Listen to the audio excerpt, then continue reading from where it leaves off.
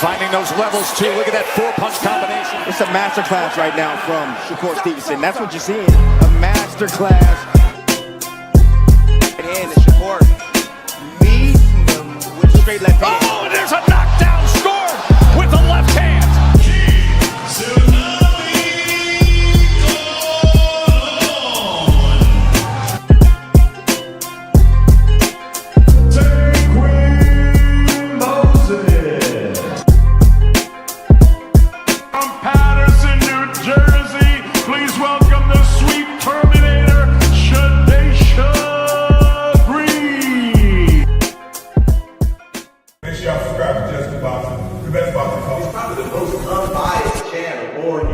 Right now, we're going to give him his just due. Shout out to my brother, Just Due.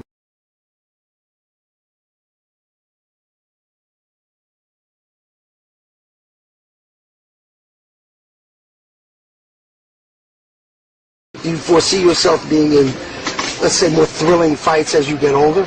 Basically, what you're saying is Floyd.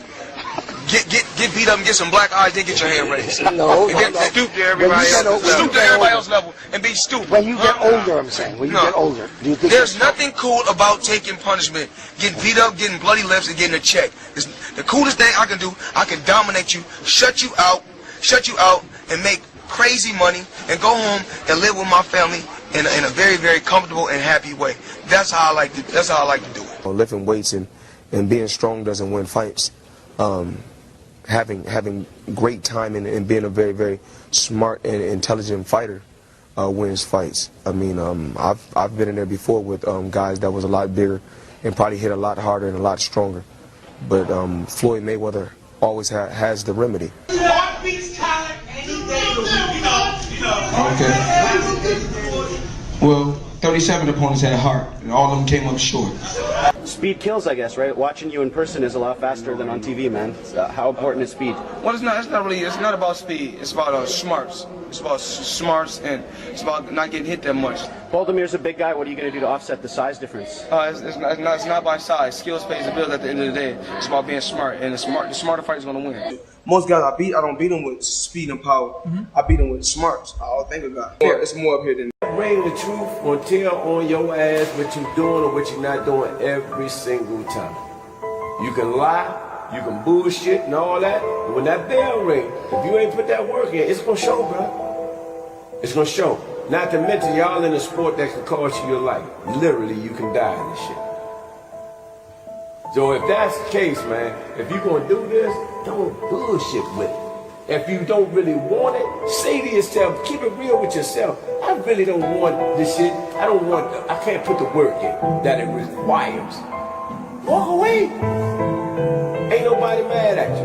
Go out there, you're young enough, you go get educated, get a skill, do something, man. But don't play with this, man. The people you can get killed in this shit, man. You want honesty? His channel. It throws real punches. Just Do Boxing gives you skills, heart, and culture. Straight up. I catch every drop on my lunch break. Can't miss it. What's good? What's good? What's going on with the family, man, on this good Monday? As we are back with another week of building on this boxing, exposing what they lying about today, what they crying about today. It's always something, you know it, but we gonna talk about it. Yeah, I know we have to, man. Shout out to the boxing fan, man. Hit the like button, sub to the channel, support the build. We gonna talk about it, man. A fight that I think that's, you know, they say they in talks now. I'm sure y'all all know is and one mixtape boots. And the legend continues, you know, might I add, the legend of and one mixtape boots continues. And I'm hearing that, you know, their sights is set on Josh Kelly. I'm hearing they're in talks for a potential fight. And the reason I wanted to talk about this today, it's not like it's some breaking news or anything, but I like it for Boots because he finally getting his just due. He in a position where he's getting the fights. Him having those 2 titles and make it hard for people to ignore him at 154 pounds. I always said, you know, one of the issues he did have, especially early in his career at 47, was a lot of guys turning him down, falling out of fights, you name it, it happened to him, right? Double-digit guys turning them down. I always said I thought moving up the next weight class would fix that problem. And in many ways, that's true, right? You know, the Virgil Ortiz fight was a fight that people was looking to get made, but for whatever reason, it just didn't happen. It is what it is. It happens. But still in all, I always said the great thing about 54 is it's just the next man up. They got enough talent. It's deep enough for God just so happen to not make a fight with you, you move on to the next guy. You see what Boots was able to do. You get what I'm saying? He took his lemons and made lemonade. You get me? The Virgil fight fell apart. Virgil ended up suing Oscar and Golden Boy, right?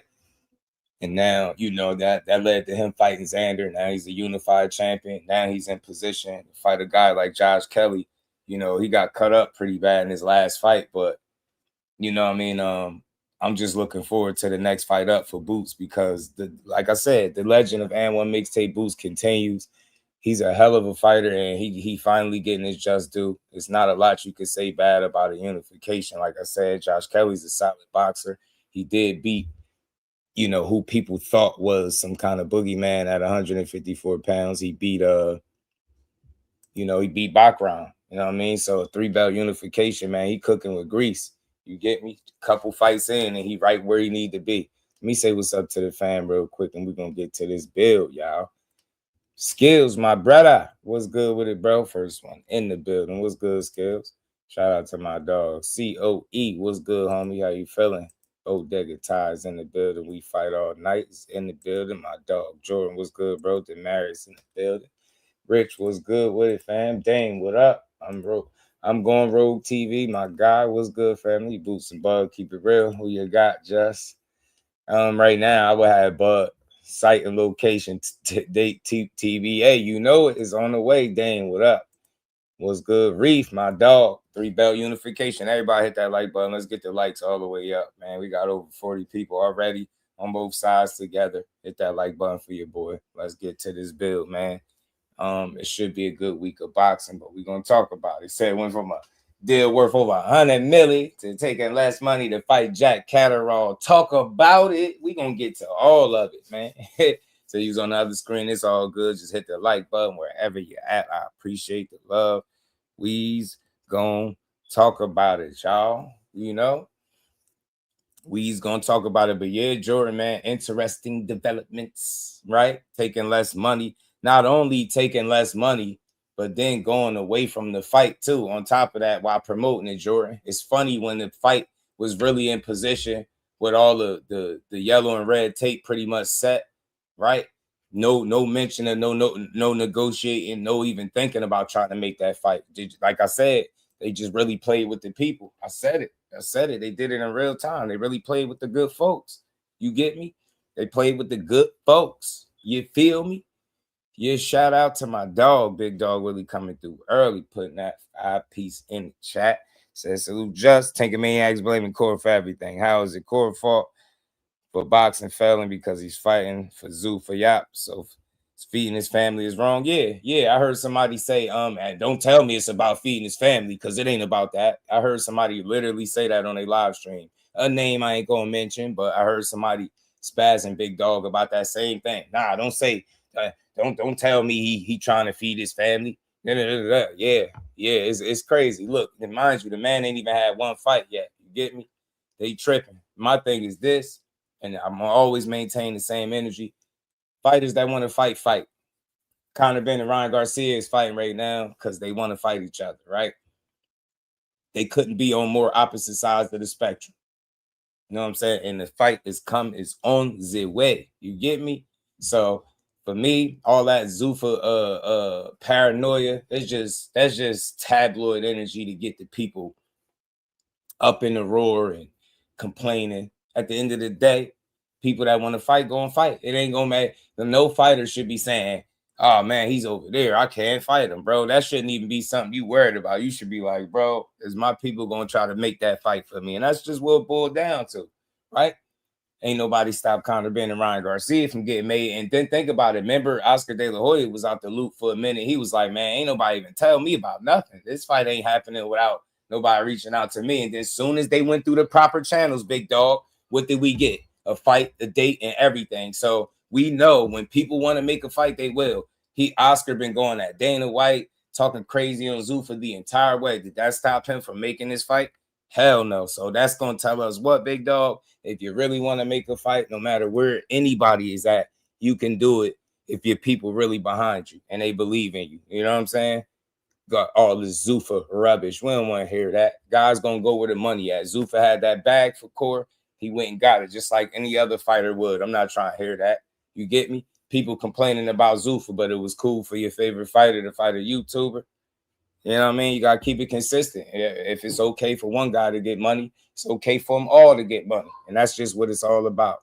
Get what I'm saying? Man, Boots Duck and Devin Haney is the most idiotic comment ever.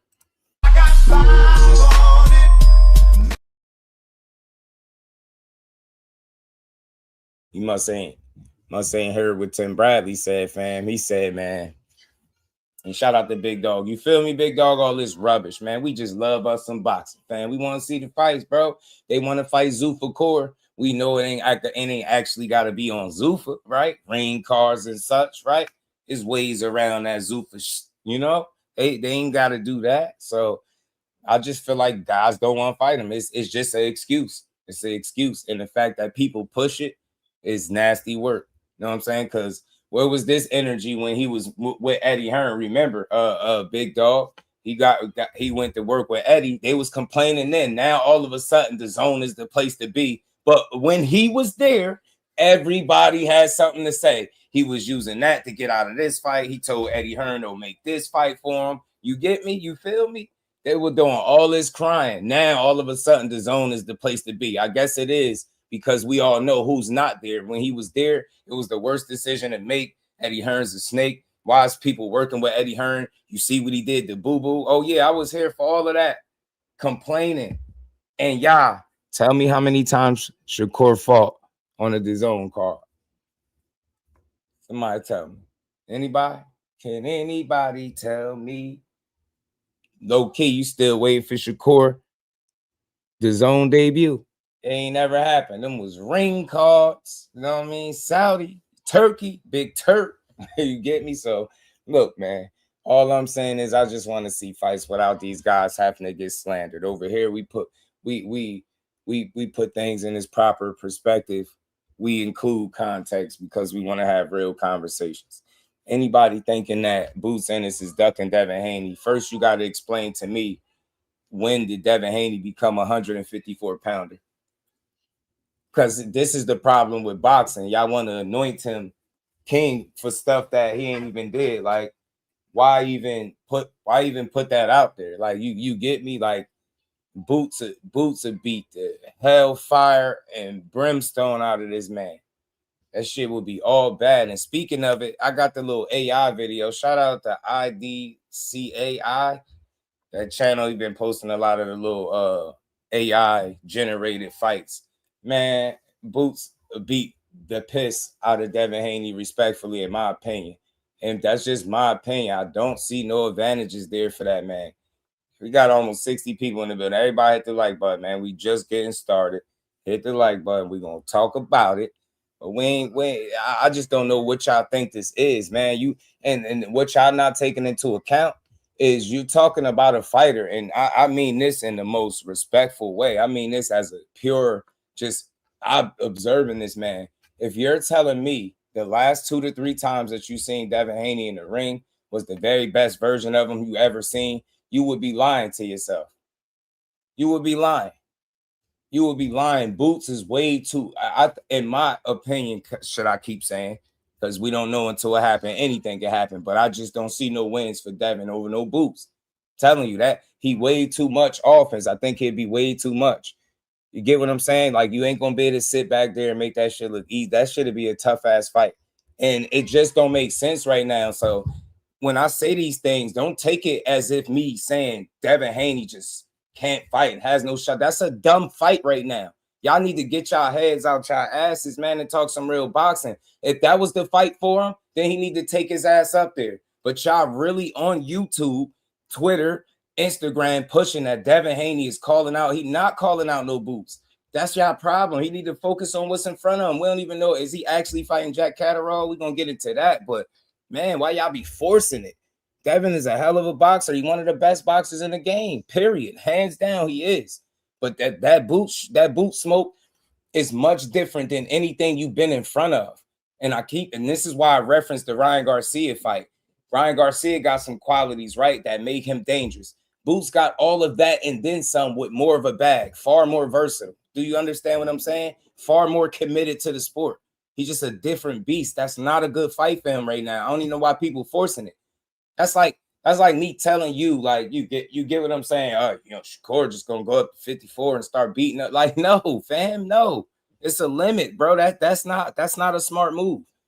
Y'all got 47 right where y'all want it, wide open with you in position to take over. That's what I would like to see. I would hope that's what he focusing on. Just focus on the weight class. I'm not trying to ask Devin to be King Kong, Godzilla. No, just fight the guys in your weight class. That's it. That's all. Then we don't got to hear all these sidebar conversations. But y'all really thinking he's going to go up there and do something to Boots, man? That shit going to be ugly, man. Shit going to be uglier than a masterpiece sneaker. I'm trying to tell you.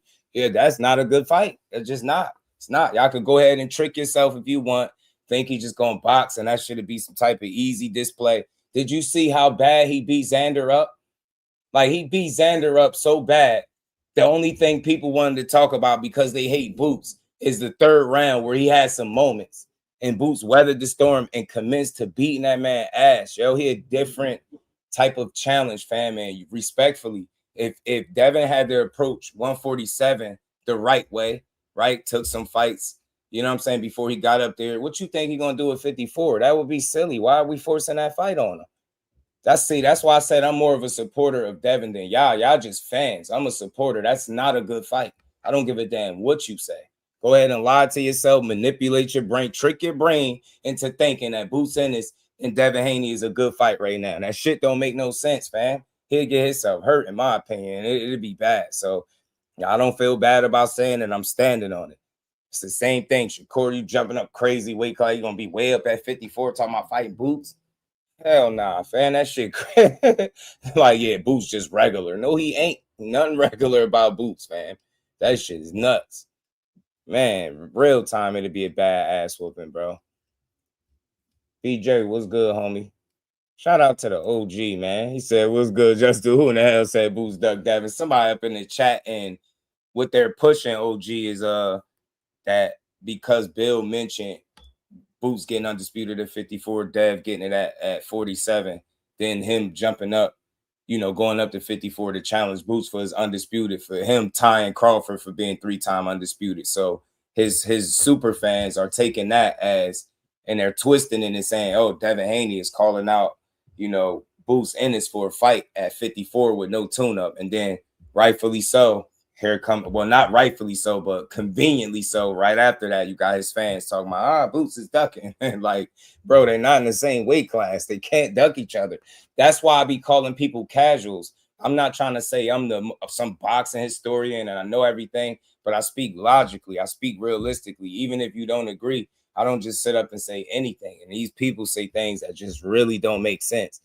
Two fighters not being in the same weight class, especially with one guy never ever being in the weight class with the other one is at, and the other guy outgrowing the weight class where the other one is at, how could they be ducking each other? One guy is trying to cement and solidify herself at 147, and the other guy is doing the same at 54. But they will sit up on YouTube and force the conversation out of their super love for Devin Haney. I rock with him too, but damn, y'all forcing it.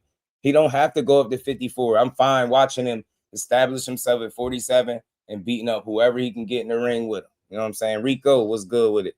Shout out to the Maris. Everybody hit that like button, man. We gonna cook, man. Damon, what's good with it, man? What's good, fam? Said everyone is ducking Devin. Heard Thanos ducked him. I'm telling you, bro, this shit crazy. Shout out to my dogs, Marcus and Big Dog Willie, man. I appreciate the love, man. As always, supporting the grind. I'm telling you, I gotta chill. Like, we get it. He can box. It's people that ain't in the rush to get in there with him. Look, we could say Keyshawn had an opportunity to fight him and he didn't take it. That would be fair. That would be fair to say. But to try to lump everybody else into that situation is silly. It's ridiculous, fam. Like, just one fight at a time. and one fight at a time. And I'm gonna play the clip from Dan Rafael speaking about the Paro and Haney negotiations, bro.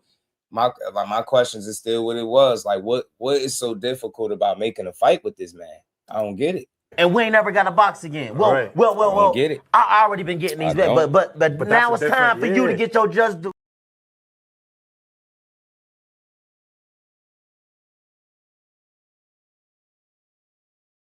Punch across the floor by Ryan. I'm trying to tell you, like, I think when they're thinking 50-50 fight, they're looking at this shit like these are two guys that was, you know, in the same weight class together and they both been proving themselves and they're fighting. So, you know, it's a 50-50, but it's not.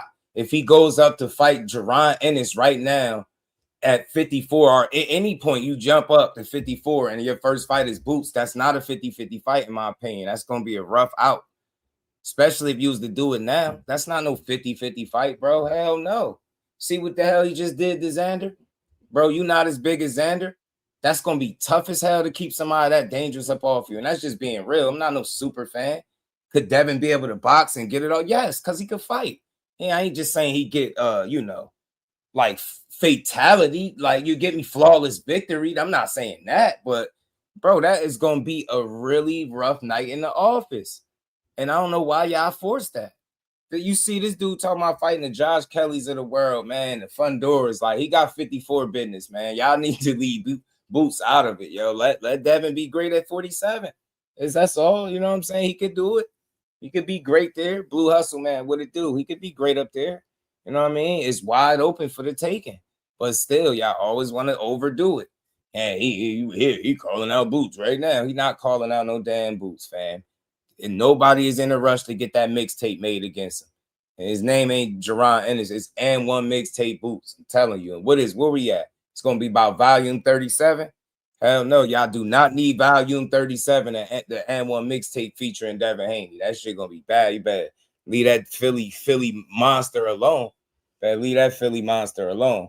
But look, back to this fight right here that they say they in talks to make. I like the fight for Boots because it's one more step in the right direction. It's one more step closer to undisputed, right? And I think he putting himself in position that where that last belt is at, or, you know, Fundora would be the last piece to the puzzle.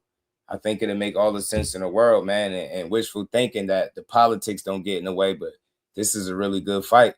This is a solid fight for Boots, for him to get another step. Now, I'm not saying Josh Kelly is no pushover, but this ain't no super dangerous fight. Like, this is not a fight, in my opinion, that if Boots took, he gonna come up out of there taking a bunch of punishment.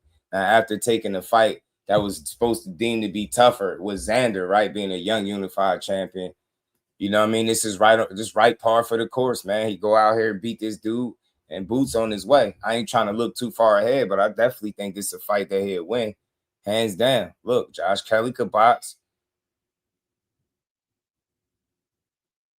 Josh Kelly could box, you know what I mean? He got good movement and stuff in there, you know what I mean? Throw some good punches, right?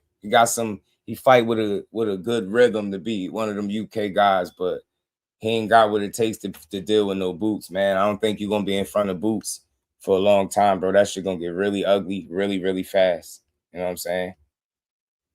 That shit gonna get real ugly, real fast. I'm telling you, you get your head bashed in playing with Boots. Shit gonna really be bad for you. So I don't know, man. I like this fight for him. I like the mentality that they have. If they can't get one fight, all right, cool. See, and this is just a Boots is somebody that you could learn from. Teachable moment.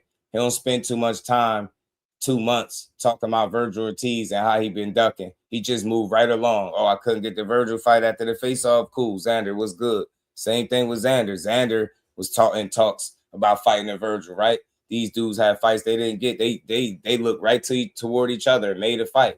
You know what I'm saying? That Boots on to the next one. I heard some talks about Fundora. I heard Fundora was going to do something different. What did Boots do? Do he spend time talking about anybody ducking? Or do we spend time, Virgil, you duck? Nah, he just moved to the next man. Josh Kelly, what's up? It's that simple. That's how you're supposed to move. But instead sitting on the internet for months, knowing damn well a fight ain't coming, but you acting like it is. Shout out to Kawhi. What's good with it? Rapper Stone in the building. My God, man. What's good, man? Everybody's changing this. He said, only time Dev had a 40%. He's trying to catch her on the way out of 47. I'm telling you. Shout out to my dog Marcus, man. I'm telling you, that's just not, it's not a good fight right now. Conquest was good with it, homie. Ring Gamer was good with it. Shout out to Eddie feeding him Kelly. I mean, shit, look, Kelly's a good fighter, man. He's solid. Kelly's solid.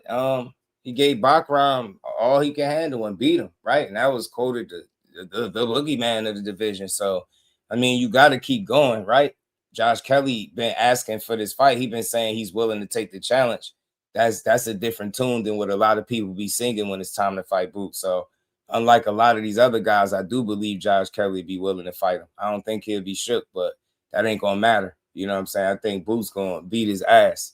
It's just what it is. He's the guy to beat at 54 to me, and it's him and Fundora is the fight to make.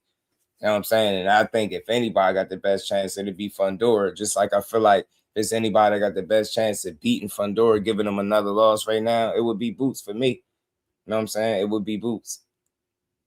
It would be Boots. So Eddie just doing what he's supposed to be doing. Next man up. He got to keep it moving. I know he's been super vocal about how much he believe in Boots, and the proof is in the pudding. He keep him moving, he keep him fighting, right?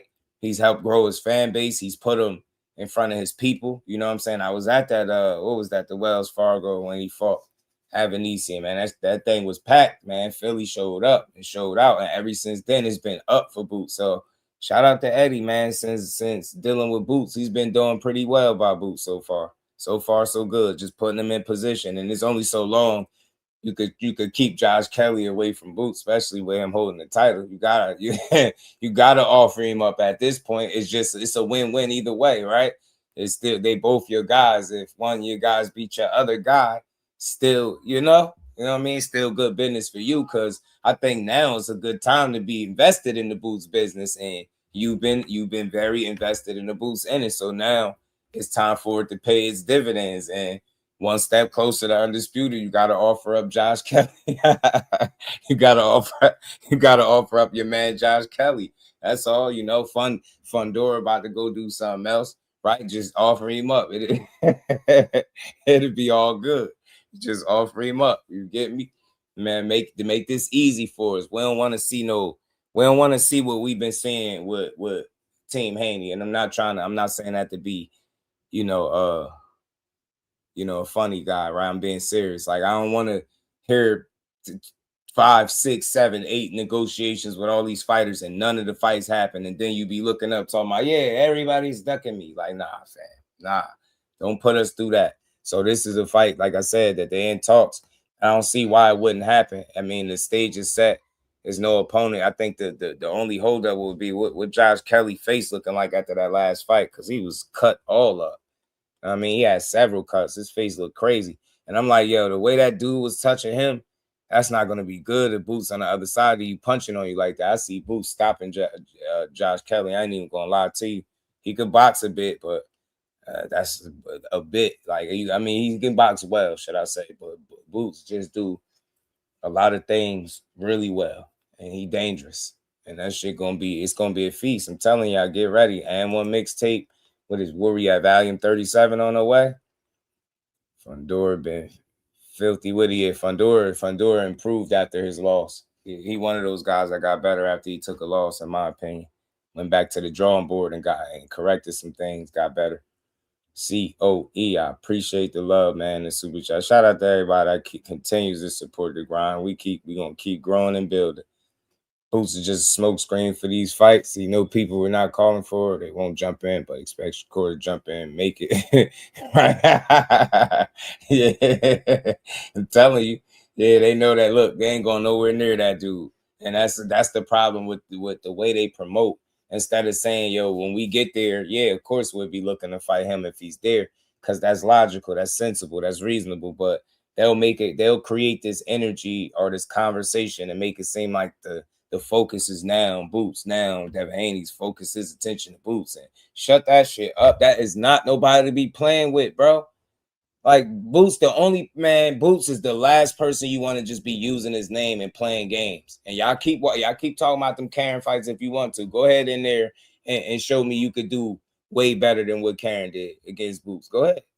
Go ahead. You bad. Ain't nobody at 47, respectfully, in my opinion, moving up to 154 pounds and beating that man. It's not a 47-pounder that could beat him.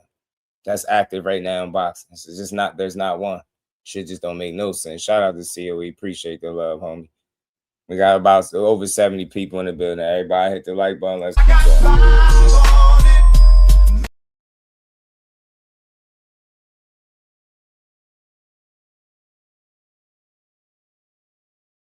Yeah, you gotta be pretty sound and nice to beat Bachram. So Josh Kelly's a really good boxer. He's a sound, technically sound, good fundamentals, right? He can box. He know what he's doing in there. He ain't no clown in there, right? He's smooth operator. He can rumble a bit, but I just don't think again, it's hard to be able to match what Boots is putting out, right? And he's very creative with it. You know what I mean? That's what makes him real dangerous. Super athletics, speed, the power, the precision, the punch placement, the creativity, versatility, right? When he don't want to get hit, he don't. Right? It's just a lot to worry about dealing with Boots. Like, you really literally, we seen it in the Xander fight. It got to a point where he just didn't know where those punches was coming. Boots was just mixing them joints. He was mixing them things up. He beat the hell out of Xander, man. And that's not going to be the only guy to get that ass whooping. Watch. I'm telling you, Josh Kelly might be the next guy. I just want to see the fight because, I mean, just straight full steam ahead. Boots, make the fights that make sense, right? Fight the guys that want to fight you. If somebody else tied up and they dragging their feet, move on to the next guy, beat his ass. You know what I'm saying? Because think about it. He may be covering a lot of ground if he can get Josh Kelly in the ring next. 3-belt unified champion, man, because I ain't trying to overlook Josh Kelly for him, but look, Boots on something different, man. That's what I see. He been getting doubted for a long time. Up until the Xander fight, people just had to shut up after the Xander fight. But up until then, they still was talking crazy. Still saying tune-up. And Ennis, he won all tune-ups. Everybody on his resume is a tune-up. All right. Now he going for the champions. Now he going for the challengers. Now he going for the top guys, the tough guys. And I don't want to hear nothing. He doing people real bad, and it's going to continue to go that way. You know what I'm saying? He said, mate, Juice was good with it. And Pride was good. Jack Catterall. He went 24 rounds with Karen, and Devin went 24 rounds with Cambosis. What we talking about? Devin went 24 rounds with Cambosis. What we talking about? And Loma stopped him. Richardson Hitchens stopped him. What we saying? See how easy that worked?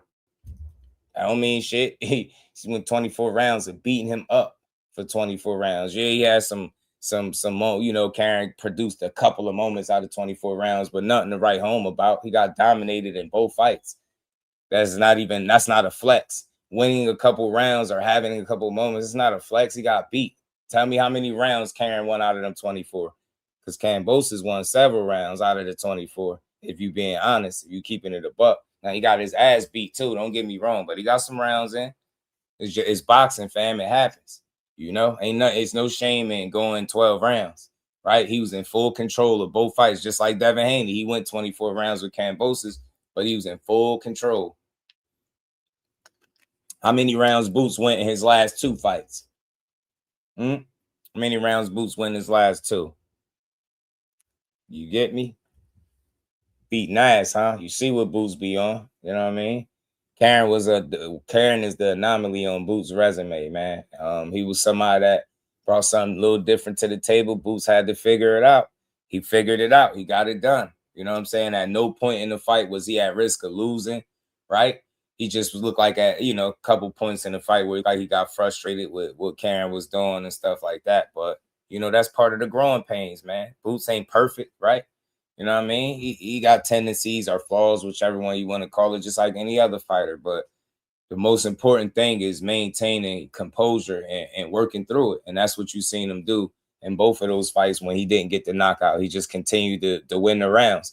That's what you do as a true professional, right? Everybody ain't going to get knocked out. So what do? You just get back to, you go to work, get in your bag, go to work, and you just keep putting rounds in the bank. That's all. That's it. That's all. That's all you're supposed to do. You get me? Ain't no shame in going 12 rounds.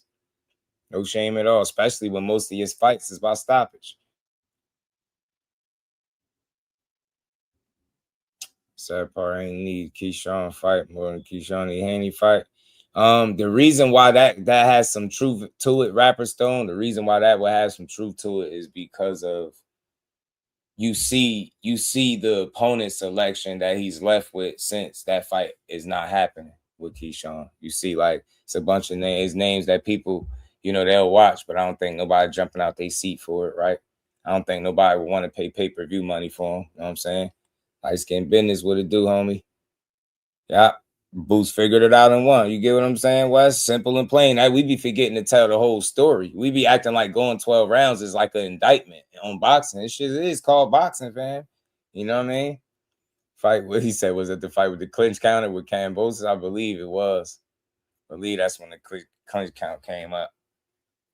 Van Dam should concede to Key. How Earl conceded to what? Yeah, it's tough because Bud was very accomplished. You know what I'm saying? One of the most accomplished. So it's tough. It's tough. And that fight was overall much bigger than what Devin Keyshawn would be right now. Commercially, that's not the biggest fight anyway. That's why they had a couple of locations where it would have made sense, where they could have made some money with the particular fight. I don't think it would have did bad, but it just wasn't an overly big fight. But had Key been a bit more accomplished, then that changes the whole overall dynamic of the fight. You know what I'm saying? But yeah, man, I'm looking forward to this, bro. I want to see how Boots handle business again. And it's just one step closer, man, to a mega fight, I think, with him and Fundora. I hope they can get through the yellow and red tape when it's time for them to fight, because I really want to see this one, man. I do, for Boots. I do. I want to see if he's the guy to be able to beat Fundora. Imagine how that would look, man. That's an awkward fight, man. That's a tricky fight for anybody. He's so tall, long, and the fact that he's more disciplined behind his jab, that should make it a rough fight and a rough night for anybody that gets in there with him. You know what I'm saying? And somebody asked me recently. Somebody just asked in the chat, about what they just say about who I would pick between Bud and Boots. I'm gonna play this little short video from Tim Bradley too, because he was just talking about that. He was just talking about that matchup, Bud and Boots. I'm gonna play the little AI joint. Matter of fact, I'm gonna play the AI joint first of Devin and Boots. Get some more fight dates. I don't think we starving. You know what I'm saying? We ain't starving. Boxing's still flowing, man. Some women was getting it in. Clarissa fight this weekend. I hear her ticket sales is doing amazing.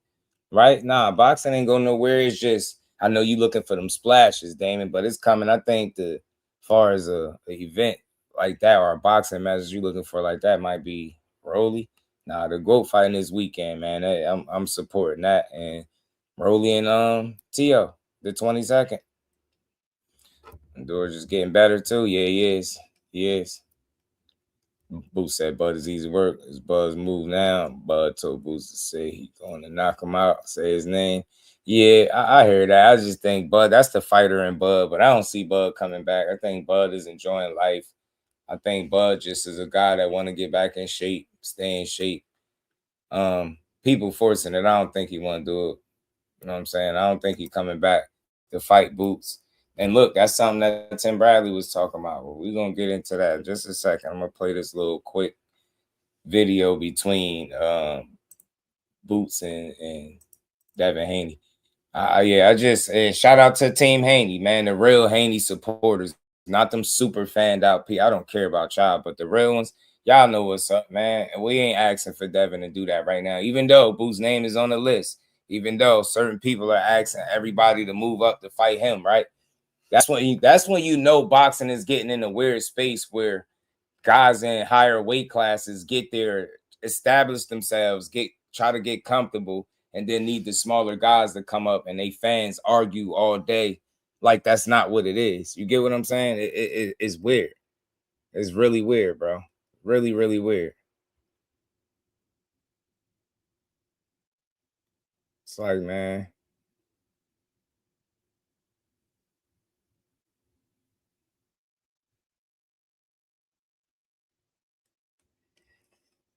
Let me play this joint, man. This is it right here. Yeah, let me pull this up. Yeah, I don't think Bud coming back. Yeah, they want Bud to come because they want to see one of them lose bad for real. People want to see that more than they want to see the fight. I'm telling you, I'm convinced anyway that that's what it is. They want to see one of them dudes lose more than they want to see the actual fight.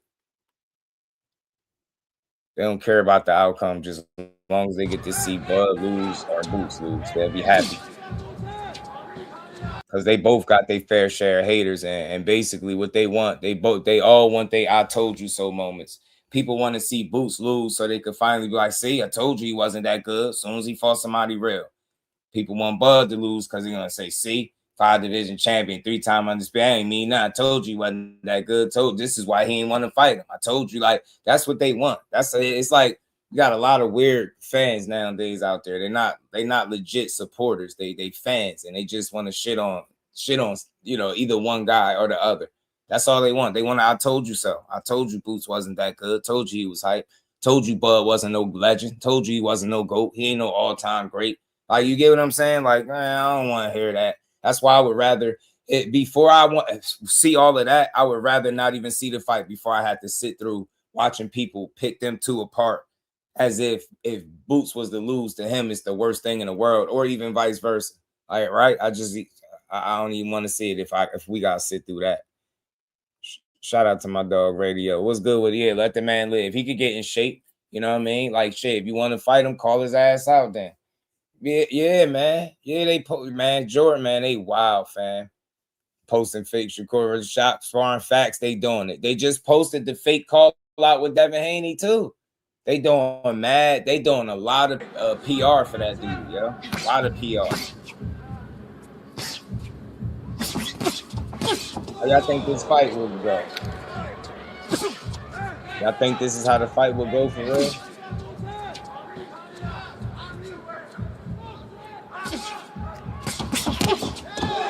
Starting want to get the sound going here and turn or stay low, but even half inside like really set back to doing full in right now. Now the dream or him. The thing I don't like about these joints is they kind of start to look the same to me because that's not how this fight would look. Them trading shot for shot, standing like I just don't see that. I don't see that, and I'm starting to see that that's the case with these little AI generated joints, man. Still creative nonetheless, and I'm not knocking it, but I just don't see it playing out like that, just standing there. Nah, bro, you man, and y'all know Boots don't have fill out rounds, bro. Y'all know he don't got fill out rounds. They're not gonna be standing there trading blow for blow, bro. That should be career suicide, bro. That's gonna be bad news. I don't give a damn what no Devin Haney fans say. That would be a stupid approach trying to stand there and go blow for blow with Boots, ebbs and flows, give and take. Man, you ain't making it to the final bell doing that. You not.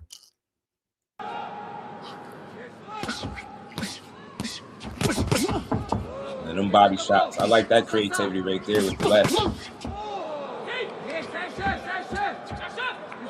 Just imagine the speed of Ryan Garcia, possibly faster, with way more offense, creativity. Better defense too. In shape like crazy. Right? Just think, I'm telling you, bigger body. Not a smart move, bro. Oh, another hard shot to the body from Boots. Gotta give a shout out to the AI, man, the creator. Hell no. They'd be a lot more moving. They'd be doing a lot more moving.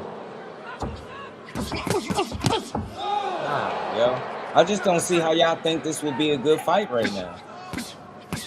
I don't get it. I don't know how. Boots is starting to close those exits moving to now. 47, but he'll just jump up from 47 straight to 54 and fight this animal? Nah. But Haney man, keeps finding stupid. that right that's hand. Not even good business. You're not even giving yourself the best chance at winning.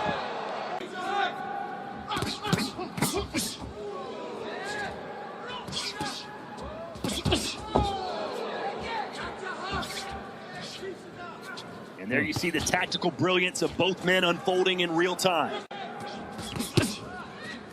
Crazy, man. Boots steps in from Haney. Haney is making him miss and coming like right this. back with combinations. Don't get you slapped.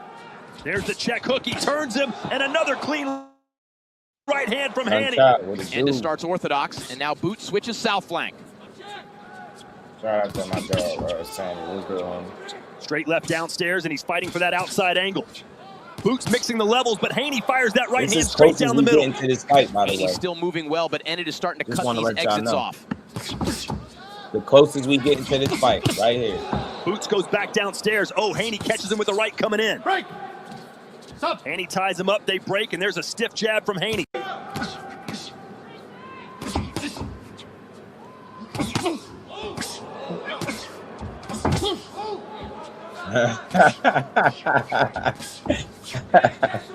George, stupid. Man. Haney's standing his ground now, and he's letting those hands go. I bet you do. Boots answers, but Haney comes right back with a beautiful combination. And it keeps coming. Haney pulls him into the right, turns the angle, and lands another one. Yeah, right. Boots starts southpaw, goes downstairs, right there, and now he steps right back orthodox. And just opens up to the body and head, but Haney fires that right hand straight back. Haney ties him up, turns him, and gets this fight back towards center ring. Is creative and cool. You know, I'm not knocking it at all, but Boots' output would be considerably higher than what we're watching right now. He'll be throwing far more jabs. Oh, my man, it gets a jump, and I always do. His dream is ringing a deadheader right now. And he's not giving ground now. He's holding the center. I'm telling you, man, that shit is not a good matchup right now. Hell no, with no acclimation and none of that. I can see if y'all saying they acclimated to the weight. Yeah, and maybe the fight is a different thing to a degree, but I don't see no scenario where he's ever but you know, at least maybe he got a better shot at this fight before, but no, I just don't see it, man. I'm sorry. It is a dangerous fight. After 12 rounds, we go to the judges' scorecards. All 3 judges score the contest for your winner by unanimous decision.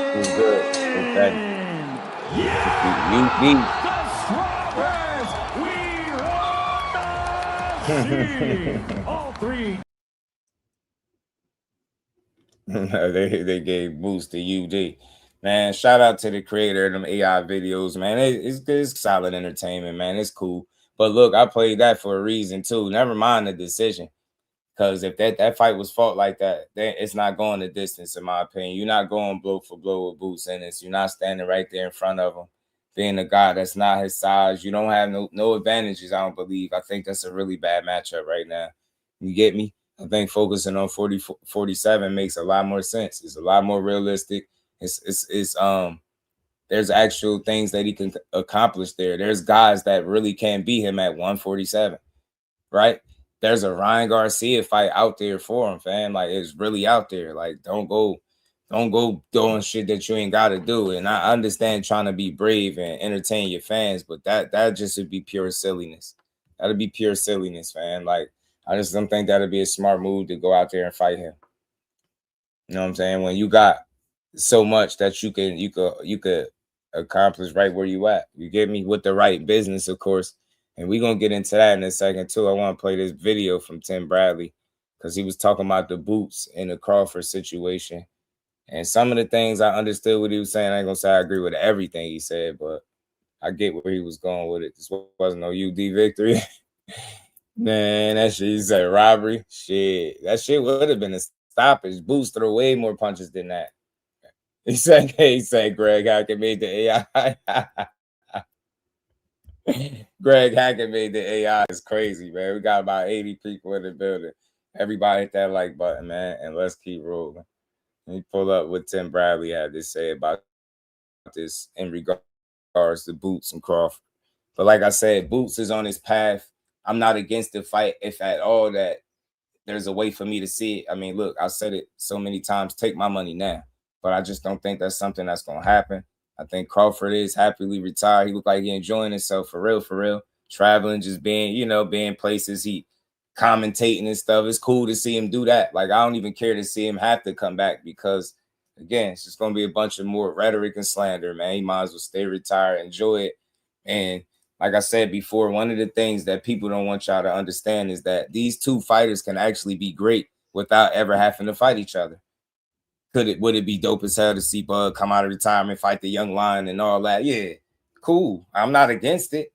but I'm not forcing it to the point where I gotta make Bud sound like he less than to come back and fight Boots. And like I said, just not too long ago, just a fight ago, they was super slandering Boots. Some of it is quieted up because, you know, that Xander win is just as solid as they come. It's a really solid win. It's hard to try to, you get me? He showed up, showed out. He was entertaining. Now people still discredited him, right? Oh, he got hit. Look at the third round. He almost got stopped. If that's Virgil, this and that he got that treatment too. But at the end of the day, at the grand scheme of things, he got his just due. He got his credit. So, but like I said, just not too long ago, they were slandering him. So I always question how much credit would they actually give Bud if he comes back and he was to beat this guy, because y'all keep saying he fought all tune-ups. So you telling me a guy that spent his career fighting all tune-up fights is gonna be the dude to beat Bud Crawford? Get what I'm trying to say? So it's just it's like, as a pure boxing fan, would I love to see a Boots, Ennis, and Bud? Yeah, who wouldn't? But just the things that would surround that fight, especially after it is concluded, whatever the result would be, it'd be a lot of slander. And y'all know I'm just not a fan of that. You get me? So it's people that just want to see one of them lose, man, more than they want to see a great fight. And that's the sad part. I want to see a great fight. I wouldn't mind it, but it's people that just, they want to say, told you, look, he ain't that good. That's all it's about. They want to be able to get online and go crazy on Bud for another few months. For AI, yeah. The AI is the closest you're gonna get to that Boots. And Devin Blunt, what's good, homie? Shout out to the homie Blunt. Devin shouldn't go chasing waterfalls. Yep, just handle your business at 47. Don't even worry about Boots. But you know the crazy part is, it don't even be Devin. It be his dumb, like overzealous fans. Like, why do y'all speak for that man? Nowhere can we find on the internet he calling out Boots, and especially as in recent memory. Nowhere online. Nowhere. It's like, just leave that alone. That's a bad fight. And I'm going to keep saying it. Y'all go ahead. Matter of fact, nah, it's a good fight. Nah, matter of fact, you know what? Nope. Nah. I'm about the next stream. I'm going to push a whole thumbnail just for them. But Devin Haney versus Boots is a 50-50 fight. Because Bill Haney said Devin could go up right now and fight at 54. So, yeah, that means Boots. And Boots' name is on the list. He is Debo. Yeah, he could do the unthinkable. Yeah, nah, matter of fact, my bad, y'all. I was tripping on Dev. My bad. I got to put some respect on Dev's name. Devin Haney, right now, him and Boots is a 50-50 fight. Don't let Devin get no fights at 54. Now we talking about 60-40 in Dev's favor. You know what I'm saying? Don't let him get no experience at 54, because you know his fans, all they talk about is that experience. Don't let him get no experience at the weight class. Boots would be in trouble. So, nah, I'm tripping. My bad, y'all. My bad, Team Hanos. My bad, y'all. Like, my bad. It is a 50-50 fight. Y'all want that fight for Devin right now? I would like to see it. Damn, 50-50. You know what I'm saying? Nah, no problem. No problem. Matter of fact, I'm going to save it. Next stream, we're going to talk about how much of a 50-50 fight it is, too. Yeah. That AI, I don't know what that AI just showed us. That was just malarkey. I don't even know why they put that together. That fight wouldn't go nothing like that. You get me? That's not how it would go. That's not the water walker out there. Nah. That's not 12 rounds. Or what is it? 36 minutes of hell? Hell nah. Cool. Nah, Jack Catterall it's definitely not the move. It's Boots. Cool. No problem. Never mind Josh Kelly and all that shit I was just talking about. We want to see the water walker walk. You know what I'm saying? Go up there and get that 50-50 fight with Boots. Your fans say it's 50-50 right now. They out here picking you by UD. You know what I'm saying? I seen somebody tweet. It was an old tweet, but I seen somebody say that on everything Devin could beat Canelo. They said that. So, yeah, I forgot. You could beat Canelo. Definitely, man. Boots ain't got shit on you, fam. So, yeah, man. Let's get to it. But we're going to spin the block on that. Let's play this. Let's hear what TB said. He gave his thoughts about, this back and forth about Boots and Crawford, right? It's just like we forcing it. I see, just because somebody getting in shape don't mean he looking to fight Boots.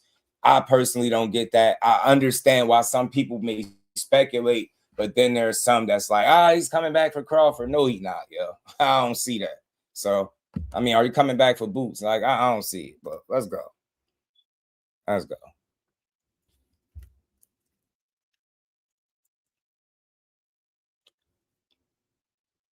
Damn rest. Yeah, I always check and scour. I told you I be scouring the internet and I be looking for some false shit I be seeing. Nah, all George, y'all what over here up? talk You about got over Terrence 80 Crawford. people in the Oh, building. Terrence Everybody hit that Crawford like coming button. Let's back. keep building. Woo! His team is saying all of this. Terrence Crawford ain't coming back for no damn boots, Ennis.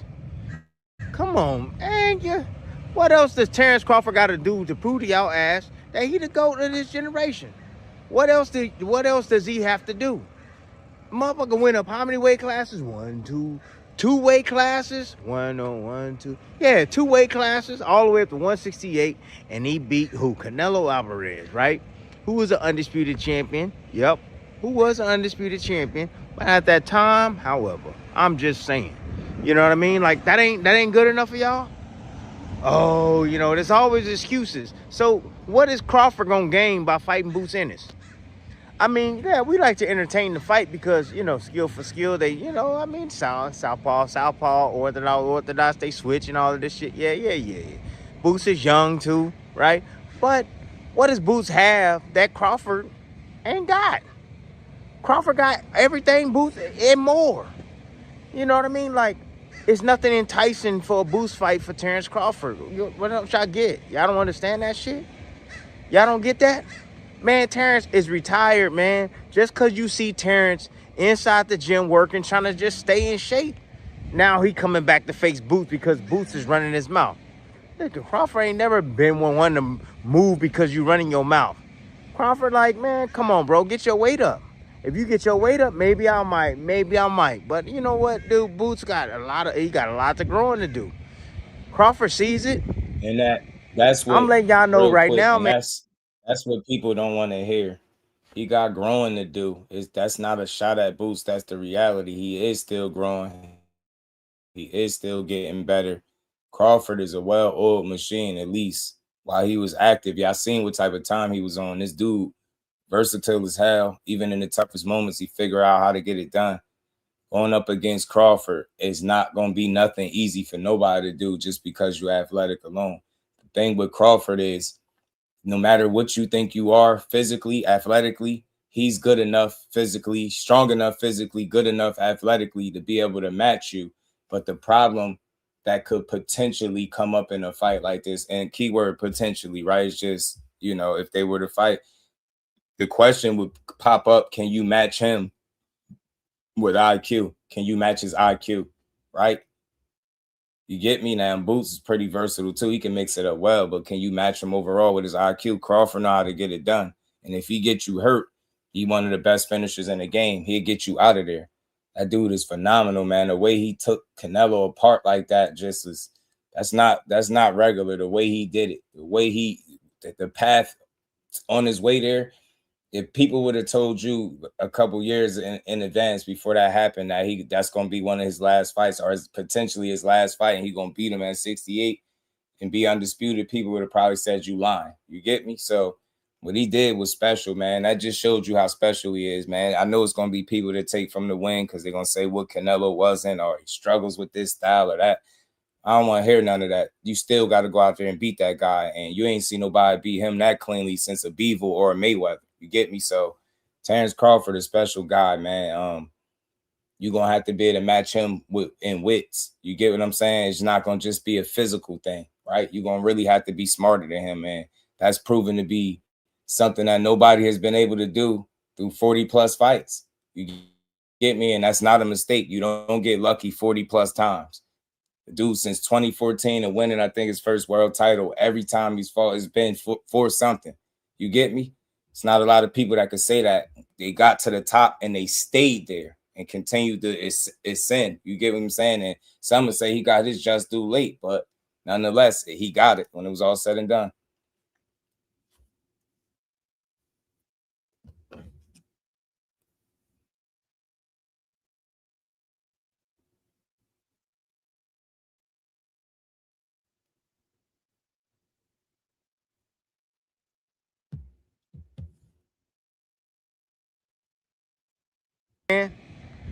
Crawford would knock the dog shit out of Boots Ennis. I'm telling y'all right now. And I like Boots. Boots is the next one up. Video on this one. He the next one up. But if they get into the ring, I just gotta call it like I see it. Like Crawford gonna beat the damn Philly cheesesteaks out of damn Boots Ennis. Shit. He gonna beat the Philly cheesesteaks out of Boots in his ass. Yeah, he sure is. He gonna knock him out. Oh, if Boots has some success, he gonna have some success, Content creator Oh yeah, Tim is hell, he gonna have some success. You know, he got his speed, his power. He's very active. Yeah, he gonna have success. But shit, when he get touched on that chin though, ooh, shit, kumbaya. Kumbaya, my lord, kumbaya. Kumbaya, my lord. That's what they're going to be singing right after, because he going to be getting quick as, hey, he ain't getting up. I promise y'all that. When Crawford catch his ass, if they were to fight, man, I said, it's easy work. Boots going to do all the work for him. Boots going to set himself up. All that lunging and shit that he does. See, I'm telling y'all, man. See, when you're fighting Crawford, you got to be patient. You can't be making all them damn mistakes. When you're fighting Shakur, you can't be making all those damn mistakes. You can't. The more mistakes you make, the more they're going to make your ass pay.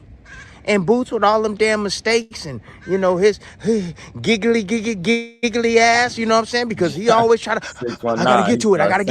You know what I'm saying? If he learned how to calm the hell down, he might have a chance. But shit, you know, he don't know how to calm down. He don't fight discipline. He don't. He always rushing everything. It's the Philly in him, you know? So if they were to fight, that's fucking easy work. Terrence Crawford, stoppage, knockout, brutal ass knockout. Shit. Top 10 ESPN. Shit. Highlight reel. Shit. That thing will be everywhere, man. Be memes everywhere around the damn world. Yeah, but shit, Boots ain't got shit that Crawford needs. Nothing at all. No. Well, Boots, you go up to 160 and you wipe out the whole division there and you win all the straps there, maybe that might be enticing. Maybe that might be enticing for, you know, Terrence, who just bored and just want to whoop some ass. You know, maybe. But as of right now, guys, Terrence Crawford is enjoying his retirement. He's on the other side now. Yeah, that's my damn colleague now. Yeah, shit, we talking boxing. That's where he making money now. Shit, talking boxing. That's it. That's all he need to do. But anyways, yeah. Well, what up, just sleep on that, man. Crawford just staying in shape, man, for real. Yeah, y'all heard him. Shit, he got his ass whooped by Martinez. Yeah, he got his ass whooped by Martinez in sparring. So he just like, nah, let me get my ass in shape because I can't be letting nobody putting their hands on me like that. That's just it. He just getting his ass in shape. Anyways, Tim Desert Storm Bradley, you already know the damn rest, and I'm out. You already know the damn rest, and I'm out. Shout out to TB, man. He's a funny guy, man. But I think he believed everything he just said right there. Look, Crawford is no walk in the park for nobody. Neither is Boots, but man, where he was going from ultimately is that experience, man. And Crawford is proven it's hard to bet against that.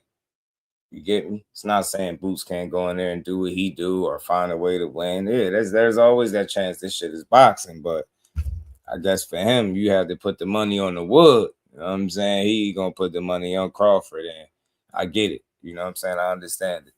You know, maturity is something that come to mind. Not saying Boots ain't mature, but you know, Crawford is just like I said, a certified, proven, you know, generational talent in my opinion. And Boots is still working himself, you know, through those levels of being able to get the credit that he truly deserved, right?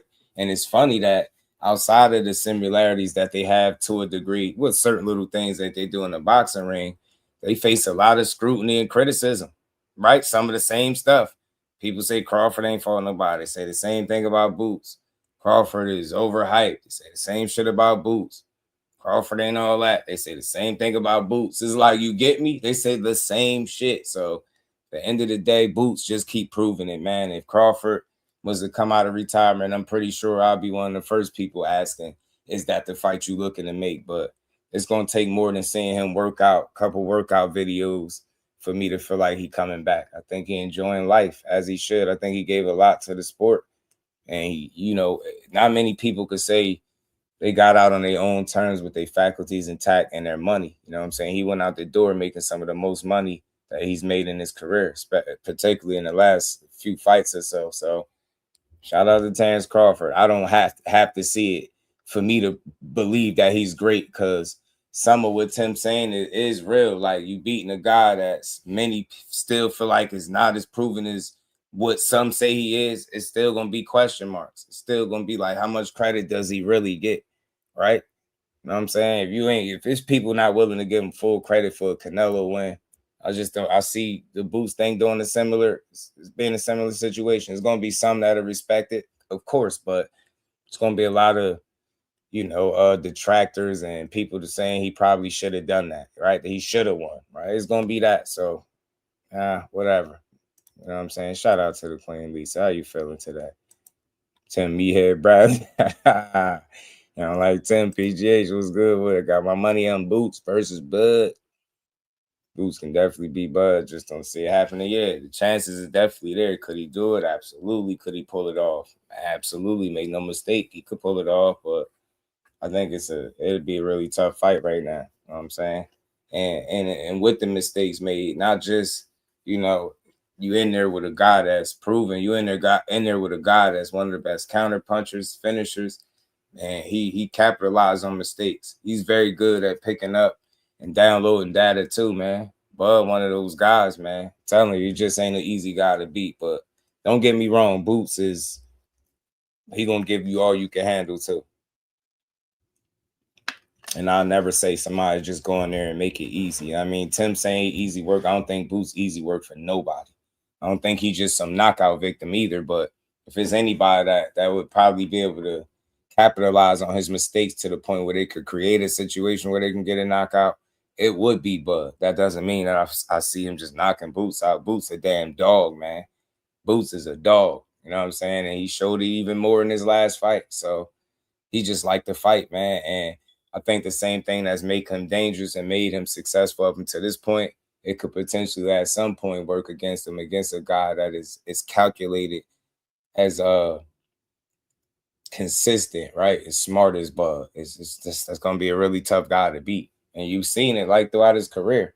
You just don't get lucky that many times in a row. He really was a hell of a talent. Now, there's always gonna be arguments if people was better than him or he could have fought this guy, that guy. That's cool, but I judge you for who you fought, not who you could have fought. You get what I'm saying? Like, I understand that, but you only could fight who they put in front of you at the end of the day. And who's willing to fight you, that's what he did. He won them all. You get me? Impressively, too. Charles was good with it. Bud's a hell of a fighter. But the thing is, I ain't in a rush to see one of them dudes lose at all. I like to see Bud retire on his own because it's a lot of people that didn't want to see that. And I feel like Boots is on a path of his own to be in a position where he could possibly do the same thing. You know what I'm saying? He kicking a lot of ass, and I don't see it changing no time soon. So we'll see. But I'm looking forward to him possibly getting a date and all that stuff announced for this Josh Kelly fight that they say he in talks for. It's a solid fight, man. It's a good fight to pick up from the Xander fight. You know what I'm saying? And another belt. So you go from snatching 2. You go from not having no belt to 2 to 3 in just the last 2 fights. You cooking with grease. That makes that Fundora fight that much bigger. It looks like the fight to make. So these next couple of fights, I'll say, for these guys should be interesting up there at 54, man. I want to see how it all materializes. Josh Kelly gonna be the sacrificial lamb for Eddie Hearn. So be it. I just want to see it. You feel me? But we're gonna keep cooking, man. I wanted to play something from Dan Rayfield, man. I wanted to play something from Dan Rayfield, bro. That my guy sent me earlier. And shout out to Team Haney. I always try to give him the proper shout out, but this is the last fight that, again, they was rumored to be fighting.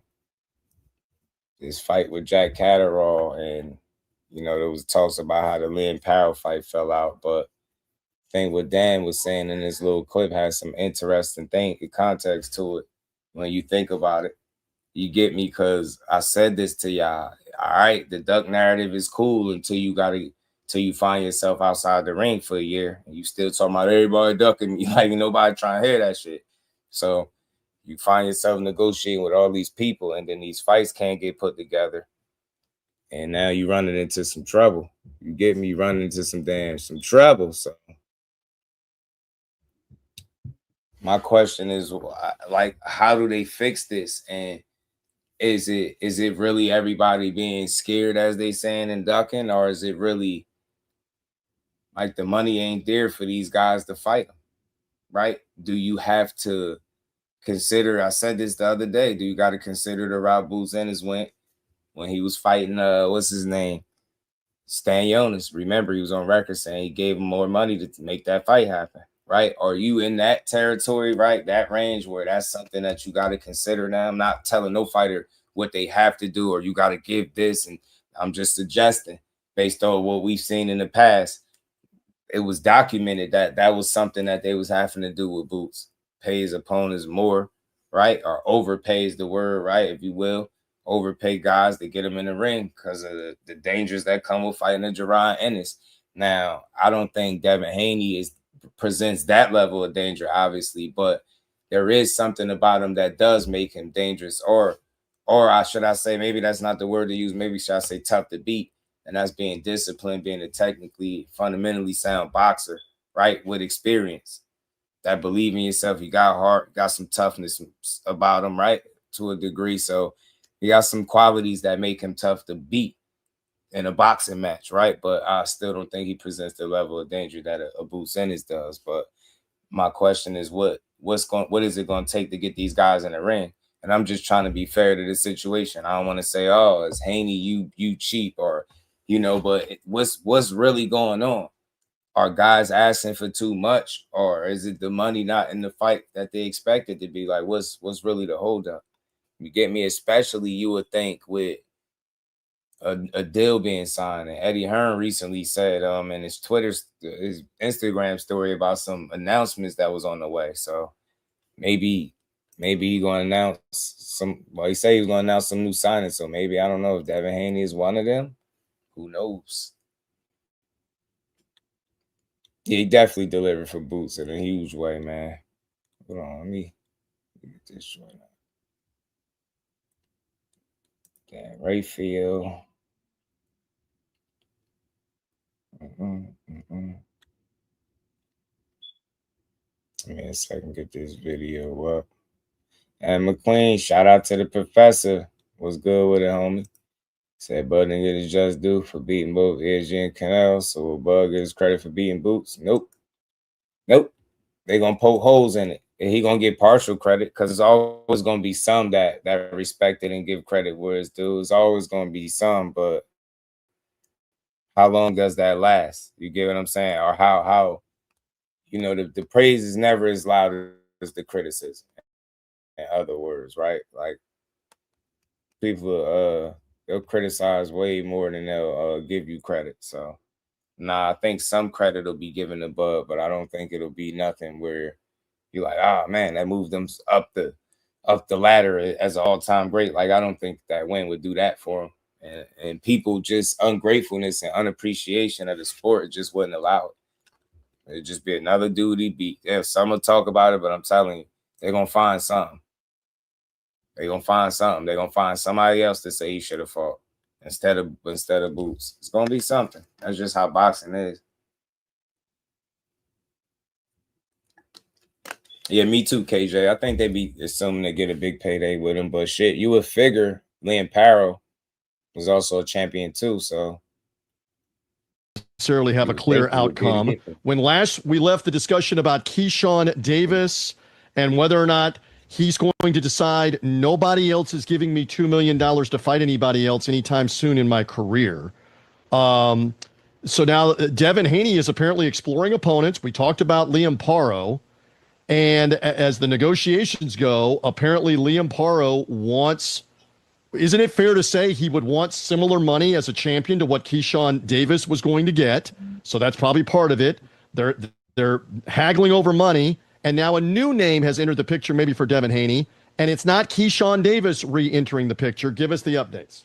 I'm not sure what Paro was asking for. In my opinion, Paro is worth more than Keyshawn would be in the fight for the mere fact that he would be coming to the United States on the road, also as a fellow title holder. So he's got something big time at stake in terms of the unification fight. And I'm not sure if it's Paro that's asking for a certain amount of money, or it's his promoters that No Limit Boxing were asking for a certain amount of money. I know that they're very well, once again, in Australia and do a fight for him against somebody in the ratings that's obviously not nearly as difficult of an opponent as Devin Haney, probably still make a lot of money. In other words, if you want to do a unification and you want to have our guy travel again, you got to really make it worth our while. That's just normal business. I'm not considering it a duck. It just is what it is. I mean, I get the economics of the situation, and no one's got Liam Paro on their pound for pound list. So And look, real quick, I understand what Dan is saying. Yeah, but he brought up an interesting point, with him being the champion, especially being that he had to travel on the road, you know what I mean? And it's a unification. You would think that fight alone would be worth more than obviously what a Keyshawn Davis fight would be, right? So my question is, like Dan said, what is it that they really asking for? And is it too much for real? Or is it just something that they unwilling to pay? And my question continues to be, why do they have this? They continue to have this hold up with the business side and all these negotiations that keep happening and falling through. And it continuously is about money. Now, again, just like, they did with Keyshawn, do you say Liam Paro's a duck, right? They already done that already, but right. Did he price himself out? Right. And that you get tired of hearing that, but that's why I be saying, bro, you can't force nobody to be no face of boxing. You can't force situations that don't really exist. You know what I'm saying? Just think about something. Somebody came on my platform and told me DHP is represented and backed by Turkey, right? And you would think with any of these fights that have been so-called being negotiated, where has he been at? Where has his presence been in any of these ongoing negotiations for Team Haney? And I seriously doubt that if he was backing them the way his people were saying he was, I don't think the money would be the issue and situation in these fights. I don't think Keyshawn Davis and him would have had to go to a purse bid. I don't think, him and Liam Paro got to fall out due to how they phrase it, excessive economic demands from the Australian people, right? I don't think that would be the deciding factor, the make or break factor in these fights, right? You didn't see it with Brian Norman. You didn't see it with Jose Ramirez. Those fights got made. Those guys got paid, right? It was reported that Brian Norman's definitely got paid more than he's ever been paid in his career, right? In that particular fight. So nobody walked away from those situations complaining about funds, or not getting paid. Nobody complained. So you just seeing, and I'm not trying to point the finger nowhere. I just got questions. I'm trying to understand, what was really stopping this guy from being back in the ring. He's coming off his biggest win of his career over Brian Norman, right? And I'll say biggest win because that made him a 3-division champion. So, or one of his biggest wins in his career, right? And then for him to have all this inactivity and be backed by Turkey, it don't make sense, right? To be in between the promotional companies and then end up doing a deal directly with the zone, but being backed by Turkey doesn't add up to me. That doesn't make sense, right? And there's people that really think that he can sign to Turkey, that he was ever signed to Turkey. It's people that think Turkey still owes him a fight from some 3-fight deal that was reported for $36 million a while back. You know what I mean? When he took the fight with who was that? Was that Ramirez or whatever fight that was, where they started talking about this $36 million deal, and you can't sign to Turkey. He wasn't signed to Turkey. I don't think Turkey owe him no fight, and it's no way he gonna still be in a deal over there and then sign a whole nother deal with the zone. It just don't make sense, the stuff that his fans are putting out there, and it's a lot of misinformation and confusion because they trying to make him look like something that he's not. But respectfully, everything that he is enough. It's just y'all forcing it. So these conversations are getting strange, but as you continue to pay attention and see how everything unfolded, man, these dudes are not getting in the ring. Money is not being recouped. Like, guys are not happy with whatever is being offered to them, man. It wasn't just Haney had a problem with the offer of Rolly. Keyshawn had a problem with the purse bid split, right? He wasn't with it. Now, I mean, they're saying Liam Paro, or should I say Team Haney, got a problem with Liam Paro's asking for. Now they moved on to, I believe, Jack Catterall. So it's a lot going on, man. It's a lot, because you have to be in business with Turkey to get that ring. You get me? Like, if he really behind you 100%, I think what I'm saying, and it's just my opinion based off how I've seen things move in the past. If he's 100% behind you, you definitely ain't having all these fights just fall out.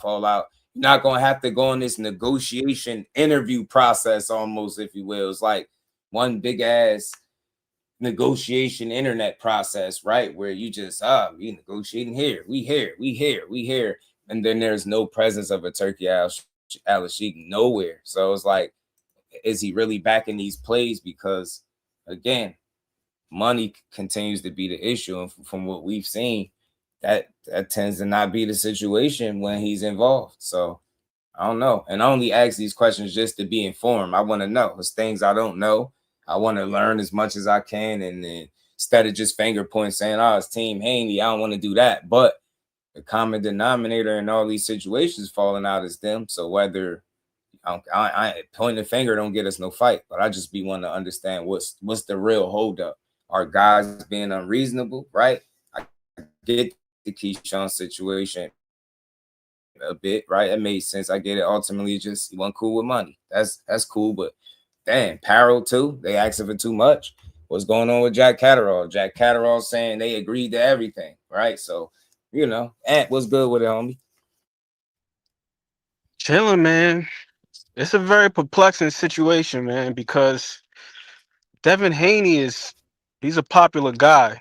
But then the question that I have as it pertains to like market value is, does his popularity translate into sales? Because there's got to be some reason why there's some sort of like incongruence between what people expect to get from fighting Devin Haney. And I think that's where it comes from. Like where a guy like Liam Paro and even Keyshawn Davis to some degree. We heard Frank Martin recently tout Devin Haney as the face of boxing currently. And he's very popular because we're always talking about him. But again, it's like, what is the real value? And like, does that lead to conversions as far as like sales and viewership and things of that sort? Because he's popular, he's accomplished, but something is amiss somewhere. And I'm just trying to figure that part of it out. And as far as Turkey is concerned, or whoever it is that could be a financier, maybe it's not a situation of them not being behind him, but you use that ROI the other day, man, the return on investment. So maybe there's certain fights that they're willing to spend a little bit more for than other ones where it's like, this is where we at. Like, this is the baseline. Right. So, because it's just you keep saying it. It's like, damn, man, y'all going ring around the rosy at this point. I definitely didn't expect this.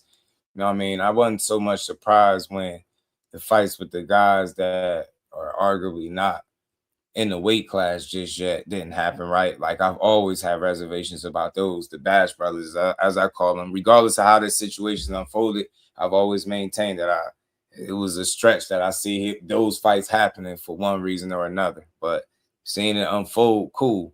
But then, when you get to the guys in the division, you'll figure that'll be all right, problem solved. Because let's be honest, I mean, one of the biggest fights that at least he claimed was it in boxing. The biggest holdup is that weight discrepancy. So you'll figure once you direct the attention back to the people in your weight class, that'll kill that whole, that's one less headache to worry about. Everybody in the same weight class, now we can fight.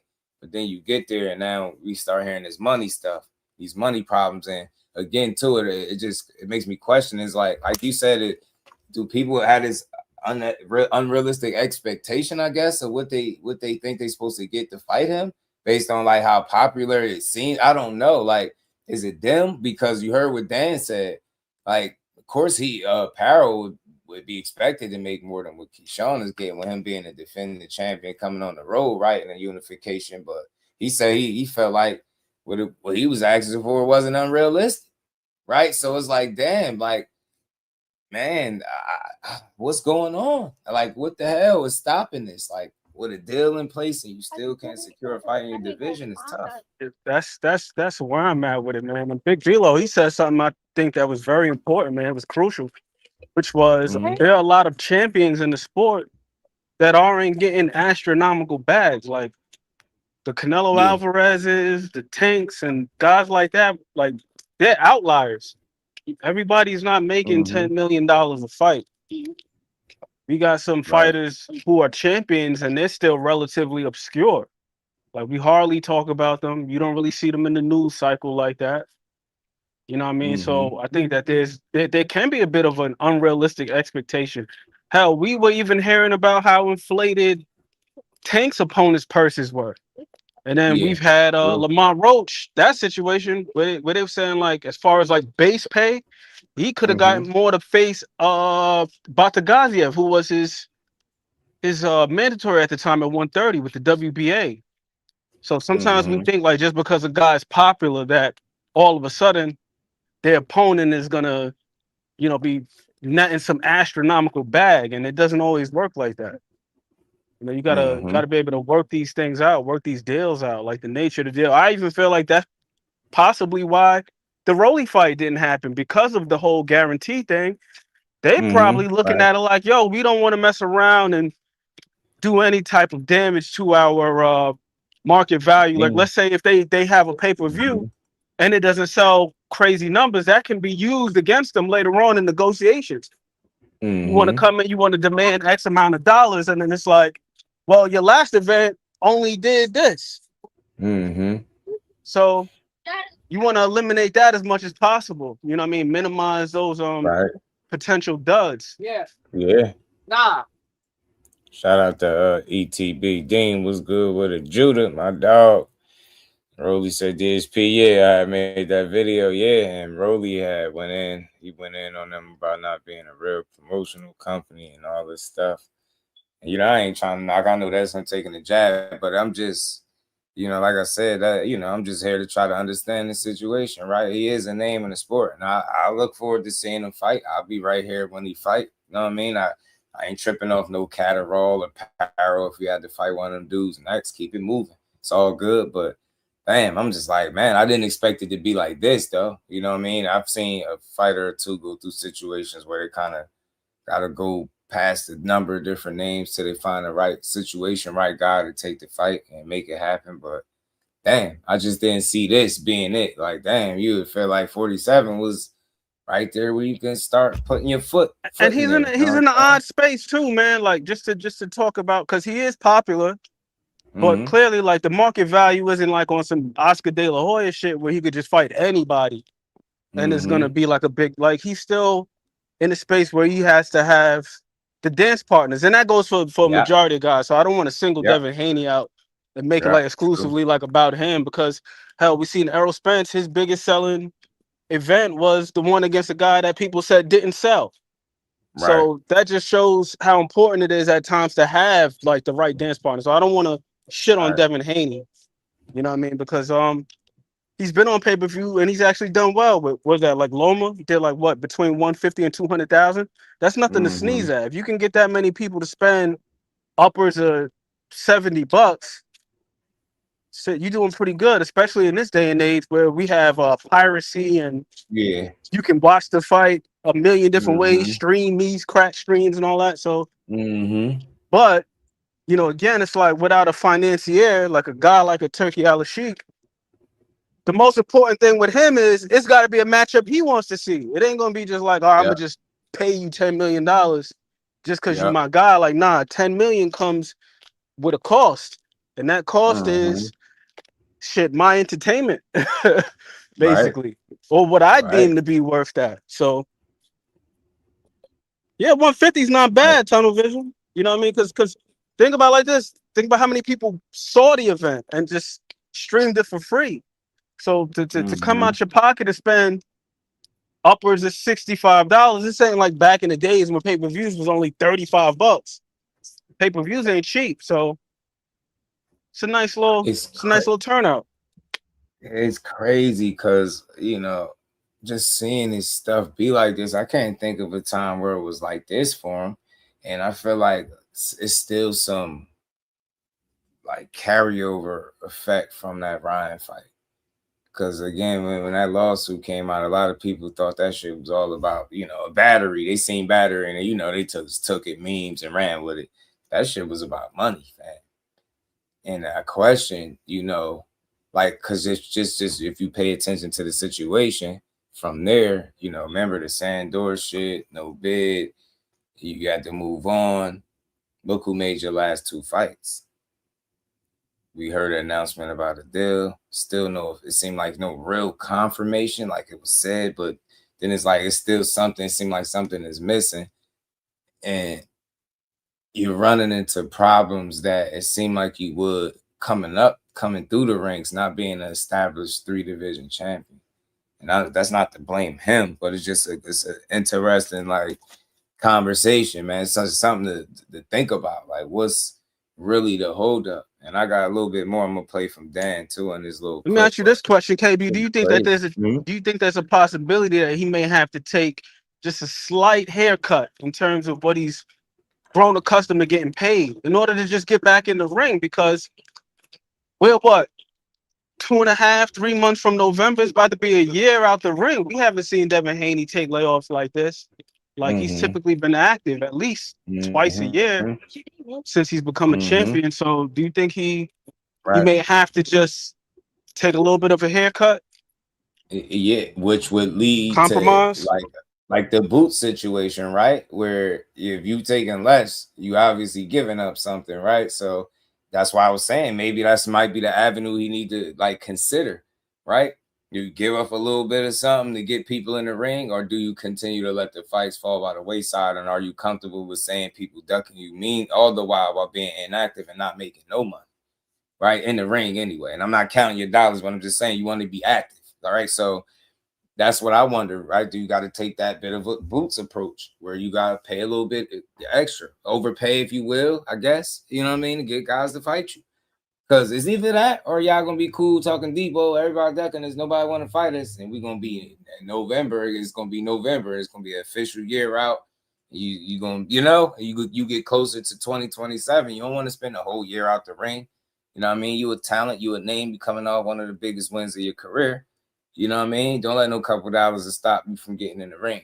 You know what I mean? And I ain't saying I don't know what you're getting and what you're not, but I am, in my mind, hearing somebody sign a big deal, right? You would think that would eliminate situations like this potentially where this even happens. Like, right, somebody's that invested in you, Ann McQueen. Am I tripping? My train of thought, like whoever it is, or if this deal is lucrative, it should kind of, I guess, eliminate these kind of situations, right? Where it's like, theoretically, for sure.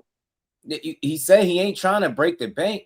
They try to say something different on, you know, Twitter, but you know, you listen to Dan Rafael took a more down the middle approach where he ain't looking like he trying to make somebody look bad. He's just like, man, I don't think that guy asking for something that's unreasonable, right? The question begins is what sacrifice from that point on are you willing to make to get guys to get in the ring with you? Or because the only other option, if that's what you really on, like nobody wants to fight you, and then you got to think. You got a Teofimo and Rolly that's fighting. Could be potential fights for you, but Rolly said he ain't fighting you. Stated why Teal's turned you down in the past. You gotta hope that he'll change his mind if he wins the fight. So you got that issue there. You got the Ryan talking about I ain't fighting you. It's a lot of issue. It seemed like, man, it's gonna be hard as hell to get an undisputed down there, fam. It's gonna be hard as hell. It's gonna be really hard to get an undisputed if you can't get guys in the ring because of money. And it's wild because it's teachable moments all over the place. You got the Rolly and Devin situation. You move on. You got Keyshawn and Devin. You got Devin and Paro. And now I think it's Catterall. So it's crazy, man. He said this. Damon, I mean this is no disrespect or slight to Devin Haney. Devin Haney is terrific. You know what I mean? 3-division champion, 1-time undisputed, all that good stuff. You know what I mean? He's terrific. Right. But Canelo, he is not. Like, Canelo was able to pack out a hometown fight out there in Mexico fighting against John Ryder. Yeah. You know what I mean? Like, this dude, people showing up to see him fight Yildirim, Rocky Felding. You know what I mean? Like, Canelo is a damn icon. Devin Haney is a great fighter, future Hall of Famer without a doubt, but he is not iconic. You know what I mean? Like, he's not one of them dudes where he could just fight anybody. Right. And people And are showing I out in think, droves. So, right. and he's in a It precarious seems position like, because he's about to be out the ring because of, quote yeah. unquote, excessive economic demands. So it's like you got something's got to give somewhere if you're trying to get back in the ring. And then Bill, he laid Right. out the whole scenario, which was, they become undisputed at 147 and then meet up with Boots undisputed at 154. It's like, how the hell are you going to set that in motion if you can't even get your ass in the ring for another unification? And we've had two on the table already. One with Rolly for the Right. WBA and the other one with Liam Paro and the IBF. So you got to get the train out the station some way, somehow. I'm not saying that Devin Haney Yes. should take a pay cut, but what I am asking is, Right. if he wants to achieve certain things, may it be necessary. That's what I'm asking. I'm not Yeah. saying. That's what I was saying too, right? Do you at least have to consider that? Because we'll entertain, humorous. Okay, they ducking you. We all know money talks, right? And with the right bag, I feel like anybody's getting in that ring. Something else I was wondering, and I'm just wondering, because everybody pay attention. People be on Twitter. People get they tweeting and twatting on, right? They get on they X on. They'll do a lot of talking, and there was a lot of talk about contracts, over $100 million talk. I wonder how much of that has the camp, heard, whether that's Liam Paro, Jack Cattle, or anybody. You get what I'm saying? Like, wonder how much of that is playing into what they think they can ask for, or what they feel like they should be getting, right? But I just wonder, just a question, right? Because that was something that everybody was throwing out there, so they feel like, oh, you the $100 million man, come up off some of that. You get me? Like, hey, come on, it's a unification. I got a belt. You're gonna have to come up off some. So I just wonder, like, how much of that is something that these people have heard, like, because it's a small space, man. Word travels fast, man. So, And that's a great point, KB. I mean, like, with the excessive economic demand thing, it almost paints the picture that Liam Paro is like he's just a challenger or something. Like, he's not coming to the table with something as well. So you should be willing to meet somewhere in the middle, right, or as close to it as my possible. thing is, yeah, how do these joints, like, it seemed like they start and they end. Like, think about how long the Shakur shit got dragged, and just think about how fast they said the Lynn Paro shit kind of fell out. Like, just, you get what I'm saying? It started to be something there, man, that's like, what's going on? Because that got dragged out when there was even no money on the line. Y'all just pretty much did that for publicity. I don't care what nobody try to tell me. You know what I'm saying? I'm not saying they needed it either, but they sure enough did it. But it's like, how do you get to him and already that fast? It's like, oh, excessive economic demands from Australians. Shit, Jack Catterall. But then it's like, okay, the same token, you see that one of the tweets, and then it's another one with Jack Catterall. Like, bro, we, as people's like, we say yeah to everything. The fight don't happen, and ain't Jack. Jack, like, man, I said yeah, and I still ain't had heard nothing yet. And it's like, hold on, fam, what's going on? So it is the deal that's in place, heavily relying on the right dance partner, and that's probably slowing things up as well. Like, I just got questions. No blame, no finger pointing, just an honest conversation. I don't know, you know what I'm saying? I don't know where to look, but you start to think a common denominator, bro. Y'all doing hella negotiating, ain't nothing happening. You can't, it's hard to say, like, oh, nobody want to fight. I don't believe that. And that's why I say it got something to do with money, man. Got something to do with money. It do. He gonna fight who want to fight him next, Damon. But what he ain't gonna do is be negotiating with 3, 4, 5 people that he not gonna fight. And the only time you ever seen him have a situation where he had to go down the list is when people were saying no, and that's how he ended up in there with De Los Santos. So for me, I feel like the question who he's fighting doesn't come to my mind in question as much as Devin Haney, because you've been promised a lot and nothing has been delivered, or you've been led to believe that these are some really big things coming, you know, not just contracts or money. That's for y'all, but fights to be made. And it's a lot of we negotiating this, that, and the other, and then no fight being made. I'm trying to tell you, I don't feel like Shakur is going to have that kind of problem unless it's really guys not wanting to fight like we've seen before. Now, look, the Keyshawn situation, we could say the opportunity was there, so it's not on Devin that fight not happening. We know this. We established this after it happened, but at some point, it's like Ann said, you gotta get you train up out of the station, fam. And how do you do that? You gotta gas up the engine and get it going, right? So, and Shakur just fought Teofimo. What was that in? You know what I'm saying? It was that January, so he's fought this year. I'm not tripping. I don't think he panicked. I think his deal is what it is. I think he could have had whatever fight we all know he could have had if it was real intent behind it, because he went with them people. But I think he's going to fight who wants to fight him. I said that way before we got to this point. I always say that. I say the same thing. I think Muay Thai is a good fight for him. He did call him out, I believe. They said that's something that Shakur came in the gym, said he wanted. So I think that's a good fight. I don't even think Rayo is a bad fight, but it's not what people want. I know people don't want Rayo. You know what I'm saying? People don't want that. And he already called cap on that. So I would think he ain't trying to fight that dude. So Gary Antoine be a fun fight. For me personally, Muay Thai wouldn't be a bad fight. You know what I mean? You got to fight somebody that, you know what I mean, credible to a degree that's going to be willing to get in there. And I think Muay Thai will fight him. I think Robert go up against Shakur. I think he's confident. So I just want to be clear, when I had this conversation about Devin, it's not an attack on him. Like, I talk about this a lot because they name, you gotta think, this is what makes Bill Haney successful at what he do. Like, they've talked themselves enough where people got questions.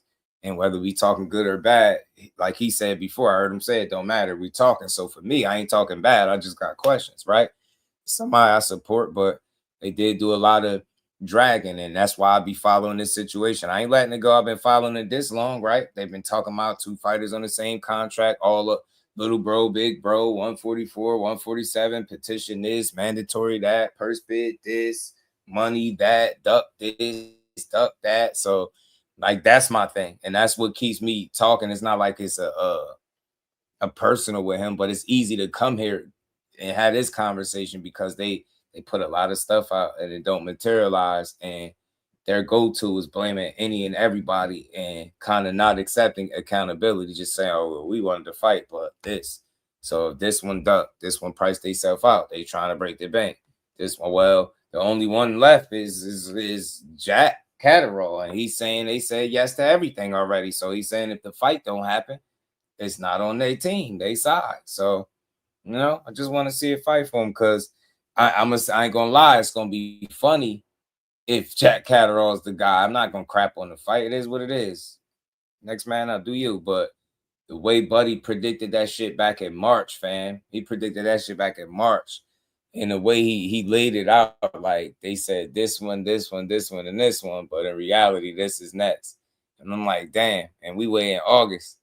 So that's a hell of a, like, had to predict and call that shit out. Like, bro, this is, and I remember being on the phone with my guy and I said this because what made me even suggest that it would be Catterall wasn't a bad thing, but it was like, I think I seen him showing frustration on Twitter about wanting to fight. And I think he expressed the idea of fighting Devin Haney. And then when I heard the way that Bill presented fighting Keyshawn and Shakur back to back, same contract, and then he came and cleared it up, and I get it, 2 for 1, and I was like, bro, see, this is the stuff that makes me feel like you over promoting, because I just think there's a very, very low possibility that you fight both of these guys back to back, let alone one of them. I distinctly said that, and then I was talking to my guy, and I was like, man, they're gonna mess around and fight Jack Catterall. He's gonna be the guy that's there.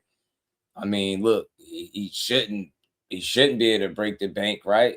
And I think he would be willing to take the opportunity, right? I wouldn't be surprised. And then, you know, I kind of got sidetracked with all this purse bid, other stuff. So I wasn't really, you know, super vocal about it. But then it popped back up, and here it is. So I don't think it's a bad fight, but it's a far cry off of what the people really wanted or what we thought. So it ain't about fault. I don't care. I just want to see a good fight. And Jack Catterall ain't gonna be nothing that people gonna be overly excited about. I'm gonna tell you that now. Shout out to Official Everything, my dog. Appreciate the love, man. Take the Debos. Hey, you want to invite Devin? Paro, of course, mate. You got 1.2. The Debos. Nope. Thank you, my brother. It was tight as a joke. Jossie hung up, man. Yeah, it's like it happened quick, fam. Like shit. Like dude, that was some fast negotiating, though. I'm not saying that to be funny. I was like these other situations got dragged out much longer. Like the ideal of negotiating with Shakur for 2 months and see this go in a matter of what, days? I don't know, like a couple weeks at best. Like that was fast.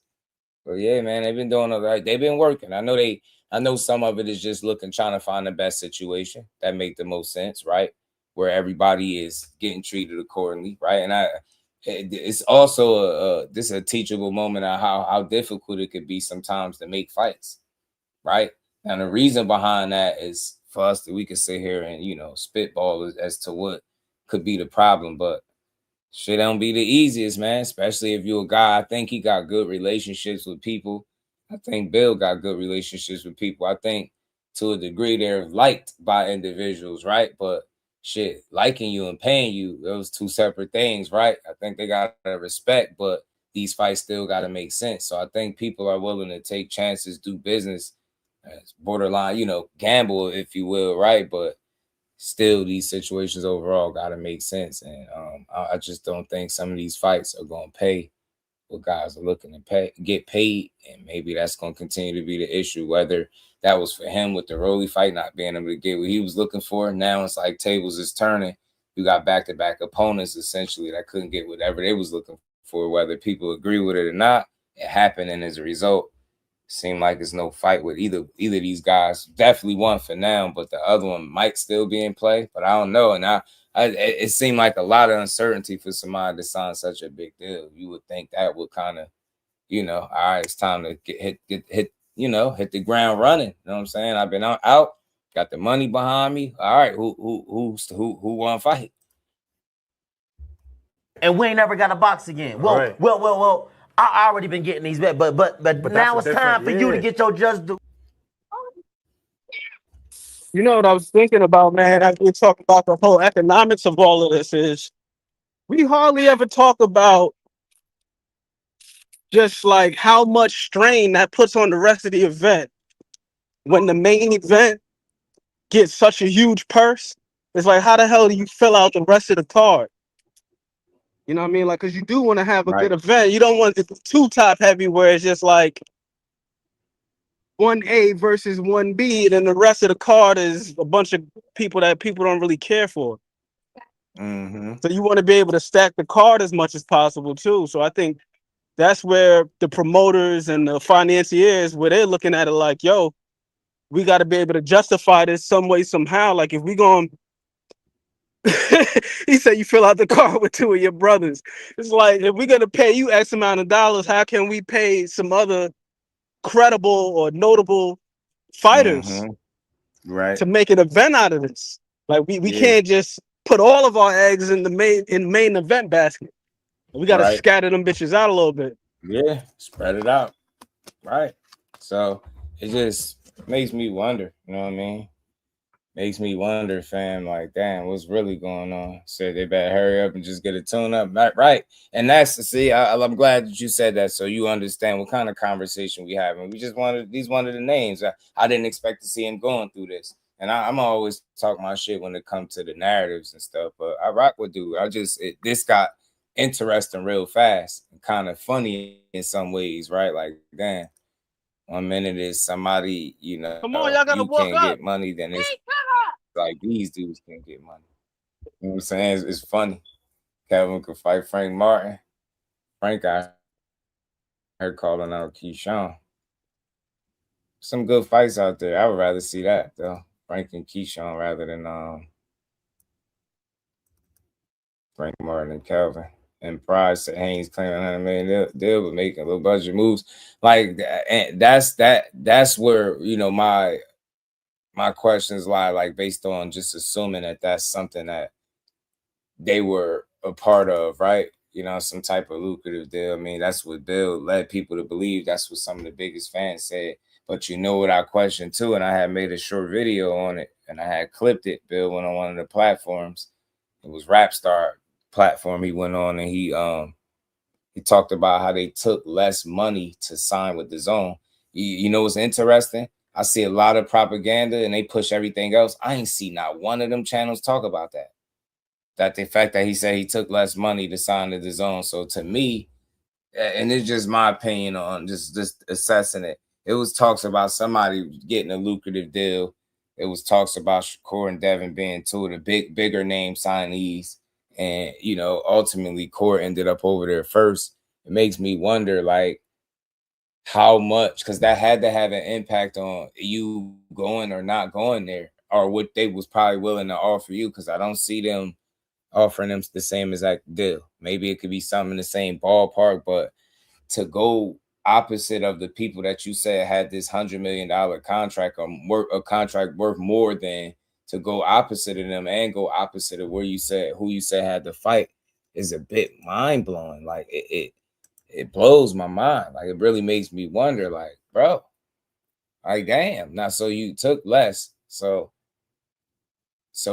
that's safe to say that Zuffa was offering more money, and you took less to go to the Zone. You said the reason being was because the Zone had more fighters, but then you said immediately after that, but even though you with the Zone, you still can fight guys like Shakur Stevenson that's over there at Zuffa. So I'm like, what the hell? Like, huh? Like, I'm scratching my head. So you took less money because the Zone has more fighters. You didn't want to be stuck over there. Zuffa doesn't have the fighters, but at the same token, you being over there at the Zone doesn't stop you from being able to fight Zuffa fighters. So wouldn't that apply vice versa? So maybe I'm saying it wrong. I understand the more fighters thing, but if you being under that umbrella where everybody was at that you talked about, why would being over there stop you if you still can fight guys? You get me? So it's like, did you trick yourself? And like, it was a lot of, like, leading us to that direction to think that's where it was going, and they didn't go there. And it's like, interesting. Not only did you not go there, you took less money, according to you, because they got more fighters under their umbrella. But then the first name you mentioned that you can still fight is Shakur. So it's just something interesting, man. It takes short money to become undisputed. I mean, I guess that's what they talk was. Yeah, what's the name? Duncan. That's what the talks was. Tunnel vision says not a pay cut. It's not being overpaid deal, right? Right. So, Andrew, what it do, man? There, room source say he got mad. Shakur was getting more on Zuffa. I would just think Tanars was good. Catterall in the tune-up. Shit. When they calling you the best fighter in the world and all that, they you might be. You know what I mean? So shit, if he could call Keyshawn easy work, or Shakur easy work, shit, what is Catterall? But nah, Catterall's a worthy opponent, fam. And I won't diss the fight. I ain't gonna diss Catterall. He's seen better days, but he's still credible shit. He had a crazy KO over dude, man. Knocked dude buddy ass almost out the ring. Shout out to the plug, Dub Boxing. What's good with it, homie? Walk him down. What up? If he was the face of boxing, Pablo, he wouldn't have been in a purse bid a little while ago. He wouldn't have, and I don't think he would be in a situation where everybody is like, I don't want to say everybody, but I don't think he'd be in a situation where you keep saying people asking for money and they're asking for too much, right? You got guys that would be deemed bigger faces of the sport, right? Boxing, Tank being one, Canelo being another. You don't see a lot of that happen with their opponents, like falling out, not getting money. And that's just something, like, never mind the face thing. It's more about, I think, just bigger draw you are, man. This should make more sense. Think you got more breathing room possibly to pay these guys and get them in the ring.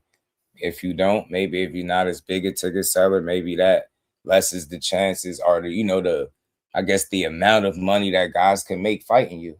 You know what I'm saying? Seems simple enough, right? So I think that's part of what the holdup could be. You know what I'm saying?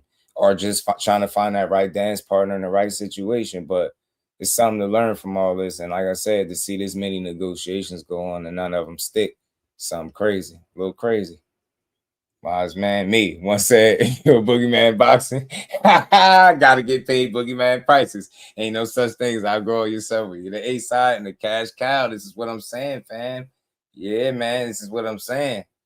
Yeah, man, y'all be coming in like little casual kids about ask Bradley why he this, about Shakur. We're not doing that today. Y'all gonna be talking to yourselves. Y'all ain't getting my energy today. We having a regular civil conversation. If you sensitive, go cry to Bill and Devin Haney. You know what I'm saying? Go take your pom-poms and or go in your bank account and pay that little umph that these fighters is looking for to get in the ring with Devo. DVO was good. Don't start whining about the same dumb shit every day. This is not a shit on Devin Haney conversation. It's an honest conversation. And anybody trying to turn it into something else, you gonna get blocked today. I ain't trying to hear nothing. I don't want to hear none of that weird shit. The least supported people got the most to say. We don't care about your opinion, man. Back to this cook. So back to what I was saying. Let me hold on. Let me the first one was gonna be a love tap. After that, I'm gonna pack you up for sure. Be mindful, fam. Be mindful. I always say this. I don't refer to people in my chat as niggas. I barely say that word on this platform for a reason. It's the last time I'm reiterated. Don't refer to me as any one of your niggas, because I'm not that. I don't know you, and I don't want to be your nigga. So let's talk some boxing, fam.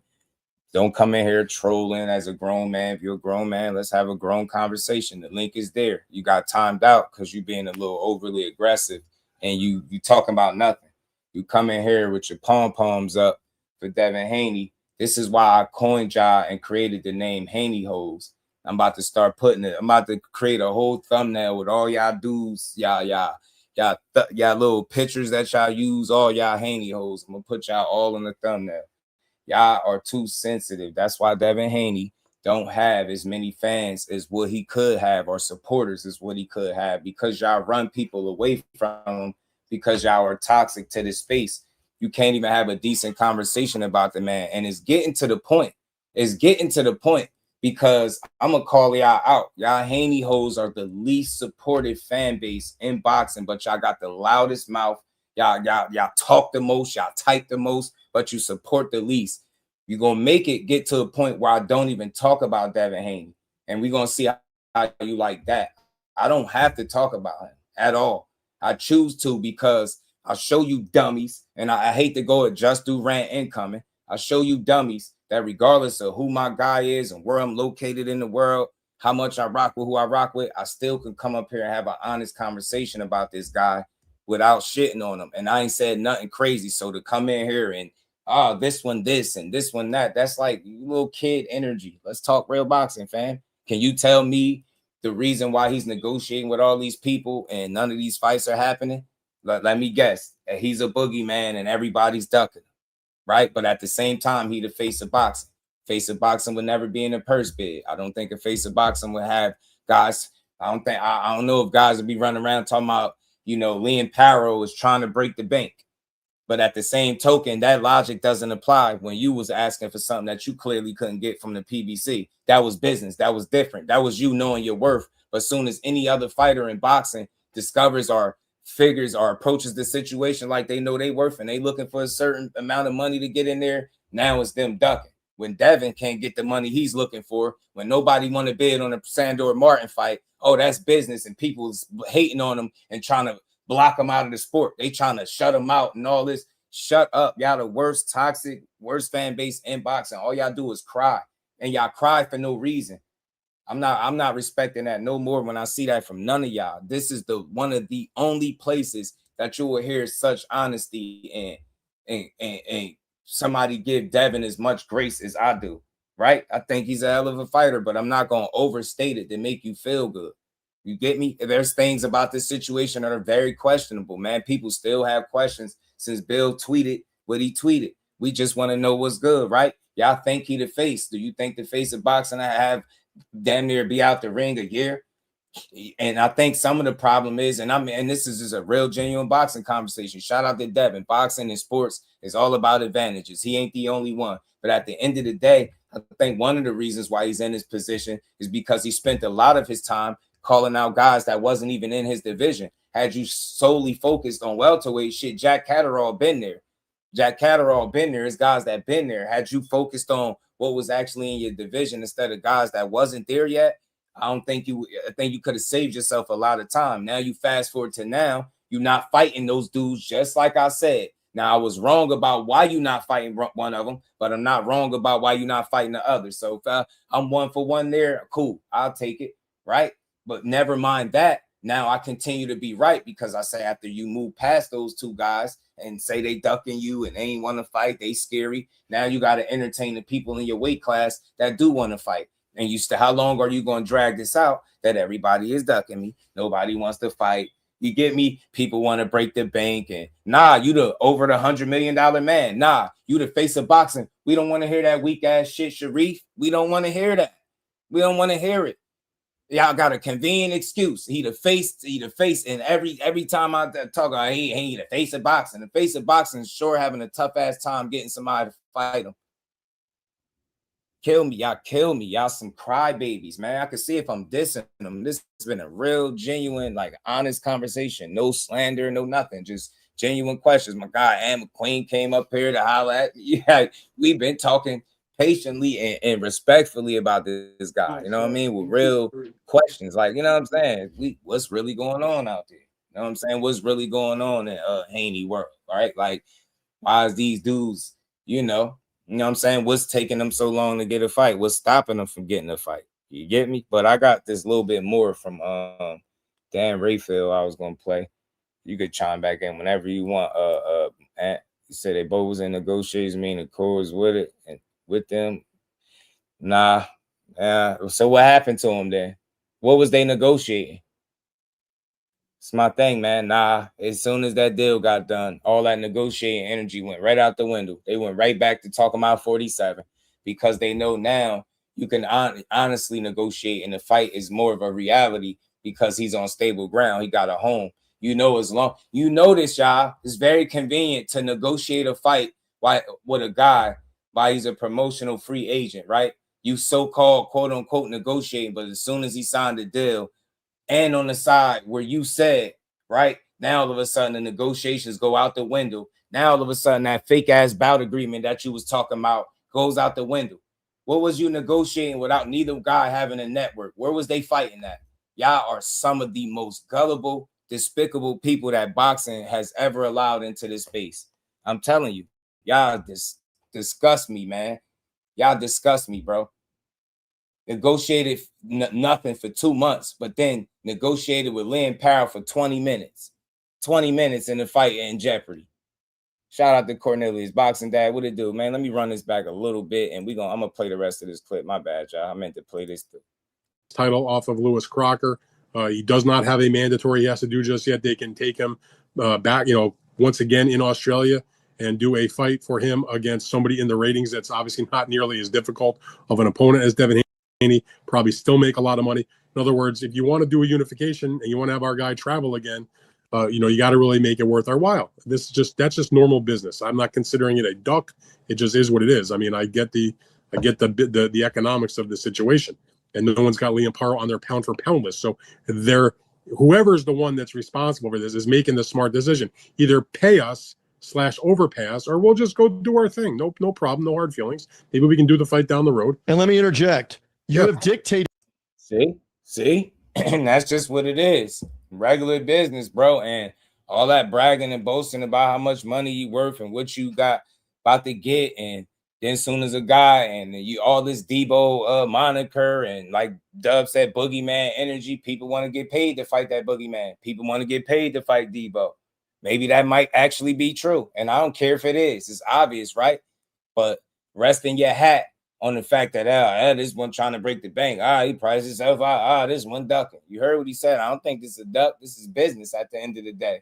And look, y'all don't want to pay me / overpay me. Y'all don't want to give me that little then we'll just keep doing what we doing. Y'all can move on. Go fight somebody else. It's just that simple. I just don't want to hear no long, drawn-out situation, but they moved on super fast.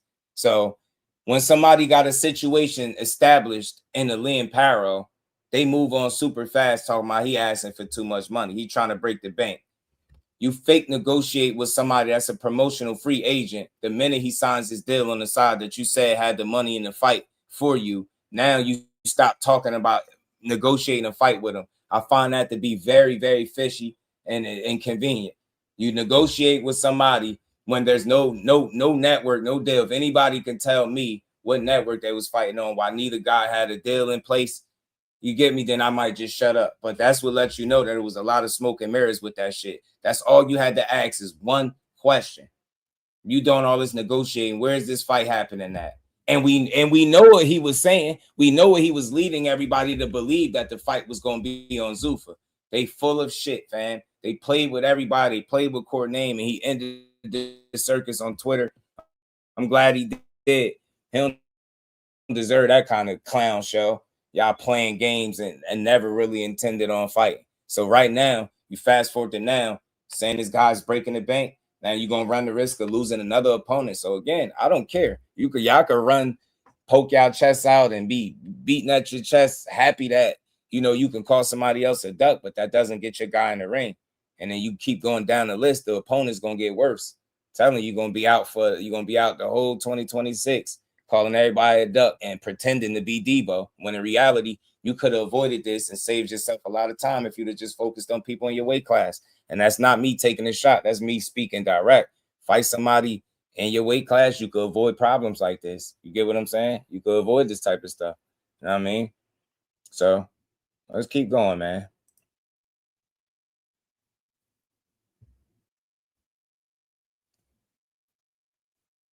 Now Top Rank has what the market is for the challenger of Haney by the purse bid. The WBO dictated it too with the purse bid process. And so it's common knowledge what you were going to pay somebody that was not a champion in the division, hasn't even had a fight in the division. And this is not don't make a mistake. Purse bids are only in the case of a mandatory fight. It has nothing to do with if you're fighting a fellow champion. But you've still set a price, as the kids talk about. That's today's price. Well, what is yesterday's price is not the same as tomorrow's price. That's correct. What's tomorrow's price? So there is a new name in the equation. Yeah. That's quality contender in the division. It is the WBA's regular welterweight title holder, Jack Catterall, who has been supposed to have had a world title opportunity already in this division for the full title, but the fight was never ordered by the WBA. So they fought. Well, I should say his last opponent, Giasov, was supposed to fight Romero for the title, but they put it off, never ordered it. Catterall was the next guy in line, so they made Giasov and Catterall for the regular title to allow Rolly Romero to go do whatever he wants to do, which apparently now is to fight Teofimo Lopez. So, but Catterall did a great job against Giasov. They fought on the undercard in Egypt back in May when the main event was Usyk against Rico Verhoeven, and Catterall won that fight with no issues really. And he's been looking for a big fight also, and so. His manager, Sam Jones, has talked about how they were in touch with the Haney camp and that apparently the talks for the fight with Haney and Paro were going south. And they have agreed to terms or whatever they were asked to do. Whatever the money was, obviously what the date was. They're looking at October 3rd, which was the same date that the Top Rank had mentioned when they won the purse bid. Have they done, the fight with Haney and Keyshawn? That he would certainly have no problem traveling from the UK to the United States to do the fight. So he's another name that's in the hopper. And so if you're Devin Haney and you're going to fight this fall, you were willing to do the Keyshawn fight, perhaps Paro is not available because of the financial issues. So you got to just go down the list. Who are the other quality, competent guys who are willing, ready, and able to get into the ring with you? Jack Catterall certainly is one of those guys. Now, if you want to have a different conversation and say that maybe not the most appealing fight in the ring because of the styles of the two guys, there you go. That's a fair point. And Catterall's not a big puncher. Keyshawn Davis would have been a big puncher. Paro's an action fighter who hits and gets hit. This does not do a whole lot for me. This is just a fight here for Devin Haney, and not on paper to me a very exciting one. Politics involved here. Clarify one more time. It's not really politics. It's really money. Well, all of the above, because money. Clarify one more time. Money, bro. Money at the end of the day. And y'all I don't say everything fishy when it come to Bill. I would just call shit out as I see it. Y'all make it personal. Yeah, because that's the way y'all listen to boxing.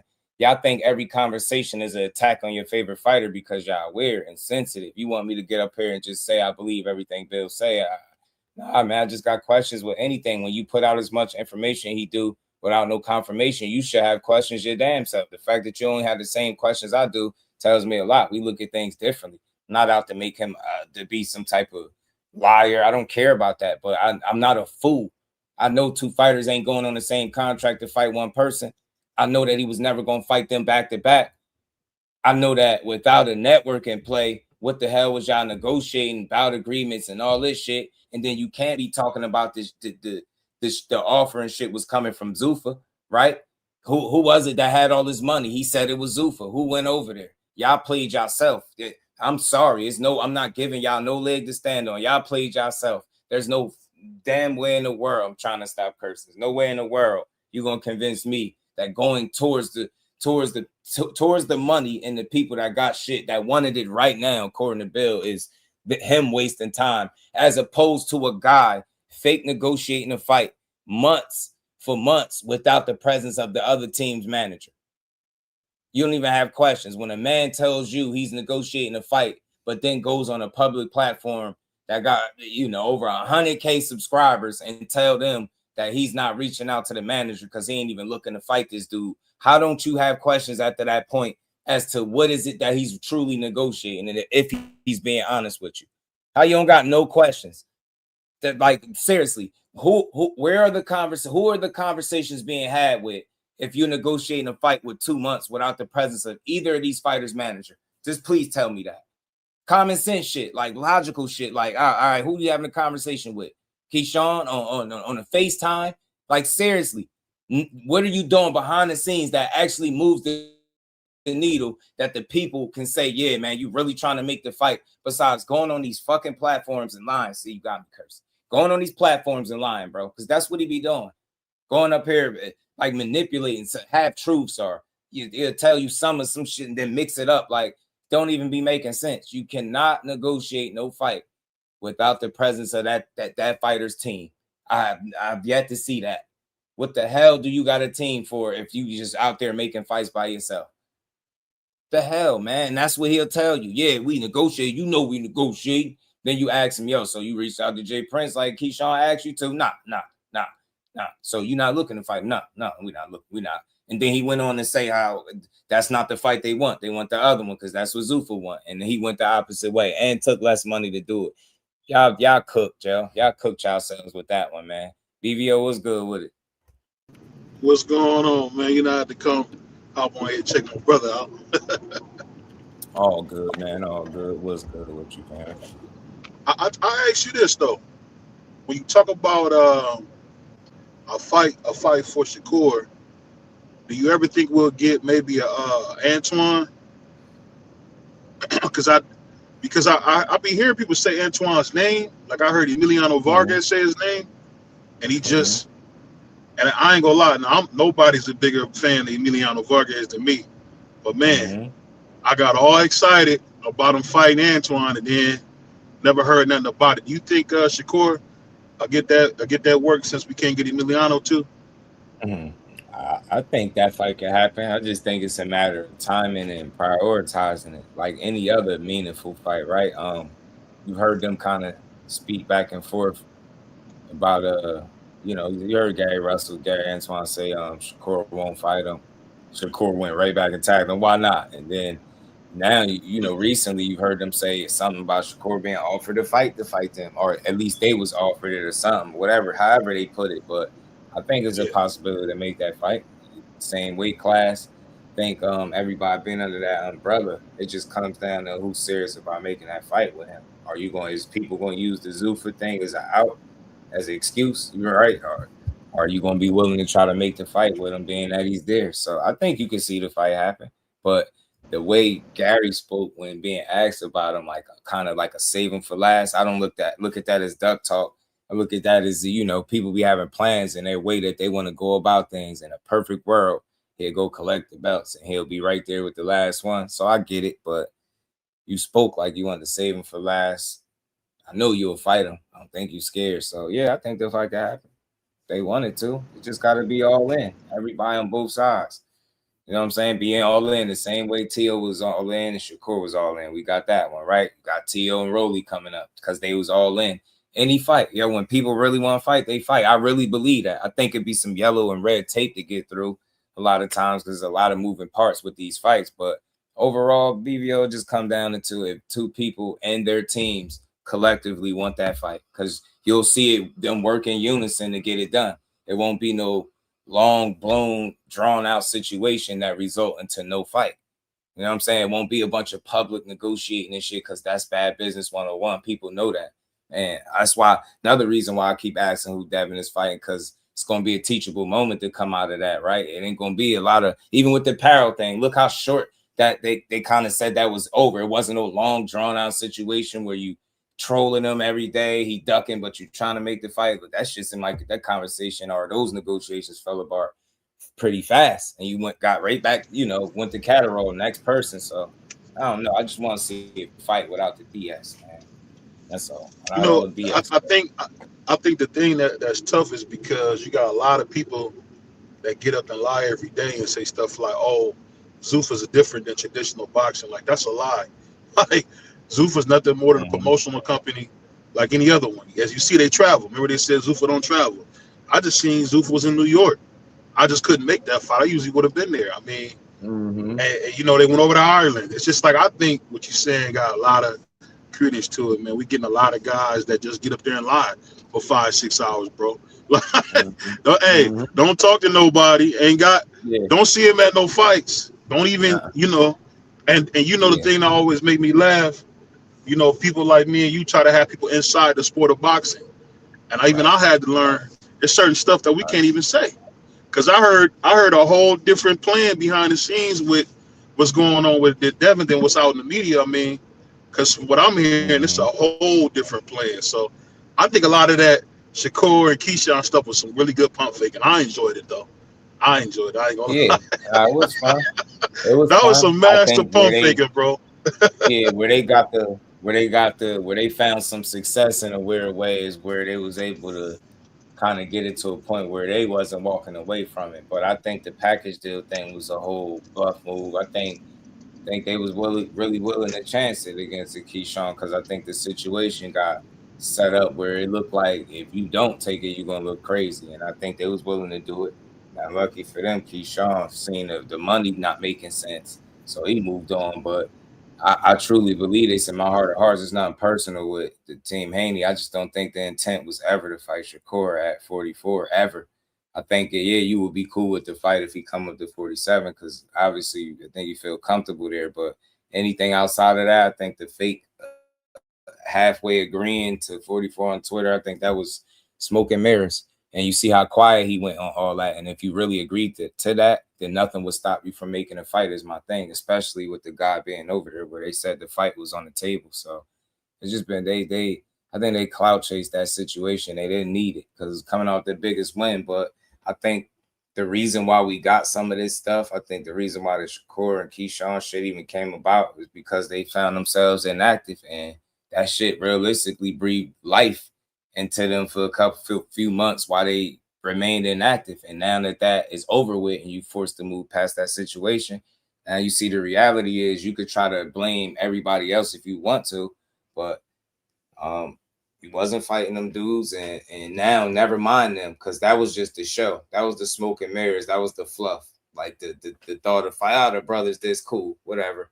But now it's like rubber meet the road. Now you got to focus on them dudes in your weight class, the Paros of the world, the Jack Catteralls, right? Ryan Garcia talking about he ain't fighting you. Rolly talking about he ain't fighting you. T already turned you down. It's going to get rough. It's going to be tough to snatch up them belts if you can't get these guys in the ring because they're ducking you or they can't get the money they looking for. Shit ain't going to help. Saying so. But yeah, shout out to my guy LW. Forgot though, man. Yeah, he said ask how Shakur can get the Antoine fight out in the PBC. Golden Boy negotiate for the Duarte fight. I forgot that is the guy that they was talking about him fighting. Oh yeah, that's next. Yeah, that is next. But so sometimes you can tell where their plans are that they not putting them dudes in there with the the top names. Behind the Hands TV, my dog, what's good with it, bro? I just think, and I could be wrong on this. I think that it's like a perfect storm for Devin, because if you think about it, them fights not coming through made him look good. But it don't really matter, because I tell you this, man. For me, I'm kind of tired of the soap opera. I want to see fights. Just like I had a good conversation with Joe Bataille's manager the other day, and he said something I never thought about. He said that David and Joe might fight at heavyweight. And I didn't like I'll be honest, I didn't want to hear that. But when he explained some of the bit, and he don't mind me sharing this, I'm gonna bring this up tonight on my show. But I had to realize that them brothers is in business for themselves. So if I'm a 1099 dude, I gotta go get where the money's at, because I thought about it. If Ja goes up to heavyweight and David goes up to heavyweight with no Usyk, it's wide open. Everybody else is our age, and they mid to late 30s, so it's wide open. So I can think there would be more like room for David to become a star at heavyweight than it would be at cruising. I could see. I just think the business of boxing, it's a lot more boring and mundane than people realize. Like what Bill is doing is just popping shit, and niggas like when you pop shit. But that's not how it really goes. It's a lot way more boring. They're trying to figure out how much we can make, how much we gonna get after we pay everybody. I don't think people think of it that way. That's why I say you can't work at Wally's World and try to figure out about no boxing contracts. There be dudes who ain't never had a job making no type of money want to tell you about how boxing contracts go. Yeah, it's crazy. For sure. Left Hand Manny was good. Definitely a bigger money fight. Definitely a bigger money fight. Oh, you talking about those guys? No, I don't care how you feel, Damon. They clout chase Shakur. I know you hate to hear it, but it's the reality. It was bogus. They never committed and never intended on fighting that dude. He fake negotiated a fight while they was both in between deals. I'll say that you or Bill and nobody else from Haney land can tell me what network they would have been fighting on, and I dare you to say Zuffa, because it wasn't going to be the zone. Right? You talking about bout agreements and all this. That's clout chasing, fam. Meanwhile, they telling you my guy in the gym asking Jay, asking Core what it is, and he telling y'all it ain't nothing. But here y'all silly asses, because Bill tell you it's something and it's something, right? Try to tell y'all if you can answer a simple question as one, I'll give you one. If you can answer where they was fighting at, I'll shut up. I'll say he ducked them. They clout chased the fight that they was never committed to making. He mentioned 144 on Twitter, and then he ain't say nothing else about it no more. He entertained Andre Darrell, went back and forth with him. Get what I'm saying? He just retweeted Rick Glazier when he said something about Liam Paro breaking the bank. He did all of that. But when Shakur tagged him and said, let's fight, he said, y'all say people say everything, but let's fight. Well, here I am. Let's fight, sir. Tagged you over and over, said, this is who I'm with. At least he did it multiple times. And y'all kept y'all mouths closed because y'all never was committed to that fight ever. Definitely not at 144 pounds. And again, you could think what you want, but if you're not speaking to that other team's manager, you're not negotiating a fight in good faith. You just doing that shit for the internet. All that shit they just did was for the internet. And the smartest thing Shakur could have did was the last tweet where he said, I ain't entertaining this circus. He caught on to it. You think about it, it's the same old play all over and over. I'm ducking, I'm scared. Oh, I'm too little this, it's the same dumb shit. And we wouldn't have to worry about senseless conversations if people just focused on their weight class. That's the problem. Like y'all interesting fan base, fam. Y'all really cool with guys outgrowing a division or two and still trying to pick fights out of those divisions that you outgrew. It just don't make sense. It never did. I will never understand that. You know what I mean? The dude is a hell of a Can Shakur make 35 still? Or that's over? It's problem, you know what I'm saying? Can he still make 35? I mean, think about it. How many fights he had at 35 versus 40? I could see if it was the other way around where he had just as many fights at 40 as he did at 35. I could see if he had 2-3 fights there and we asking that question. But with one, I'm gonna ask you, with him having to do a pre-camp, right? To put the weight on 5 pounds and still come in 138 pounds. This dude was eating multiple plates and stuff to put that weight on. Do you think he can still make 135 pounds? Oh, well, my thought is it's hard to go down. I thought it was always hard to go back down than it is to go up. I feel like, I mean, yeah, that's true. That's true. But again, I asked that for a reason. That's one fight. Why would it be that hard? That's just one fight. And he had to like really the longest training camp I think he said he had in his career. Like my guy said, he did a pre-camp to put this weight on. Like there's a process putting on just the 5 pounds. Still came in at 138 with the TLC after fighting him, and he's a lightweight. The proof is there. I think is I understand the question, you know what I'm saying, but I don't feel like just one fight just stops you from being able to make 35. You know what I'm saying? He ain't never outgrow the division. It wasn't hard for him to make that weight. Shit, it probably was harder for him to make 40 than it is 35. If that makes sense to you, because he ain't have to do all of that shit to 135, but he did to make 140. So my guy, he said he's definitely make 135. Absolutely.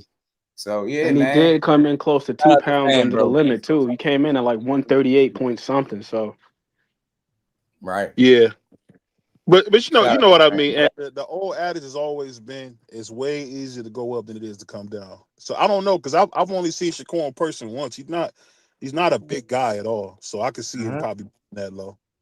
It's truth to it though. Like it's easier, to go up than to come down. But again, it ain't like he's been campaigning at 40. Yeah, that's what I was gonna say. Generally, it'd be like a campaign situation. A guy been there and he outgrew the weight class.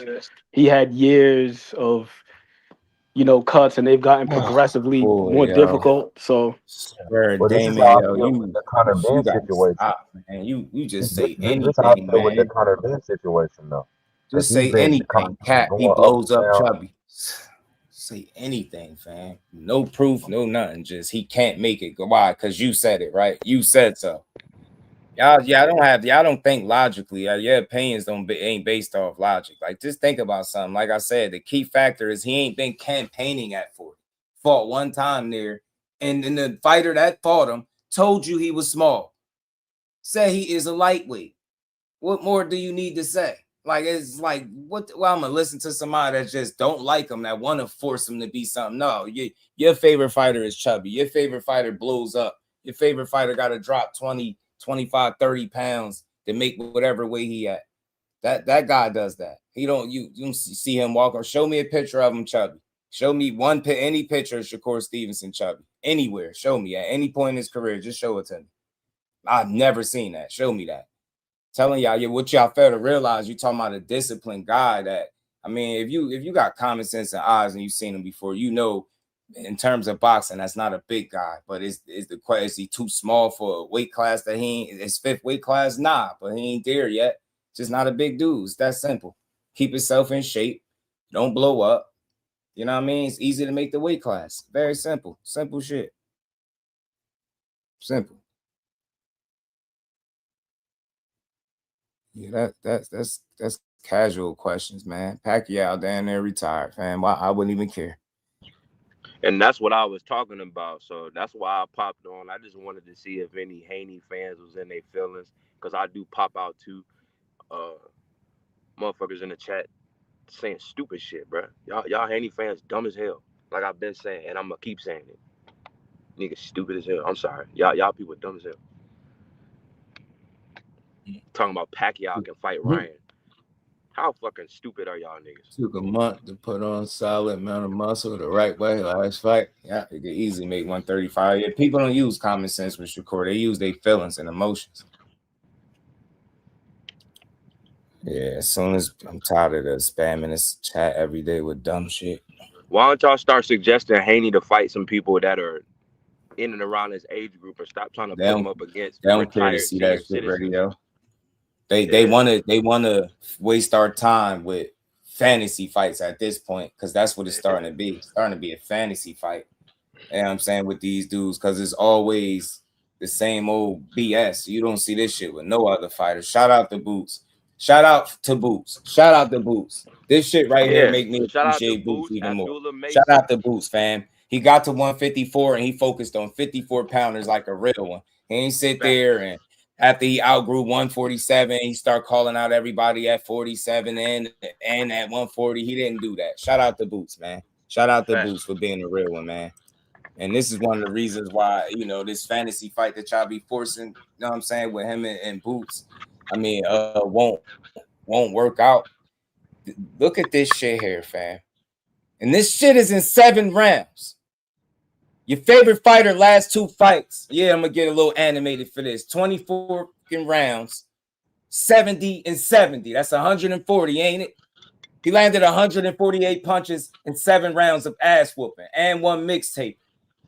You see how many punches he threw? What is that? 4? Let me take this down. Shout out to fan, bro. Appreciate the love. Was that 431 punches in 7 rounds, bro? 7 rounds. You taking 12 rounds to land 70 punches, and he did that shit in damn near half the time. Tell me how you keep that dude from out your shit. Tell me. What, you gonna out jab him? He throw more jabs around than you. He busier with the jab. He's stronger. He's the speed. He might have a speed advantage too. He bigger, naturally bigger, more offensive, more of a toolbox, more versatile. That's why he don't win that fight. This shit is a fantasy matchup. That man is really do some real damage, and that's what y'all. That's why y'all be and trying it's to a clout chase. all these weird ass conversations. Y'all be forcing it right now. They trying to link boot yourself right to now. the Forcing. Niggas is just trying to clout chase off of Jaron Booth in his name. Y'all had an opportunity to fight Xander. You didn't want to take the fight for whatever reason, but now that crazy, fam. Jaron done went up there and did all the work. Now they want to circle back around and try to clout chase off of Jaron name. Y'all, bro, that Haney man the coming worst. off what the biggest win of his career, right? Of his career, but that's what y'all want to talk about. Y'all want to make it seem like this is the fight to make and give the people this. Like, bro, stop. Don't manipulate people. Like, this ain't the nobody's each and every forcing one this. of y'all heads. All y'all goofy commenters and dumb fans in the comments. Haney lovers, you motherfuckers don't know shit about the sport unless it got shit to do with Devin. No evidence. What's good? What's good? Yeah, I mean, you know what? I get it with the whole, go to 47 and whoop him, but I don't think he got to do shit. I just think people got to focus on their weight classes and stop clout chasing moments. And I'm standing on this. If this is one time, I feel like this was a clear cut clout chase. This is the time because there was no energy and intent behind what was being said. Things was being said, but nothing was being done. Right? It was a whole bunch of smoke and mirrors. Call this one, talk to this one, but I'm not talking to this one.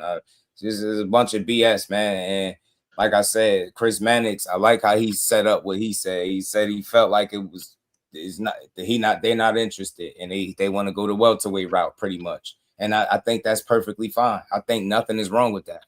Yeah. And that's why I think after that 44 comment, think about it. You can't find another tweet where he really said nothing else to him. Everything was yes about they was on the same time. He's still saying now, like, yes. So it's like leave it there. It wasn't no intent there. And I don't even want to have that conversation no more. The hell with it. But I called it what it is. It was a clout chase because there wasn't no real intent behind it. And it was after the biggest fight of his career. Now, guess who else? Guess who else they're pushing that he's targeting right now off the biggest win of his career? Guess who else? Billy Bob. Guess, fam. He's in the screen. Billy Bro, O'Mab, y'all do this shit they are currently time, pushing, man.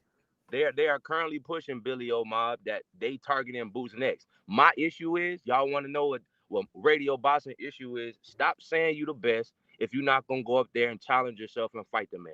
Stop clout chasing and because what y'all gonna do if y'all look at the path of destruction that Haney fans leave, bruh, they latch on to a fighter and then they destroy them.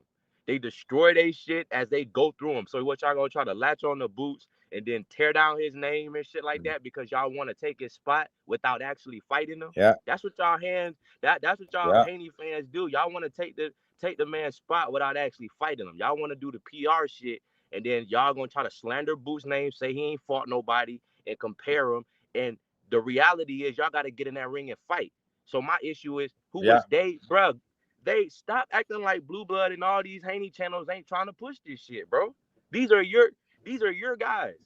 You trying to act like you don't know who they is. These are your guys, nigga. I mean, bro, I'm sorry. I ain't trying to. I'm about to mute up. I ain't trying to go. I'm sorry. On the hands said they laughed at me. Yeah, they laughed at you when you asked about that fight. Stoley was good with it, man. Yeah, I'm gonna talk about Tiger too. Bringing up all this news, Billy O'Mab. Yeah, Tiger gonna be in the mix. I was gonna bring that up too, but y'all just do too much whining for me, and y'all tit for tat like little girls. If y'all want to ask Shakur something, y'all go ask him. Y'all go ask him. Y'all go ask him. I'm not asking Shakur shit. When he come here, we gonna talk about what we talk about. I definitely won't be one of you weird ass questions that y'all be asking. Y'all be wasting y'all time. Y'all like tit for tat. Well, what about Shakur? What about Tim Bradley said this about y'all like little girls? I don't give a fuck what Tim Bradley said about Shakur. I could play you a clip where he's saying he gonna be the GOAT. I don't give a damn. People switch their opinions regularly, like people change their draws. You know what I'm saying? We don't care. Like, I'm not here to defend and try to make y'all all like him. This ain't that. This is not a Shakur channel, fam. I gotta tell y'all that. This ain't. I'm not super fanned out for him the way y'all are for y'all favorite guy. Like, y'all go across YouTube arguing on Devin Haney's behalf. Y'all think y'all say we when y'all speaking about him. You don't hear me include myself, and if I do it, it's in a joking manner. Y'all be and I can't sit here and take that fucking dumb shit. Right, and I can't take that dumb shit when I be seeing people in the comments say stupid shit. Devin versus Pacquiao will be a mega fight. Man, get the fuck out of here. Devin is in his prime, bro. Y'all should be pushing Devin to fight more champions, not fighting senior fucking citizens. Get the hell out of here. The mega fights is Ryan Garcia. Fight that. That's the mega fight. That's your mega fight. That's the mega fight. The fuck are we talking about Pacquiao for? This is what I'm saying. You Haney fans dumb as fuck. Y'all niggas want to, I'm sorry. Y'all people want to put Haney in a protection plan. Tell him to go out there and fight them champions that'll make him be the best, or shut the fuck up. Yeah, I've been saying that for a while. And this thing about them is why everybody have to duck them.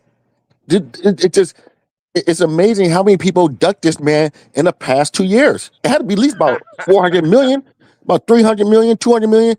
Everybody ducks this guy. And think about it, that's their whole talking point. Everybody ducks him, but they have these weird contracts. They can't ever get a contract done without some kind of weird thing going on. And then if it doesn't work out like they wanted to work out, then they duck them. Right. And to everybody listening, I just talked to my pops yesterday, and we went out for fishing on Saturday night. Went up and had a couple of drinks and kicked it with my dad. So I got a father in my life, nigga. I'm just not drinking the stupid Kool-Aid. I ain't drinking what's up with that? Kool-Aid that you goofies out there fucking drinking. Why they say everybody don't have a dad? What's up with that? Why they do that shit too? Shit. I talked to my That's pops. some weird shit. Shut the hell up. You don't have a dad. That's why you don't like Bill Haney. Not talk, nigga. What's up with that? I'm about tired of y'all motherfuckers, bro. Jess, what's up with that? You don't like Bill Haney because you don't have a dad. What's up with that? Yeah, stupid ass people. That come from them straight super weirdos. Come from them super weirdos. Yeah, I'm timing y'all out today. Y'all gonna stop typing weird in the chat. I got y'all. I'm gonna police my own. I got too many wrenches, but y'all, I'm getting rid of some of them. I be policing my own chat. Big dog Willie. You ain't know that Bill Haney was the ultimate symbol of black fatherhood? I guess so. He's I guess so. I didn't know. I didn't know. I had a dad, but I guess my dad's not as good as his dad. That's why I hate him.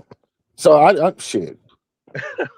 It gotta be I'm the reason, good. right? It gotta be. Only bastards don't like Bill Haney.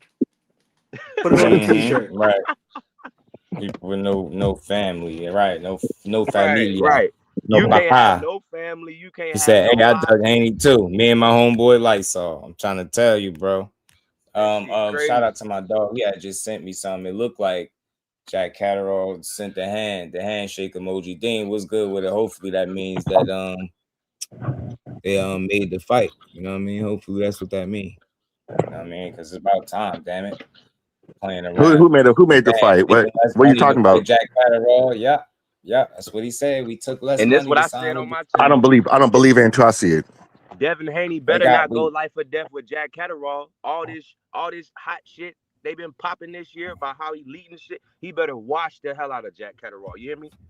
But there go the name on the list that y'all need to be focusing on. You got Keyshawn and Shakur X-Dog. Cool. That's cool. You see that one that's highlighted in 4?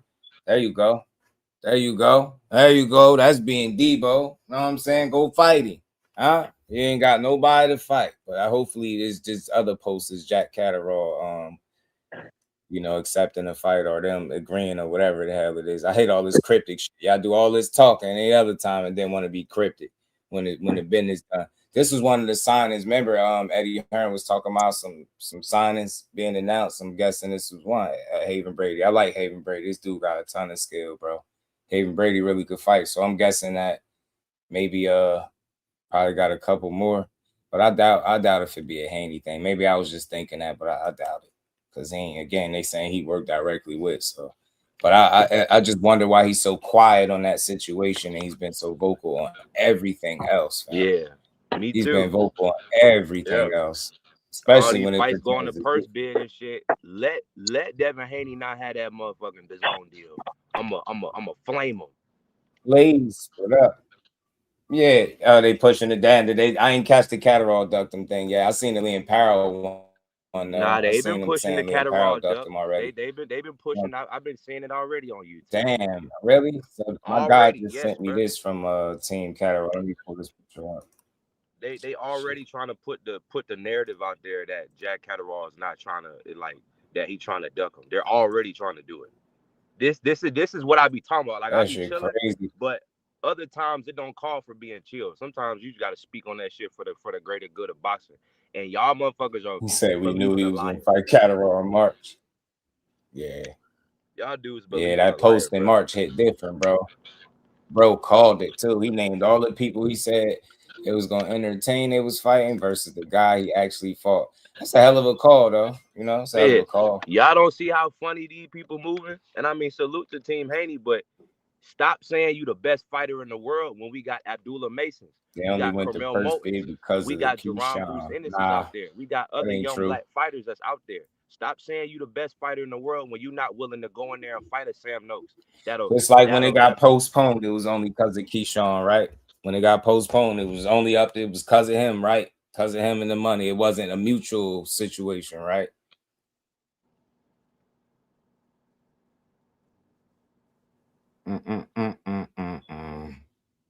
That's how they said, bro lost to Barboza. I don't see him much. Yeah, you know, isn't it amazing? Isn't it amazing that only Devin can turn down money? Isn't that amazing? That's never Catterall people, put up the handshake emoji, tag Devin, Bill, Eddie, Matchroom, DAZN.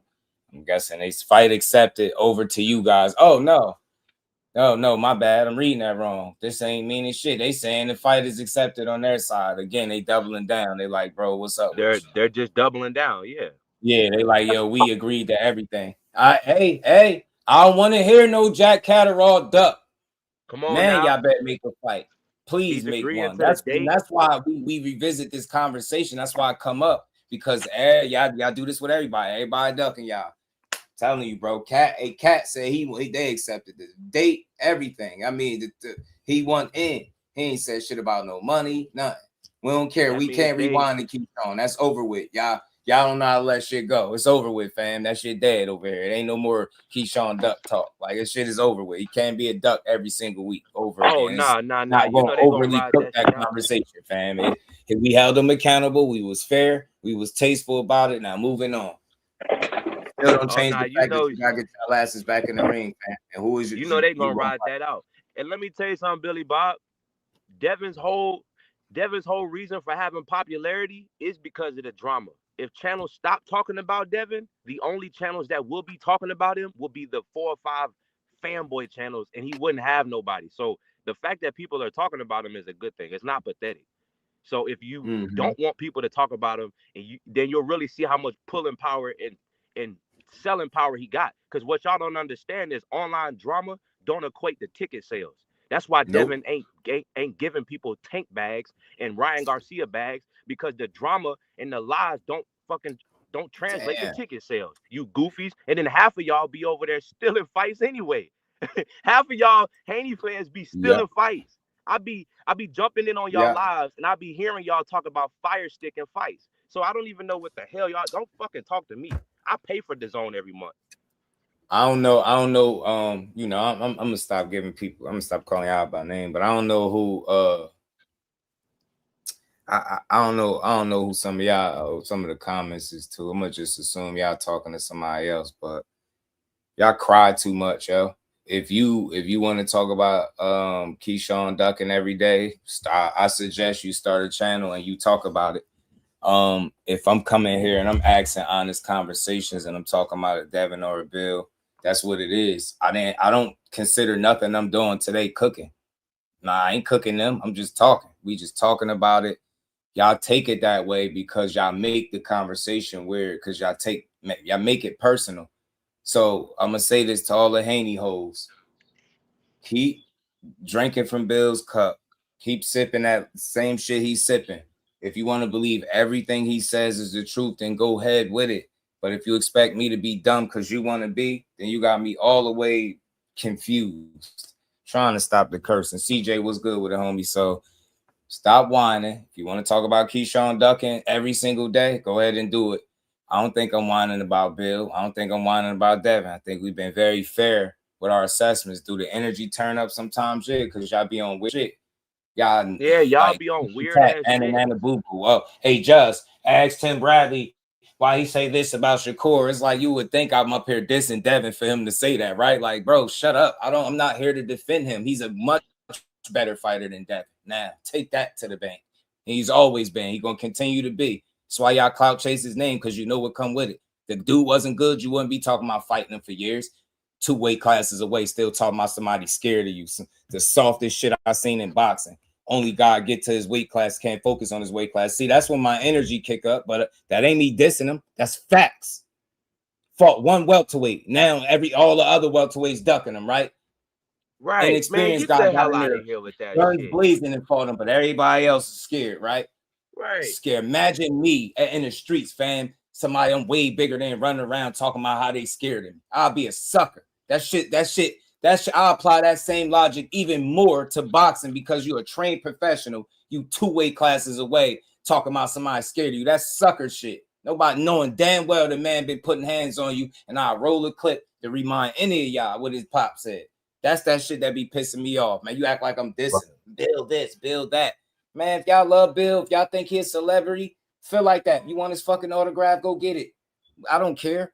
I'm going to keep talking this real shit. I done talked to him on 2 different occasions. I'm willing to bet the same ones that be crying ain't never had even a word said to Bill. He respected me when I talked to him because I'm a genuine person. But I don't give a damn. I'll say it to his face. I don't got to believe everything he say. And it don't even be Bill is not even in question today. Like, we're not dissing. This is not that. Honest conversation. Y'all don't wonder why. You ever seen Devin do this much negotiating with people? Now tell me he just got so much scary at welterweight, landing 70 punches that nobody want to fight him. You got Boots landing more punches in 7 rounds than he doing in 2 fights together. Talking about that's a 50-50 fight. Man, that's a damn 187. That's what that is. Y'all delusional, man. Then when people that's call a it do or die fight. That ain't no 50-50 fight. Nah, that dude he be entertaining y'all. I don't even want to call it lying, fam. Some people gonna just say, nah, he just straight up lying. He be entertaining y'all. That's what I chalk it up to. He know what y'all like. He know how to feed the streets. I give him that. He know what platforms to hit so that they can keep his narratives going. Y'all cry too much. Go to them other dudes that be I know people that'll tear Devin Haney a whole new one. I'm not doing that. I'm just not no blind fool. Y'all some blind fools. Y'all say a lot of weird shit in this chat over this dude. I mean, God, we're talking about Devin and Bill. We're talking about Devin and Bill because they keep negotiating with half the boxing world and not making no fight. They really got to 147, called out smaller guys, called themselves Debo, and y'all ate that shit up. That's promotion. That's PR. That's good marketing. That's what that is. Smart move, man. But that shit ain't nothing Debo about that, about nothing he doing. Y'all cry every day. Y'all got to cry about people trying to fight him drained when he's calling out the smaller guys. He wouldn't be drained if he's not entertaining fights for guys that are 2 weight classes lower than him. And then y'all argue that shit too. Nah, he should just come up because, did Devin do it? No, he ain't do it. Right? Did he take his time going up there? Yes, but so why do Shakur? Cause it's different. He calling them out. Nah, y'all fighter is the one that keep calling out guys and not fighting. You've been doing that shit since 35. Keep calling that dude name. Y'all not in the same weight class. Leave that shit alone. I'm with my guy behind the hands. We ain't never gonna see that fight because they know what's up. You dudes is really tripping in the comments. Y'all really tripping in the comments because I'm not a Haney glazer. Because I don't glaze Devin Haney, Damon. Like, bruh, something is wrong with y'all, bro. Something is really wrong with y'all. Man, y'all some crybabies.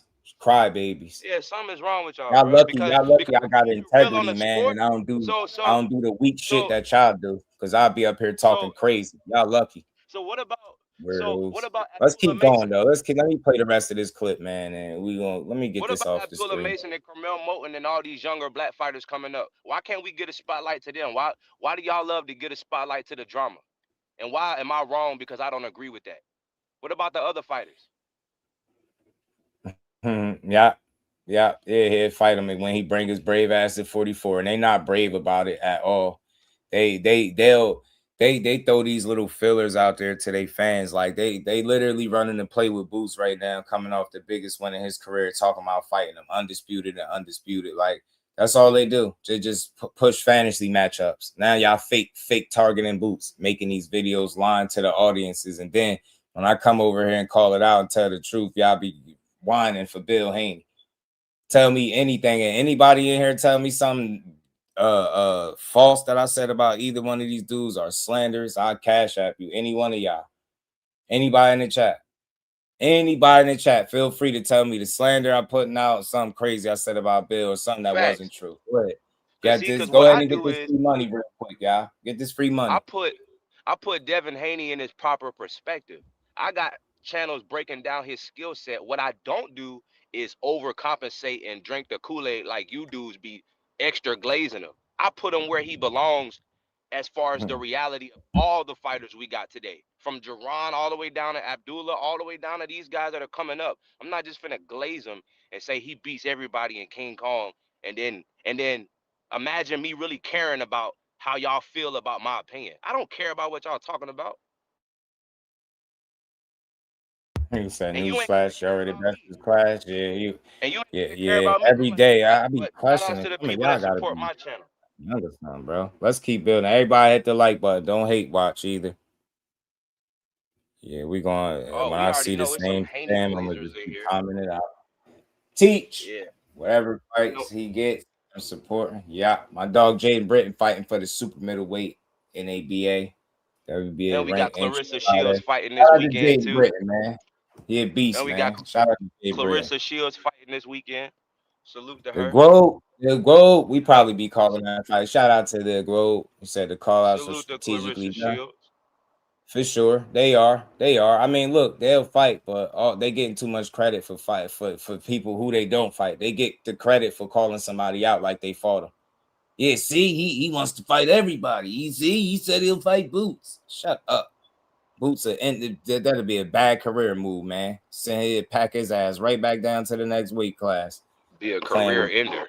That should be all bad. And I don't care what y'all over super fans say. That's just a bad matchup and a bad fight all the way around the board. You say that Catterall has agreed to his side of it. So that means that Matchroom is coming up with the money for him, or does Haney's promotion, besides the money that Haney's getting from DAZN, have to come up for the money to have to make this work? I don't know who's paying for it. I just know whatever the offer was, this Sam Jones, who's the manager, has said we are good on our end. So whether that's with him and DAZN or him and Matchroom or him whatever today's price is, they like today's price. Yeah, like basically what Sam is saying, it's not like we're like in advanced negotiations, but he said we've accepted the fight and the proposed date. He says we're easy to deal with, which is true. His track record speaks for itself. And the quote was also, this is what he was writing on his social media. We're not greedy or delusional. Let's get the fight on and get the contract signed. If the fight doesn't happen, it is my opinion. I know Sam and Jack's track record speaks for itself. They're not going to be the ones that are the problem. And by the way, Devin Haney, if you look at his track record, I mean, they may be difficult to actually make the deal, but when they do, they show up and they fight and they don't duck guys. I mean, his record speaks for itself also. So again, there's money to make these types of matchups. To me, it's not a matter of can they make the fight.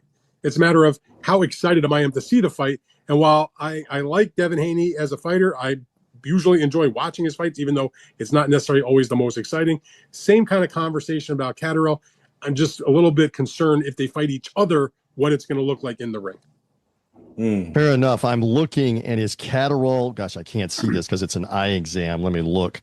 What are you here. looking for? Catterall is not in the top 10. Of Yeah, because he's the WBA regular champion. There you go. So the he's other not in the top. organizations He's wouldn't rank not in him. the top 10 as you were explaining after. But having he is watched in real life. He is a top 10 welterweight. Absolutely, I would agree for sure.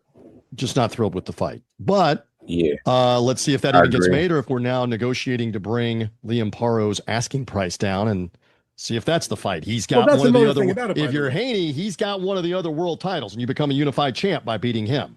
Listen, boxing 101 or negotiation 101 is if you're only negotiating with one party, you don't have any leverage. If you've got multiple parties and they've got Paro on one side and they got Catterall on the other, you've got more people and things that you can negotiate. And so you play one against the other, and whoever settles for the deal that you feel is the best, you go in that direction. And that's what it seems like. It's not just about this fight. It could be any fight you could pick. Okay, one more nugget and under the category. Good conversation right there, man. I don't think he took a seat, and people will hear that and they'll hear it early and they'll think that Dan Rafael is attacking Haney because they sensitive, right? My God, bro. That shit but is in crazy. reality, you hearing them saying like they track record speak, they don't duck, they show up and fight. Yeah, it might be a little difficult to get the deal done, but once it is done, they show up, and that's true.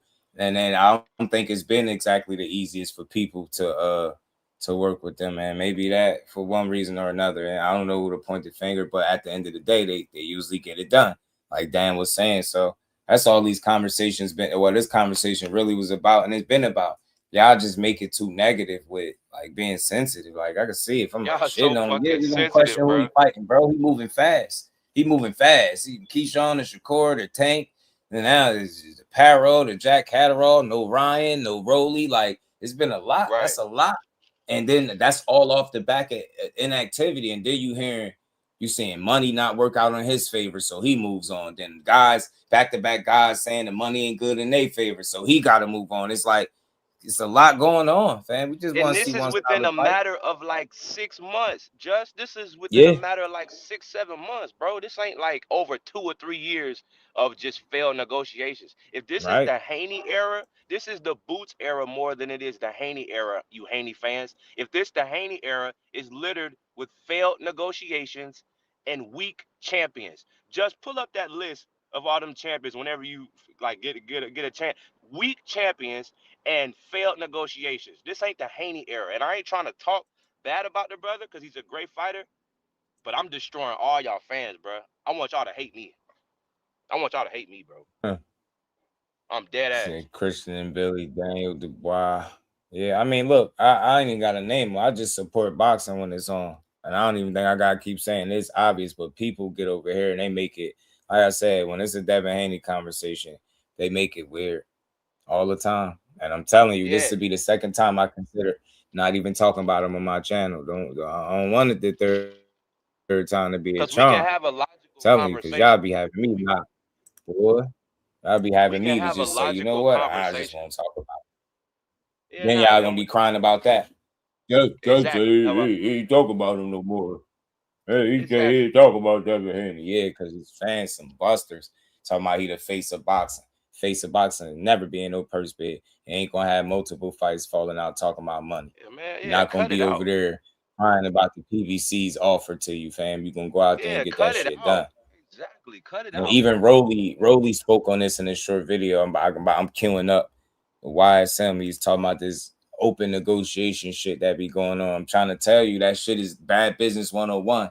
Y'all, and it's interesting. You brought up the Haney era. If this is what y'all back in the Haney era, all beating Brian Norman, calling out smaller guys after you nicknamed yourself Debo, and then having multiple negotiations fall out.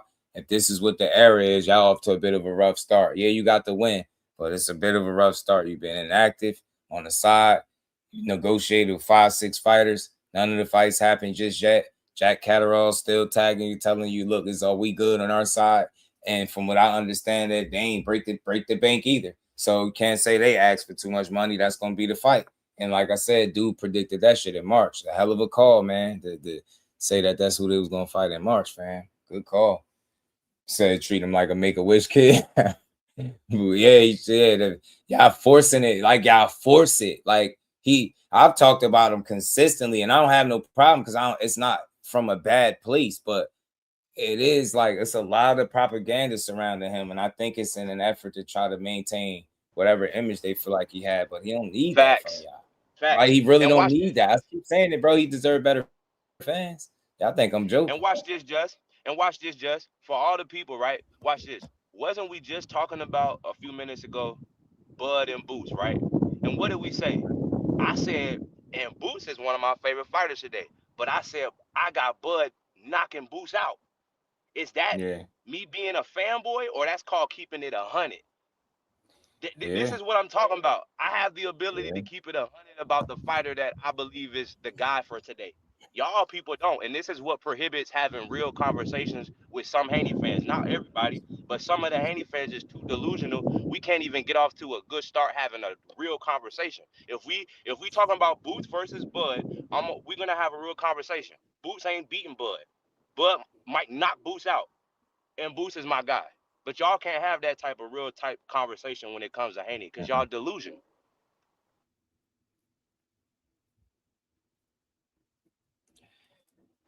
He looked too old and sluggish. What fight should we watch to suggest that he was old and sluggish? I wonder what fight that is, huh? The Canelo fight? People just be talking.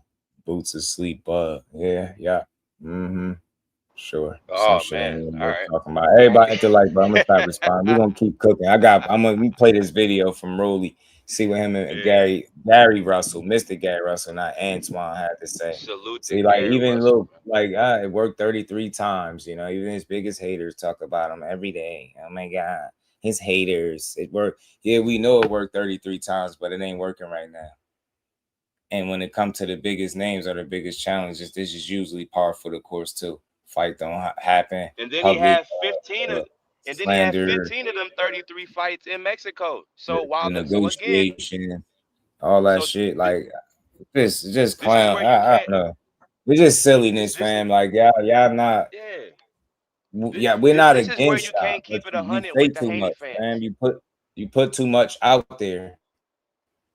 Put too much out there, and then the shit don't materialize. We talk about it, and y'all take it as a personal attack rather than an honest conversation. That's what fanboy is. Let's get to this video. Shout out to Teach, man. Yeah, I like unification. I don't even care if it got a belt. Just give me a good fight.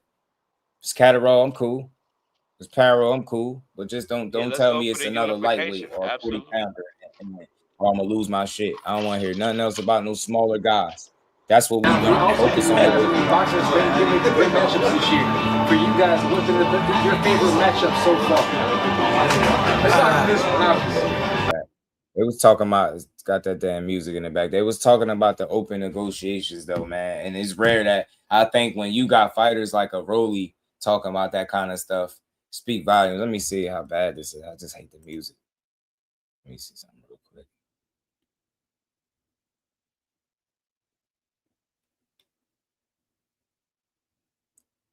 Oh shit. Schofield. So we planning on being at that fight, and God willing, he wins his next fight. That's who we'll be competing against next. Wait, he gonna end up fighting Lucas Body? Yes, sir. So my team already reached out to him, reached out to them. So it's out there. They said they wanted to compete against me. They said they wanted to fight. They wanted to fight the boogeyman. We're gonna make this shit happen. He gotta get past Lucas Body first. So Gary's saying, you know, Lucas Body fights Kid Austin. They fight. He gets the winner. If it's Kid Austin, he said they can run it. It's a cool fight. I like Gary Antoine Russell. I just think I hate the way the career went for him in terms of like all that inactivity, because definitely one of the more talented guys in the sport. Definitely some of the fastest hands that you could witness in the sport. Absolutely.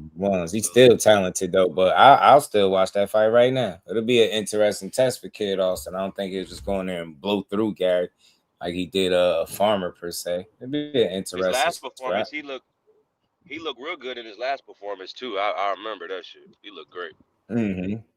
All right, there, everybody. Let's keep going. Let's see what they had to say though. But interesting though. I wouldn't mind the fight.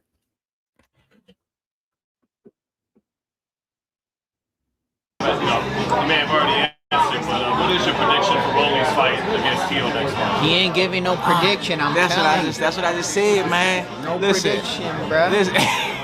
Bro, God knows, bro. Let God answer the question the day of the fight, bro. You guys want to go over here and ask all these questions like, oh, who's going to win this? Who's going to win that? All stuff. Oh, what punch are you going to deliver to knock the dude out in? Or is there going to be a knockout? Is it going to be this? Man, only God knows, man. What do you think would be a good question in these scenarios? Man, I don't know. Ask me about something. I don't know else. Don't talk about boxing. Why are we talking about boxing still? What's the price of gold right now? The price of gold right now? Yeah. What, about 44? What's your favorite meal to eat when you're not training? Favorite meal to eat when I'm not training? You got no worries with food, nothing on weight. Hey, man, you just want to eat something. What would it be? Y'all don't believe, but for real, I give it up. I gave all that stuff up till marriage, bro. It's been over a year now, bro. It's been over a year. 13 months since I've last had relationships.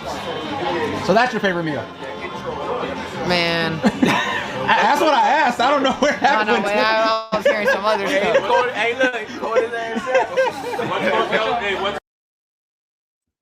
He talking about it's Mr. Gary Russell, the Big B Low. That's Mr. Gary Russell talking about fighting Schofield. And I remember they was talking, making the little back and forth. So let's see if it actually happened. I'll be surprised if they find it. I wouldn't be surprised if they found a way not to make You it to only the fight. talk about someone if you're close to their achievements. Otherwise, about managers. All right. Yeah, I seen it. So I'm just at this point. I'm just like, I mean, like, bro. Promoters airing dirty laundry out online, and what do you think about that when they start negotiating online? Man, keep business business, keep personal stuff personal. Keep personal stuff personal. You know what I'm saying? Business is business. Rolling do, Gary. Same thing, Yeah, Gary? business is business. Keep that personal stuff personal. You know, it gets messy when they do that. Who has faster hands, you or Gary Russell? Gary Russell. Don't even ask, but that's a man. Who has a faster mouth? Oh, me. That's You do. Unfortunately, I never shut up before. Hey, no, I shut up when it's convenient, though. Oh man. You have a fight? Like once again, my team, we already stepped to Kid Austin and his peoples. He has a fight coming up next. He's about, what's the kid's name he's supposed to be competing against? Lucas Body. At the conclusion of that, he'll be, hopefully if he wins, he'll be defending his title against me. What do you think about Rolly and Teal? I think it's going to be a great, exciting fight. Who wins? Perfect style. We are not allowed to pick it. Only God knows. Only God knows. Let God decide the winner, bruh. I think it's still going to be a great, exciting fight. Stylistically wise, the fans going to get what they want. You know what I'm saying? The fans going to get what they want. Thank you guys. Thank you guys. As they're about to start it up. God bless y'all. Man, so that was brief, but that's interesting. That's a good fight. But look, man, told you. Them public negotiations ain't never gonna be it. Them shits lead to more fights not happening than you'll ever see. Killing the fight, bro. And you see it. So y'all keep paying attention. When you see somebody go about it that way, just know it's a really good chance that fight is not happening. Don't nobody that's really handling business is telling people about every step of the business before it's handled. That's not even smart to do ever. Doing that. It's like counting your chickens before they hatch, right? That's like doing that. You know what I'm saying? And it's stupid to do. Because then what if one side is able to come to an agreement based off of like, okay, we didn't agree with this last number, but then let's say one side puts it out like, oh, they didn't agree with 1.5 million. Man, they ducking. But then what if the next day they come back and say, all right, we'll take, 1.4 or something, but y'all already trying to rush to put the narrative out. That's not how deals get done. People been trying to tell the fans that, but they don't want to listen to that shit. Right. Yeah, I noticed a lot of y'all. I be forgetting stuff. Y'all really, if y'all, I'm not here to defend no, or even discuss bullshit no more. If y'all think Gary Antoine Russell and the PBC sent Shakur Stevenson an offer to fight when was this? Like y'all gotta think about what you be saying sometimes, fam. Like I don't care what they saying, because they think about this. Imagine that being a situation, right? You offered a guy a fight, but when you asked about this dude, for some reason, you got asked multiple occasions, the sparring little clip done dropped all this. You get asked about wanting to fight this dude, but for some strange reason, you conveniently forget to mention that you sent them an offer to fight.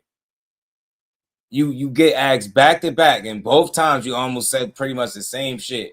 Oh, you'll be saving him for last. Don't you think if they actually sent the offer to fight him, that would have came up in one of those conversations? Cap.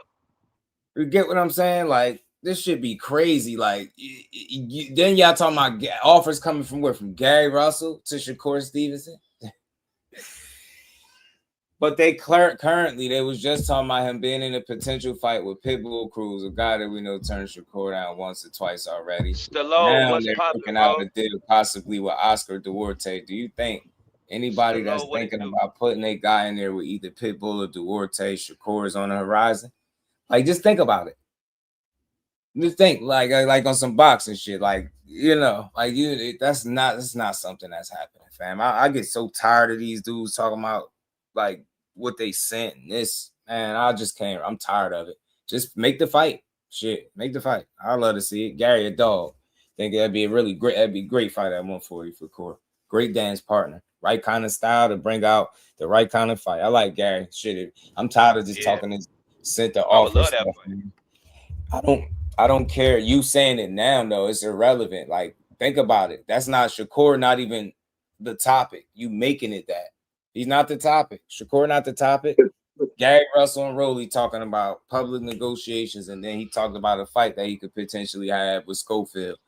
You hear him say it, and you think about Shakur, and you want me to play the clip where he says they sent him an offer when I already shut that shit down and talked about it. I'm not rehashing that. It just be ignorant. I'm not. Be chasing Damon tails. Wester, I'm not speaking for Shakur, Damon Wester. I'm saying it's cap. Why you talking about why didn't Shakur say it's cap? I'm saying it's cap, bro. He said not one word came to me. Y'all be late. He been spoke about them mentioning the opportunity. He said Matias and Gary Antoine Russell. He said that shit fucking like a nut last year or something on Twitter. Whatever year that was. I ain't have Twitter for years and years, but I think it was like last year he mentioned that. He got asked about fighting both of them, getting asked to fight somebody, and then an offer coming out. You think about it. People be skipping steps. Where was they ever in talks to fight? You really think an offer just gonna get said? Yeah, let me just offer him a fight. Nobody, no conversation. Nothing. Just gonna draw a ball. You're gonna send an offer to fight Shakur Stevenson. That's it. No conversation, no nothing. Nobody talked about this within the sport of boxing. You think that should have gone under the radar like that? Why they ain't come out at no point and be like, yeah, man, he offered to fight, he ain't take it? Why when he got asked about fighting him, why didn't he just include that? Why he ain't just say, yo, we offered him already, he ain't take it? Why he ain't say it? You're not gonna forget to say that. You're not gonna be talking about, I'll collect the belts and fight him for last. It just don't make sense to say it. You get what I'm saying? Like you would that's gonna come right to your mind. If somebody keep asking you about would you fight this one, you can be like, well, shit, we would have fought already if he would have accepted it. Don't you think he would have said that? That's why I looked at the time and I side-eyed him a little bit. I said, offer? Like, why you just conveniently left that out? And then he said on Twitter, like, something, I don't think Shakur fight me. He ain't say, yo, he got offered to fight. He didn't take it. He just said that. And then he responded to that. Why not? Then I remember that tweet. He said not one word came to him about it. And sometimes that's just how boxing go. But I don't be wanting to defend goofy shit like that. It's stupid. Who cares? Just make a fight. I would like to fight between both of them. I'll watch it. It's a really good style matchup for sure. You know what I'm saying? I don't be trying to defend. Like, I'm not that guy, yo. I'm not the guy that want to defend every narrative. Like, now, false narratives, but I already talked about it. But don't think I'm coming to his league to try to convince y'all that if you want to believe that he ducked 25 people and, it started from 126 and now have at it. That's just a waste of, that's not a good boxing conversation for me because it's not real. You're right. Hey, that's real. Unrealistic. 4-4, what up? What up, man? What up? Listening to the topics, man. That's good stuff, man. I'm in total agreement, man. I'm just gonna be honest. Like I said, and I'm gonna stand on it. they are the cause of all of it. You know, I don't. They create all the confusion, got people thinking one thing and another. Man, and that's just it. And they continue to do that, dirtying up negotiations, bringing things to the public. That stuff. That I don't know. I don't understand why people don't even see that just as a fundamental. Like that's not how you do business. Like who does like think about that? That's like someone coming out and discussing the DAZN deal that he kind of has and before he even was able to kind of do anything, you know what I mean? Like who does that? You know, he was able to negotiate things, get it to where he needed to get to. And once he got comfortable to really talk about it, he talked about it, you know, he made a decision. And that's just how business is supposed to go. But when it comes to, and so my question is that why do you think they take that approach in the realm of boxing business? That's my question to the panel. Why do they take that approach when it comes to boxing business, opposed to other managers and other individuals in boxing business who don't really do that tactic yet, and still fights are still happening? Because I can answer it real quick. Because other teams don't have access to 1 million channels like a specific team does. So when you put out a narrative, you have a dedicated team that's gonna make sure it hits home with at least 30 to 40% people and cause a conversation. That's why you don't see other people moving like that. My next question to you then, what is the motivation behind utilizing those teams? I get it to project the narrative, to promote a narrative, but what is the ultimate motivation then behind the person feeding these teams that, which is obviously if you have enough people, if you have enough people on the bandwagon, you are the face of boxing. If you have enough people screaming your name, you're the number one guy. Understood. It's a race to get. It's a race to get to the masses. You got Ryan Garcia, a mega face, versus Devin doing the kick deal and all this other stuff. It's trying to get a fan base. Devin Haney hasn't even really ingratiated himself in the kick space to be like a influencer, to be cool amongst the young. If he did that, he probably would have more, you know what I'm saying, more fans. But that's why. That's their method. Instead of going the kick route, they'll go the propaganda. We're gonna tear each other. We're gonna tear the other fighter down. I.e., they ducked us. They don't want the smoke. They're scared. We're better than them, and that's that. That's how they want to do it. That's how they've been doing it. I'm not speaking it. This is what's on record. So everybody mad at me for saying that, y'all can kiss my ass. This on record. Real talk. Yeah, I have to agree with you 1,000%. I just want to hear your take on it. Yeah, but that's the deal. That's how it is. It's kind of sad and funny to me because at what point does it get old? Like I'm like, at what point? Like, I mean, where are we right now? You know what I mean? Like, there is Jack Catterall agreed. so we're all like what's the holdup now? I mean, he agreed, right? So what's the holdup? This shit is funny. This is funny. Come on, man. Pablo, how old are you, Pablo? I'm genuinely curious. I'm genuinely curious. Like, it's how old you are. And don't just say some random age. I'm gonna think you gotta be lying. Don't say you older than me. You can't be. No, we're not talking about nothing at 35, yo. We're not ever having that conversation again. Matter of fact, hold on, I got something for you. I got something for people. This is why I be keeping these clips for people like you. That I'm gonna tell you, and I hate to say this. Like, I'm just like you, man. So what was the money? What was the 25% of what? He ain't tell me that. Just like so you ain't gonna tell me that. No, but I'm saying is, so what is 50% of what then? Whatever the pot is, y'all know what the pot is. You know. That's why you offered him 25. That's why he want 50. Wait a minute. How do I know what the pot is and I have a shop to fight? What you mean? You said it yourself when you first got on here. The promoter gives you the number. Ness, Ness, I don't know what you and Devin is going to get until you and Devin decide behind the scenes that it's about to be a fight. And then I can go shop the fight, right? And see what I can get, right? If I know, Ness, that I got to give you $1,000, well, Devin, how much do I got to give you? Well, I want a percentage of what we get when we go get it, right? What do you mean? So this is even worse, Bill. This is even worse. This means there was never no deal. This means you was trying to get him to agree to 25% to then go to Bob, then go to Eddie, then go to. Now tell me, what fight have they made out of 33 fights that y'all like bragging about? When I know for a fact most didn't see at least more than half of those fights. I know it. I know for a fact. I know. Because when I told y'all to fought dudes with 25 losses and shit like that, y'all was clueless. He fought at least 3 people with 20 or more losses on that way to 33. But anyway, that's why we don't talk about this 25%. Do you see that? You ever seen him make a fight that way? Offer somebody a percentage and just shop the fight around? Why didn't they do that to Lomachenko, y'all? That had even less than Shakur to offer because he had no belts and he had 2 losses. Why did he get treated fairly? And that's one of the best clips. Things that That's make you one go, of the best clips. crazy, man. Don't ever mention nothing about ducking at 35 again, right? Because if you're a real one and you got common sense, I love that clip because that's one of their biggest supporters. What did he just say? This is even worse, Bill. That means it was never no deal. I mean, you wanted them to accept a percentage and then you shop the fight. He would have been a fool. You'd have let him wrap him up in that blender, fam. Shout out to Robert. Shit is crazy. But if you would have came up here on your platform, Justin, said that first, they would have dubbed you a hater. You see what I'm saying? Yeah, I would have been a hater for sure. That's why I like playing the not even neutral, the ones that really rock with them, but still gonna keep it real with that.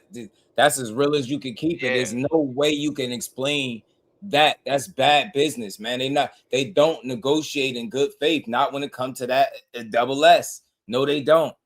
No, they uncomfortable because they know what kind of skill he got. They know firsthand. You hear how Bill was copping plea on that damn tape. His first couple seconds was him telling you Corey beating his son up. I swear you can't make this. The first couple words, the first couple seconds of that video, he's talking about Corey beating him up. And then you see why they go about it this way. That way, that I'm with Behind the Hands TV. We ain't never seen that fight. The weight discrepancy, I don't think Devin's scared, but the only way he fighting him is if he has an advantage. And don't tell me the same thing for Shakur. He said meet him in the middle. If you feel like that's an advantage for Shakur, that's why your fighter needs to just focus on his weight class. I said this all the time. I don't even care no more. Let's keep moving.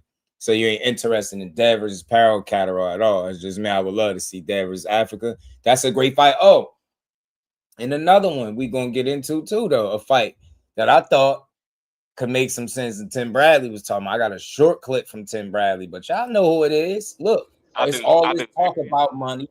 It's all this talk about guys wanting too much, pricing themselves out. Right?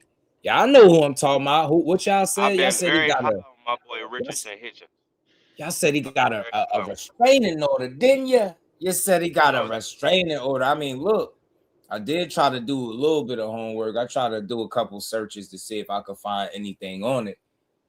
But word is that there's no official restraining order, filed from Tiger Johnson on Devin Haney. Yeah, they said, look, I mean, I tried to search it. Both of them said the same thing.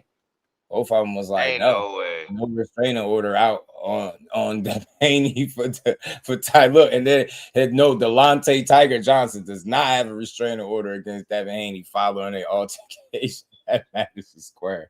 So look, all I'm saying, you need an opponent. Everybody else asking to break the bank. I don't think he could ask that. And he told y'all October 3rd he'll fight y'all. Now, when I say stuff like this is just, I think, a cool fight. If you can't get none of those other guys because they're crying about money, this is a dude that I don't think is in a position to be able to do that. If you was about to fight a guy with 15 fights, you could fight the guy with, I think he got 17 or so, something like that. So, I don't know. You know what I'm saying? I'm just saying it don't sound like a bad fight. Don't. Especially when you got guys removing themselves. Like, you crossing names off the list. You should have crossed Boo's name off the list, but you got there. So I hope you actually fight him one day. Shakur, Keyshawn, Ryan, T.O. T.O. said no to you before. That's a lot of risk. But look, I think low-key this be a cool fight. It ain't the end of the world if you lose to somebody way more experienced than you. Skill for skill, I think this would be interesting. I'm not saying Tiger Johnson beats him. I'm not even making no pick. You know what I mean? But I noticed that, I did a couple of different searches to see if I could find anything about a restraining order at all. But both of them's like, nah, that shit just some stuff that, and one of them went deeper. They was like, man, nah, that's just some stuff that they said on the internet following their altercation. And I'm like, bro, regardless of what, y'all jumped him on camera. Nobody wants to hear that weak stuff. And Richardson Hitchens would be a great fight. He looked good. He looked sharp, snappy with that jab. He looked strong at 47. He looked, healthy up there. That'd be an entertaining fight. I'm with ETB. I think it'd be a good one. Yeah, Africa got that pedigree, man. Africa could fight, man. He could box his ass off. Be a good fight. Debo dead, man. But yeah, man, I think this fight will make some sense. Hold on. I got this clip from Tim Bradley. He was talking about this too. And I'm like, dang, he put the thought in my mind. Like, yeah, he won't break the bank. You know what I'm saying? But I keep talking that restraining order stuff, man. Nobody want to hear that. I don't want to hear nothing about no restraining orders. We want to see fights. You know what I'm saying? And again, when you got guys not willing to get in there with you, whether it's because they asking for too much money or whatever the case may be,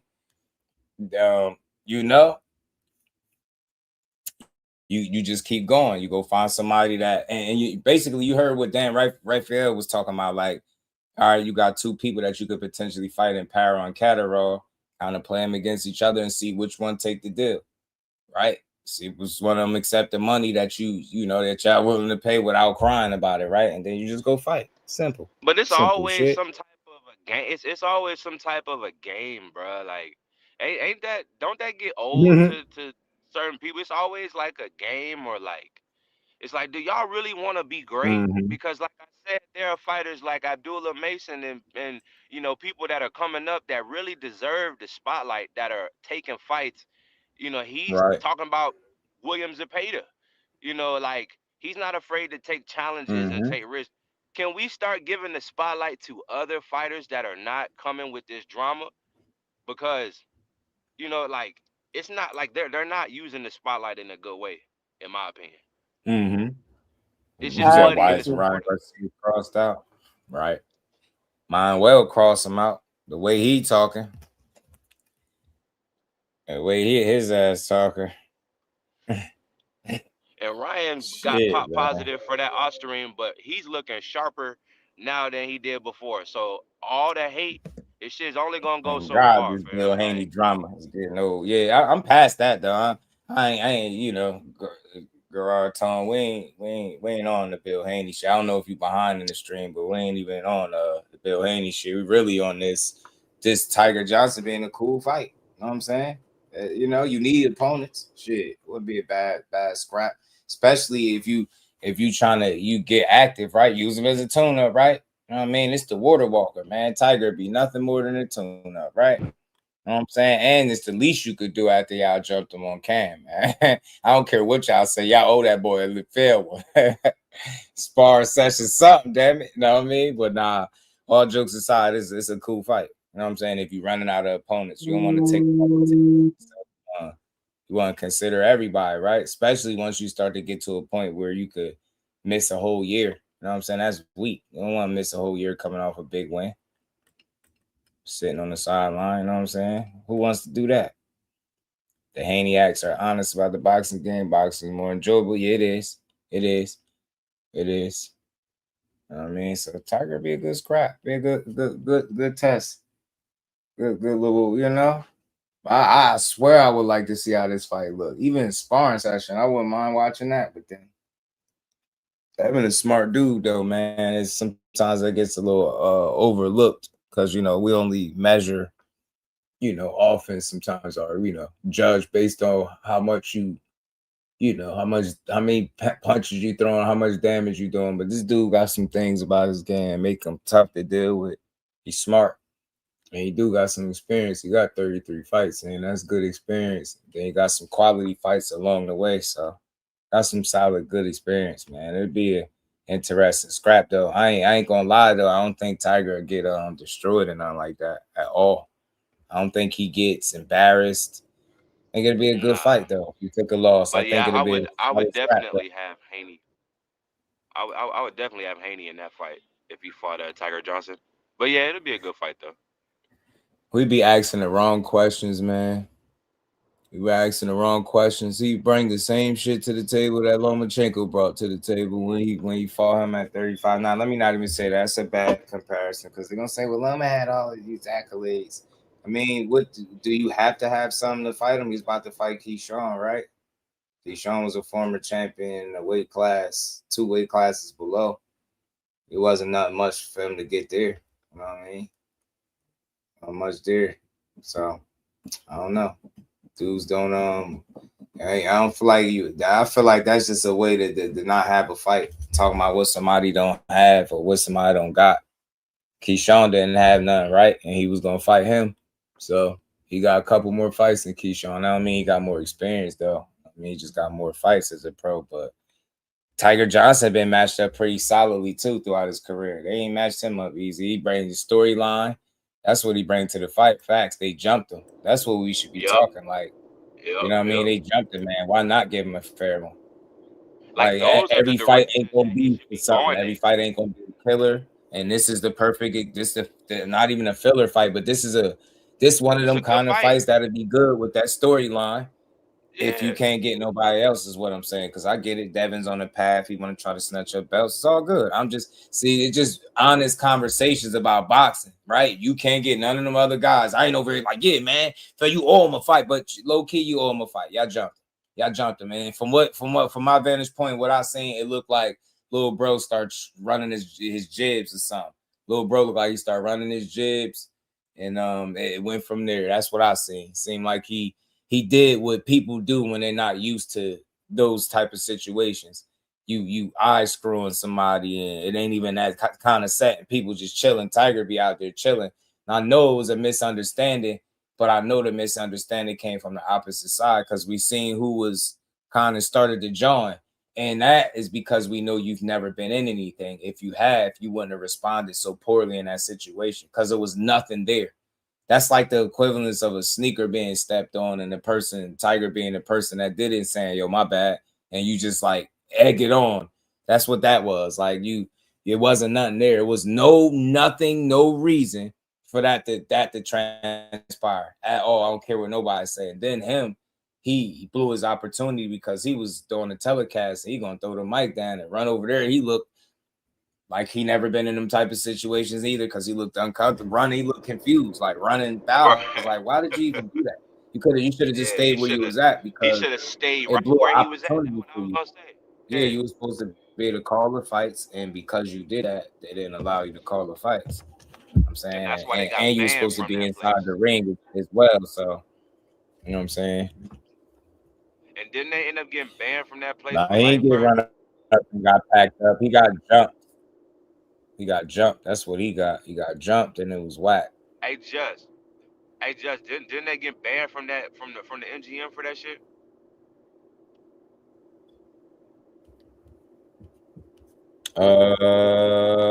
I forgot. It was some issues for sure. It was some issues for sure. I think they got. I'm trying to figure out. Hey, Kurt, are you talking to me? Yeah, you know what? Let me do it again then. Yeah. Let me remind you where you at. Like, y'all dudes, keep it respectful. That's all I ask, bro. But y'all be forcing conversations. Y'all, and look, pardon my French, but y'all on Shakur, you know what? I was about to go there, but I'm gonna chill. Y'all on him. Y'all forcing the conversation. He not in the title. I don't got a thumbnail with him. Why y'all trying to force the conversation? Yeah, your favorite fighter can't beat him. Fam, just get over it. I don't want to force the conversation about him. We're not even talking about him. You get what I'm saying? Y'all do this shit every day, man. I don't want to hear that. And Kurt, you got a problem? See your way out, weirdo. You're getting a little brave, man. On the other side, think I ain't gonna see you trolling on the vertical side. I know how to get to my vertical chat. And then now you timed out for half an hour. Let's see how much you typed in. Talking crazy, fam. Gotta relax, bro. Just relax, G. That's all I ask. Be respectful. You can't do that. You might need the head stage left. That's all. Stop whining. Y'all be wanting to force it. Y'all like little kids. And I mean this with the utmost respect. Some of y'all I be having to consider. Some of y'all, what's the solid way I could say it? Some of y'all touched. I'm gonna say that. You know what I'm saying? Some of y'all, you know. ain't the sharpest knife in the drawer. I'm gonna say it like that. And I gotta remember that because you can tell the way some of these people be typing. They not whatever age they say. Like I was asking somebody the other day, and he said something like 38, 30. I was like, not typing like that. Your mind don't. Grown men don't type like that. Grown men don't like spam chats. Like I still to this day, y'all don't even know how to spam a chat on everything I love. I do like. I just never thought of like putting a comment like spam in the chat. Some of y'all be a little off. I'll be having to remember that, man. Like some of y'all ain't too bright, man. A little touch. But back to this, man. Back to what I was saying, man. This was a cool conversation, man, because his name comes up because it's you in that position where you've done a lot, you've accomplished a lot. It's a lot more you still can accomplish, but you at the point where I think you're established, so you do command a certain amount of money. And I think with that, you not being the biggest of draws, having that, overly exciting style, right? You're a pure boxer, like my guy. I think you need the right dance partner to complement your fighting style. And I think the same about Conor. It's been said is that they both got that going on about them. Like, and that's for any fighter, you need a great dance partner. But for them being pure boxers, you put them in there, you get them great dance partners, man. They really could showcase what they are and who they are. So when you hear me talk about this Tiger fight, it's a solid fight. You know what I'm saying? I don't know why anybody would be crying. It's a cool fight. Just don't know, man. You just never know what could happen, man. After seeing Gary lose to Loma like that, man, I was like, man, anything can happen, fam. Like look at that experience gap there. Look at that experience gap. That's crazy. Like I can't think of nothing off the top of my head that was caught me off guard more than that. Watching Loma fight Gary Russell Jr. I was like, wow. Even though if he got credit for that knockdown, it would have been a draw or something. But we're gonna let him make it. You know what I mean? Shout out to Gary because he held it down. Yeah, it'll be a good fight. You know what I mean? But as far as like if you're gonna always fight with somebody based off if they have something to offer, I mean it's gonna be people that you don't fight. Because it's so many times I can go back in your fights and it's guys that probably ain't had much to offer, but you fought them.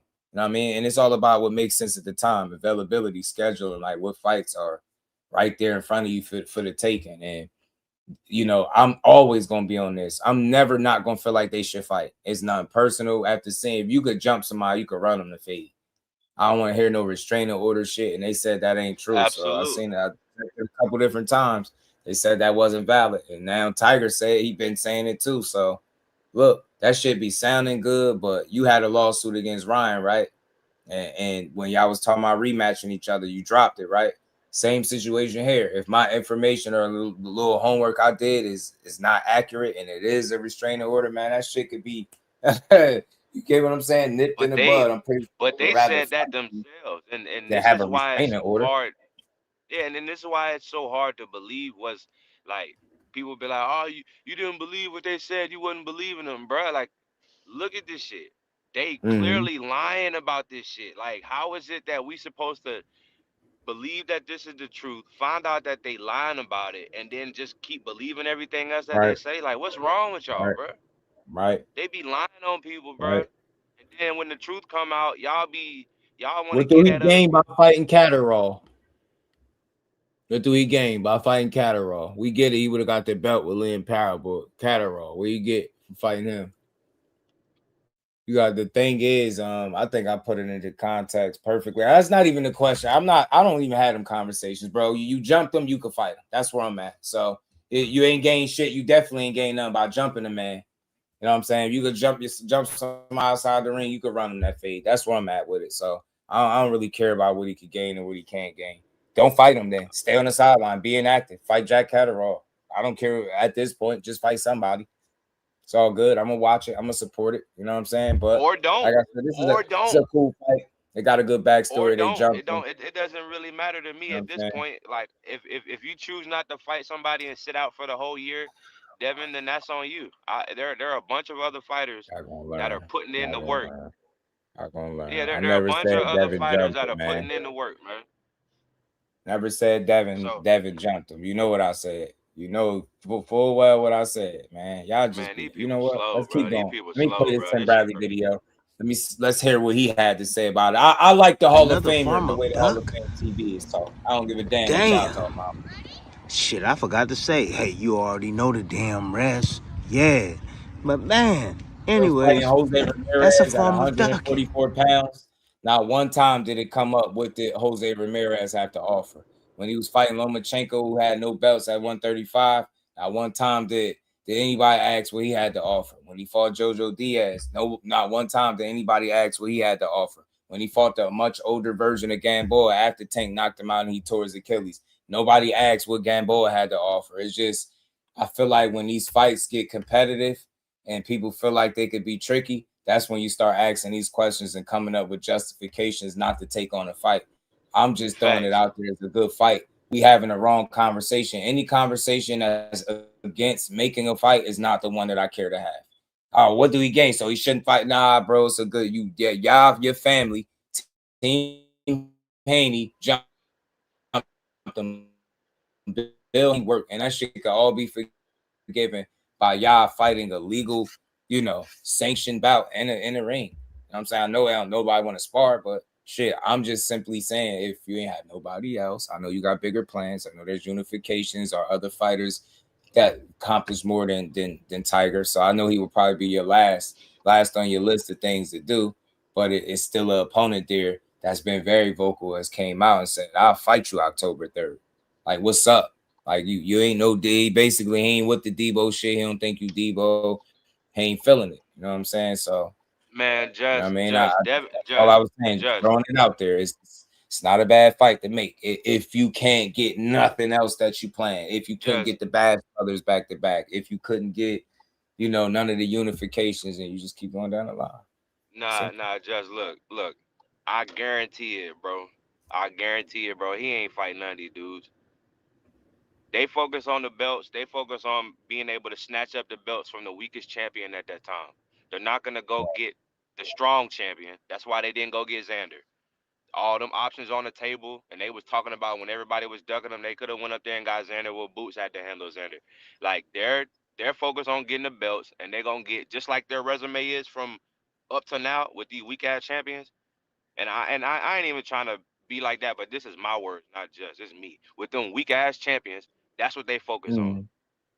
They focus on trying to snatch the belts up from the weak-ass champions. They not going to fight Ryan. They're going to say he's still juicing and he never been tested, even though he's under the WBC rules. And them niggas, and them people are tested to be, you have to be tested to be the champion. He's not going to fight. He's not going to fight Boots. He's not going to fight Tank. He's not going to fight Shakur. We know he's not going to fight Shakur. He's not fighting Tiger Johnson. Because if anything happened in that fight and Devin Haney get clipped, that whole narrative thing go out the window. So he's not going to fight these guys. It's all going to be just let it happen, and then it's going to be clout. We're just going to use it for clout, and then we're going to go in the ring against a C-level opponent and look good against a C-level opponent. That's what they're going to do. Yeah, it's gonna be interesting to see it play all out. But like I said, depending on how these people make me feel, because I'm starting to lose a lot of respect. I'm starting to talking about him is starting to make me enjoy boxing less because of his people. Like, they weird. So you would, and I say this as humbly as possible. You will want somebody as solid like me that really rock with him to be speaking on him. And not doing what these other dudes doing. If I stop speaking, I ain't saying I'm big, this or that. That's just one less person that's really going to bat for him. And y'all really too weird to realize that. The dude he's successful in life. I salute that as a man to man. I like what he's doing with his career. So, I'm going to always ask questions about who you fight next. Again, if I was seeing Shakur, for the most I've had a conversation about who he's fighting next is when I was seeing name after name fall out. You know what I'm saying? Then you end up fighting a guy like De Los Santos. I was like, you get me? I was seeing something similar, but not, just where you had to go down a list. Devin Haney is having to go from this. Everything is not his fault. I get it. You just got to continue to move on. But it's something to learn from all of this, right? It seemed like anybody else that's being called the face of boxing is not having these kind of difficulties with the money side of things, all right? Because look, you had different scenarios. With Rolly, he was trying to recoup a certain amount of money up front. You couldn't get it, right? That's not a problem that a face of boxing is gonna have to me. Then you go into the purse biz. It's not something that a face of boxing is gonna have to do, in my opinion. Then you go negotiate with Paro. They ask for too much. That like you got consecutive money problems and back to back fights, and it's like that's why I got questions. And if you really listening to the conversation, you know, it's just an honest conversation about like, damn, I didn't expect to see this from him. It's like I can see if I'm rooting against him, like, see, you don't fight nobody. I told you, Haney's the one fight. I can see if I'm up here doing that, but it's like, damn, this is interesting, man, because you know you hear about the contract that's worth more than $100 million. Then you start to wonder, like, okay, right? We be looking forward to the fights. We be right. looking Then forward you to the start fight. leading us to believe y'all To the going in a news. certain direction. Yeah. Okay, we don't care if you went the other way, but the Yeah, we reason be why we looking do it forward to the because fights. yeah, you going to it just you confuse the people. You know what I mean? I get it. You made a good business play or whatever. According to you, you took less money to do the deal over there, and I can understand it because you said it had more fighters, but you know, if you ain't being blocked or stopped from being able to fight on the other side, why wouldn't you go with more money and the people that had to fight that you claimed for the last 2 months that you wanted? You get what I'm saying? So it's pretty strange. It's weird. You know what I'm saying? It's weird. And that's a partner that takes 85% of purse. Going to be hard to get a great fight. Yeah, I mean, in cases like that, if that's the case, if that's the split, shit, I don't think that's the case though. Debo's The not the shit face weird to of me whenever y'all got people like Devin Haney that got problems like what absolutely Just not. describing. And Absolutely then y'all not. have Shakur Stevenson that don't have as many issues making fights, but y'all say the one is more of the face of boxing over the other. That's what don't make sense to me. It's like how when like one guy's track record is like you consistently had these failed negotiations. But then this other guy's track record, he's been consistently moving up and defying the odds of what people thought was gonna happen in the fight and proving people wrong. Like, how was one over the other in other people? I don't know. It should just be tripping me out sometimes, bro. But I mean, yeah, people can think whatever they want. Everybody entitled to their own opinion. Salute. Right. It's just hard to have conversations with y'all because y'all not gonna keep it honest. Y'all want to exaggerate when it comes to one person, but Right. everything Right. else is like, oh nah, like he did this wrong, he did that wrong. Well, bro, what about all these failed negotiations? What about this and that? Like, what about these deals that y'all said that was happening but not happening? All we be looking for, Right. like me, I'm looking forward to the fights. I got videos on my channel breaking down how Devin Haney's a great fighter, but I'm not finna over pedestalize no fighter. I go off of the performances that you've shown me. A Brian Norman performance is not a Jaron Boots Ennis performance. It's not a Keyshawn Davis performance, even though he didn't take the offer and we could say I'll say he ducked the fight. That's cool. But a Brian Norman performance is not an elite level performance. I have yet to see Devin Haney do something elite with an elite level fighter. And until he do that, I'm not going to put him up there. I don't care what the people say. And that's for every fighter. Every single fighter has that standard. Shakur, Lance, what Jaron, up? Abdullah, they all have these standards. He'll never be the face of boxing. Devin Haney will never be the face of boxing, fam. He's never gonna be the face of boxing. And that's not a diss. It's just, you know, some people got it, some people don't. If that was what was in store for him, his trajectory would be much different. He'll never be the face of boxing. Let me go a step farther for you bitch ass, soft ass dudes. Shakur Stevenson, one of the names of boxing, but to be the face and recognized across no, it's never gonna happen either. It's for whole ass dudes like him right there, and I ain't gonna even say his name. I'm tired of y'all. Y'all really make me sick.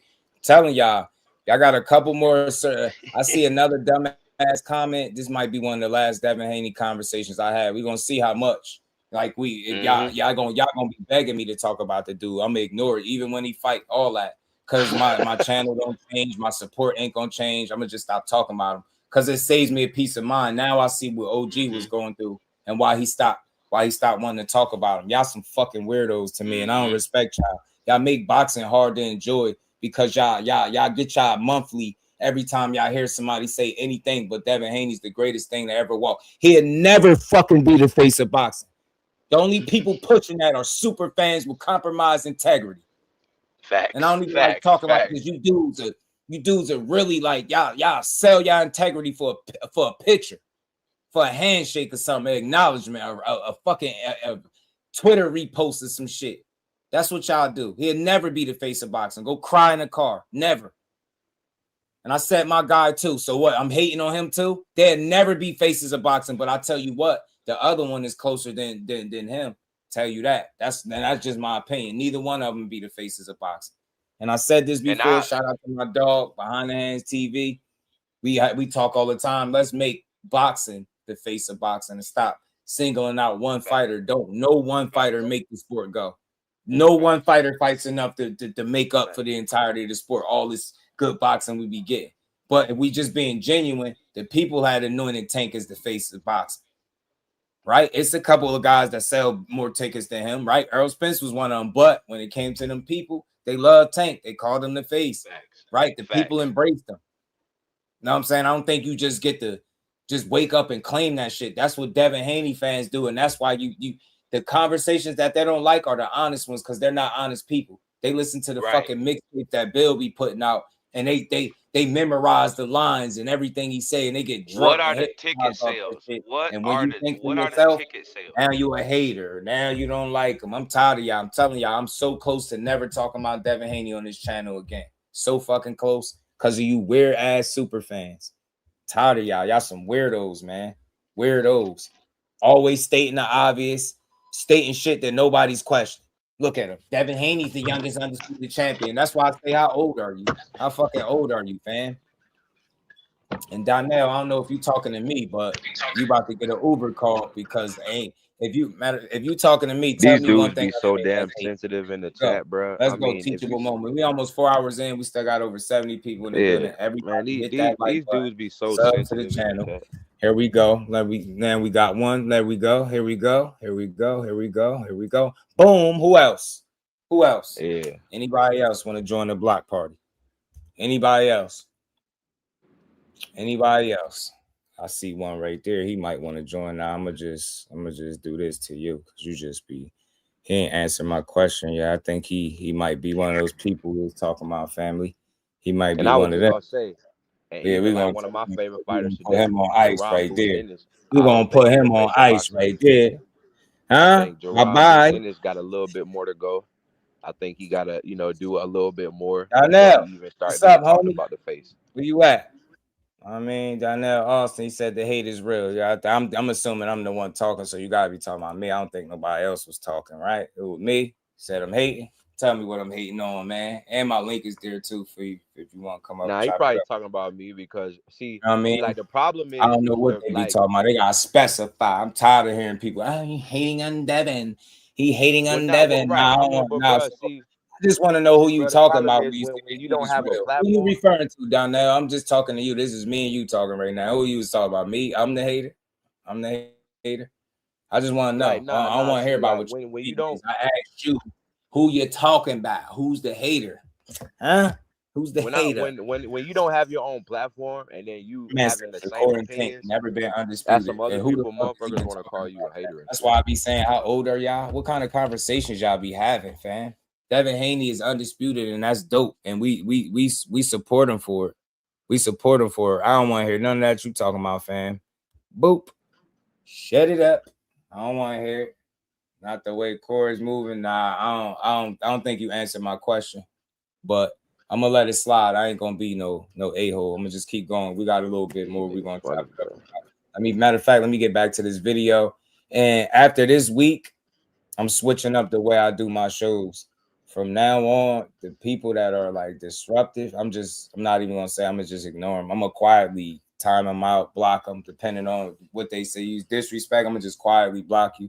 I'm gonna stop responding to y'all. Y'all not supportive, y'all disruptive. And then when you get called out for saying shit that you can't validate, then you say, oh, it's just the opinion. Nah, fuck your opinion, fam, because if you're going to say somebody is hating, then you should be able to list some of the things that's making me hate. If you can't, then you just talking. And I don't want to hear about you just don't like the truth. I'll block you. That's all that is. It's not your opinion. It's the disrespect. So, I say this all the time. And I see why You know, I think one of the mistakes, and we off topic real quick, and we're gonna get back to this Tim Bradley joint. I see why people ignore their chats. I used to wonder like why shows do that, why they just only talk to the people that be on the panel and they'll only acknowledge people. I see why now. Because these people are not here to support. They're here to have their opinions read. They want your attention. And then they want to slip in a little unnecessary, tough talk. Then when you put them on the Summer Jam screen, it's, oh, I have an opinion, buddy. Nah, I don't want to hear that. Yeah. I don't want to hear that. Just keep it respectful, fam. You know what I'm saying? That's all I ask. That's it. Is that too much to ask? Nah, that Shakur fight ain't happening. Dudes don't want to fight Shakur. That's all I'm standing on until I see otherwise. They don't want to reach out. They don't want to. T.O. wanted to fight Shakur. That's why it happened. T.O. wanted to fight Shakur. Until them dudes do that, I don't care. You know what I'm saying? That's how you make a fight. Off the internet, you know what I'm saying? Where it matters, do what you need to do. You know what I'm saying? When you are not lock and step with Bill and the Devin Knights, that's a good one. And you call the head thing that is not consistent with the That's not consistent, right? Exactly. That's a fact. That's a fact. All right, shout out to you down there. Pardon me, shout out to my dog, man. Shout out to my dog. Yeah. Had that conversation by yourself, but we all good. Let's keep building. We got this little short Tim Bradley video. I was gonna say, I got this. Who else was it for then? Because we can address that real quick. If you want to drop the link, like I'm open for all of that shit. I don't know then, because there's only 2 other people up here. That's another form of ducking right there. We damn, who else is? I mean, who else can Debo fight? Damn, shoot. I got a guy. I got a guy that you can face, D. And guess what? I personally don't think it's gonna be too expensive. No, it ain't gonna be too expensive. You can put more money in your pocket. Yeah, right. You can put more money in your pocket, big dog. Just a suggestion. That's all. Shit, I think you in a lawsuit with him too. Anything. Just somebody. Yeah, I heard. Yeah, I seen the little clip and stuff. Yeah, I seen my dude Tiger Eye get rolled up. I seen Baby Debo hit him. On the film. He supposed to be. I guess y'all in court right now, litigation right now. But why don't you give that guy a fight? I mean, look, there's a selling point. Yeah, there's a selling point. I mean, I think it's a fight that people wouldn't mind watching. Yeah, it'd be a good-ass fight, I think, for Dev. And he could be able to defend his title. That's what he needs to do. He needs to be able to defend his title, man. He needs a voluntary defense. And he's a top-rated welterweight, too. So, yeah, look no further. Now, your op, and supposedly, allegedly, y'all jumped him. Yep, that's what he going around talking and saying. Y'all jumped him, man. For real, that's what he's saying. And it's fitting for the occasion right now. Yeah, especially after all these other ducks. Quack, quack, quack, quack. Damn, it's duck season right now. Damn. Man, Lord have mercy. You would think that a guy with tremendous punching power, right? You would think that everybody would try to duck that smoke, like a Mike Tyson or something like that. But damn, you got... Yeah, Canelo bringing that revenue. Earl Spence arguably used to sell a bit more tickets, but Canelo got his country. People know that, but outside of him, the guy they was calling the face was Tank, because he a viral dude. Like his fights, they're not fights, they events. It's a difference. Like it's like a zoo when you fight. And I mean that in a respectful sense. Like it's packed. Like, you know what I'm saying? You packed. It's, man, everybody be there. You get what I'm saying? And he got the kind of he's the kind of attraction that even if he bring the culture out, he bring the hood out. If you're not the biggest boxing fan, you still want to be part of the event, to be seen. That's one of them, because of the who could be there, who you could run into. Yeah, man. The average fighter all type of people there doesn't generate that type of interest. And me as a supporter of all these dudes, and y'all know where I'm at and who my guy is, that's like me sitting up here trying to really argue y'all down about him being the face of boxing. Like, just imagine me getting up here doing that. It's just a stupid argument. It's dumb. It's like you can see that the people have, like, he moves the people in a certain way that not like a lot of his contemporaries can't, and that's true. But I do think now, you know, after seeing these guys for so long, it's just certain fights that I think the public would demand of him more so now than ever, because he's been here for a while. You 30 plus fights in, so now I think it's getting to the point where people, they ain't tripping about who you fighting, but I think it'll be a bit more of a demand for you to fight those other guys. You know what I'm saying? But he's a real attraction, and there's nothing wrong with it. You know what I'm saying? He the guy. Get me? Like, I was making a joke about the video he did a while back where he turned the phone on live for a second. He did like a crossover. I called it a broke crossover and just ended the live. I'm like, yo, Tank is a fool. But everybody was talking about it. So that's just an example of how viral he is. Like, remember when he said, I'm already ready to go to 40, bro. Like, We that already ready to go to 40, everywhere. bro. You get what I'm trying to say? Like, that's proof. The proof is in the pudding. It's not just the numbers. It's every little thing he do. Look, they supposed to be in deep negotiations with Shakur or whatever the case, and the Keyshawn is the focus. Tank say something, and now they negotiate with Tank. Do you see how the focus shifted so fast to him? That's drawing power. That's being an attraction. He's the kind of guy that if you get the opportunity to fight him, you will consider not going a different direction and fight him. Like, that's because of what he's capable of bringing. For example, Lamont Roach had a slightly bigger deal up front on the table, but the upside from the Tank fight was bigger, so he took it. Do you get what I'm saying? So that dude just viral, and there's nothing wrong with giving him his flowers. He moved the people that way. Like, he got women, older women, they feel like that's their son. Like, you get me? When you able to have the people connect like that with you, it just is what it is. You just was one of the chosen ones. and I can see it. They love that dude. They let go. They'll argue with you. You can't even quote something that somebody said without somebody attacking you for it. Like, it's different. Like, they love them some Tank, and that's just what it is. People rock with him. You know what I'm saying? Rob, what's good, homie? Shout out to you. So, you know, he's an attraction, man. But this what Tim talking about. I like it, man. I think it's just it's an ideal. It's something that could be there. Like, especially the rate you going, you would not want to take fights off the table for yourself. You know what I'm saying? Especially when we just seen y'all assaulted this man in front of everybody. You get me? We got another one, man. Still, I feel like even entertaining it, not in a negative way. Hey, DD got time. Yeah. Bro been begging This for because attention, I bro. really like to communicate with people. He been begging for Listen to attention, this, and bro. you tell me what undisputed was he supposed to take. Just this the last time I play this clip today, and we're gonna get back to Brad. Listen to this, fam. So what was the money? What was the 25% of what? He ain't tell me that. Just like so you ain't gonna tell me that. No, but I'm saying is, so what is 50% of what then? Whatever the pot is, y'all know what the pot is. You know. That's why you offered him 25. That's why he want 50. Wait a minute. How do I know what the pot is and I have a shop to fight? What you mean?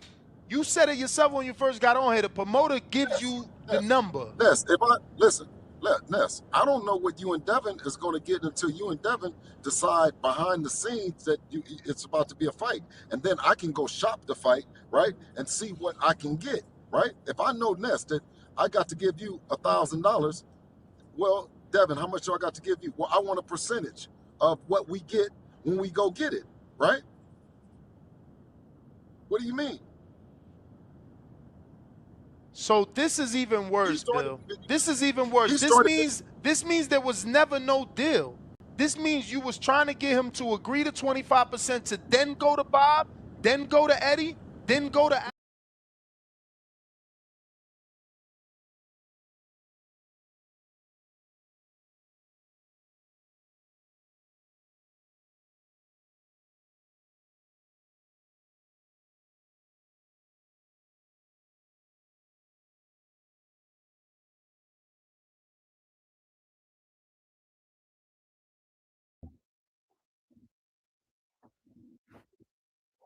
That's why you offered him 25. But shout out to you, DDG. But look, that was pretty much that's my answer right there. He up there with a supporter of theirs, right? And what he wants to know is how do you basically there was no deal. So how is he gonna accept undisputed? In what way could he accept it? If it was really no deal, if he was gonna wait till Shakur agreed to a percentage and then shop the fight around. Have you ever known a fight to get done that way? Shopping around after the fact, right? You can't offer somebody 25% of nothing and then go bring it like it's ass backwards. You know what I'm saying? So that's pretty much what my answer is to that. Like he played games with the people. Bet we Played not gonna games, get a man. response for that right there though. You know what I'm saying? So yeah, he said he never knew that. Yeah. So that's why I wanted you to know you don't make fights that way. You get what I'm saying? A Fights are not made that way. bullshit. A bullshit. A bullshit. You gotta be No. you gotta be careful where you get your information from, brother. People be spreading misinformation, bro. And you probably a real boxing head. You probably really like the sport of boxing, and people be leading. This is why I don't like people that be spreading lies, because y'all be leading fans Yeah. astray So that got an what I honest like is take and love for the sport of he was boxing. willing to accept what was being said. So I respect it. Like at least he you hear he's like he ain't even know that. A lot of people didn't know that clip exists, and they still to this day they be like, why he ain't take it? And when you listen to that, that is a clear understanding of why he didn't take it. Even Ness would have stalled him out if he could, but he was like, yo, this is worse. Like there was never no deal. So when people say take something, you just heard Ness say straight to his face there was never no deal. You get me? It was nothing. That shit was it was a smoke screen.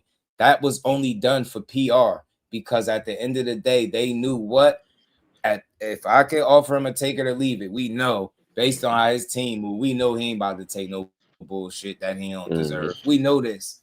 You get me? And if they really wanted to fight, they would allow the sanctioning bodies to make a split, like and just fought him. But even real ones know they're like, nah, he vacated his title, moved up. It's not ducking. It's just a smart business for him. It would have been very stupid for him to fight Shakur at 135 pounds drink. You get what I'm saying? Just a stupid move. He had his last 3 fights was there drink, both Cambosis fights and Loma. You get what I'm saying? Why would he fight Shakur, who's arguably better than Loma? You get what I'm saying? And you're gonna be drinking him too. That's stupid. He was never gonna do that. You was living. I don't care about Shakur on saying that. it was a contract. I know what happened at the end of the day. You just heard that, right? It was never no deal. Bob Arum said that the offer never had any substance. The people that matter really said what they needed to say. I get it. You're going to try to hang your hat on the Shakur shit. Shakur got his team to write a letter to the sanctioning bodies trying to determine that, or make a case, should I say, that he deserved a better split. Before they could make a decision, Devin Haney vacated his titles and moved up. End of discussion. If he really wanted that fight, he would have stayed there. He would have allowed them to make the split, and they would have just fought. It's that simple. Other than that, if you still chasing your tail on that, then you basically saying you believe Devin was going to fight again at 35, and you believed he should have just took the take it or leave it of nothing, 25% of nothing. Think about that, fam. You will never see them offer a fight like that. Do y'all don't question why he didn't do that to Lomachenko? Because they ask you quick, well, what did Shakur has for Lomachenko? What did he have to offer? What did Loma have to offer? And he had 2 losses. He had no belts. He had 2 losses. Shakur at least was undefeated, right? At the end of the day, right?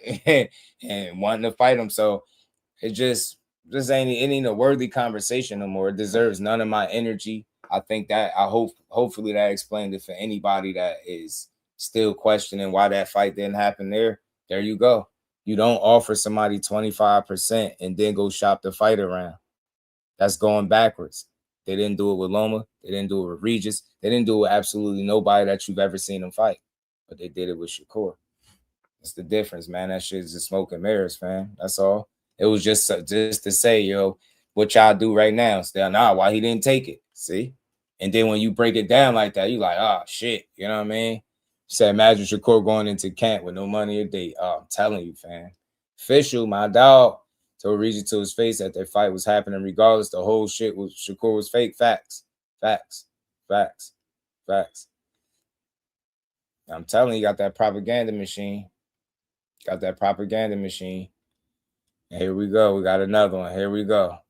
Y'all hate on Devin, this and that. See?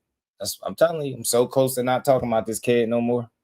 Swear, just so I ain't gotta hear it. Then they gonna be mad at that. Watch. Because I don't have to talk about him. It ain't even that deep. I do it because I show y'all how you know. You know, I'm gonna call the bullshit out, but I'm gonna still show him love. You know what I'm saying? So shit is ridiculous. You know, it ain't nothing more you need to hear than that, Donnell. Respectfully, ain't nothing more you need to hear than the fact that it was never no deal. They didn't even agree to make a fight. How could it be a deal in place when they didn't even agree to make a fight? Bill told y'all that too. We don't know it's a fight until the two fighters agree that we gonna fight. Then we know what the split is gonna be. They never even agreed to that. Why would he agree to a split and they ain't even agree to fight? All the answers is there in that clip. That 1 minute clip, 1 minute with however many seconds. Perfect. Perfect. Well said. Well said. Let's keep going, man. Let's get this Tim Bradley back going.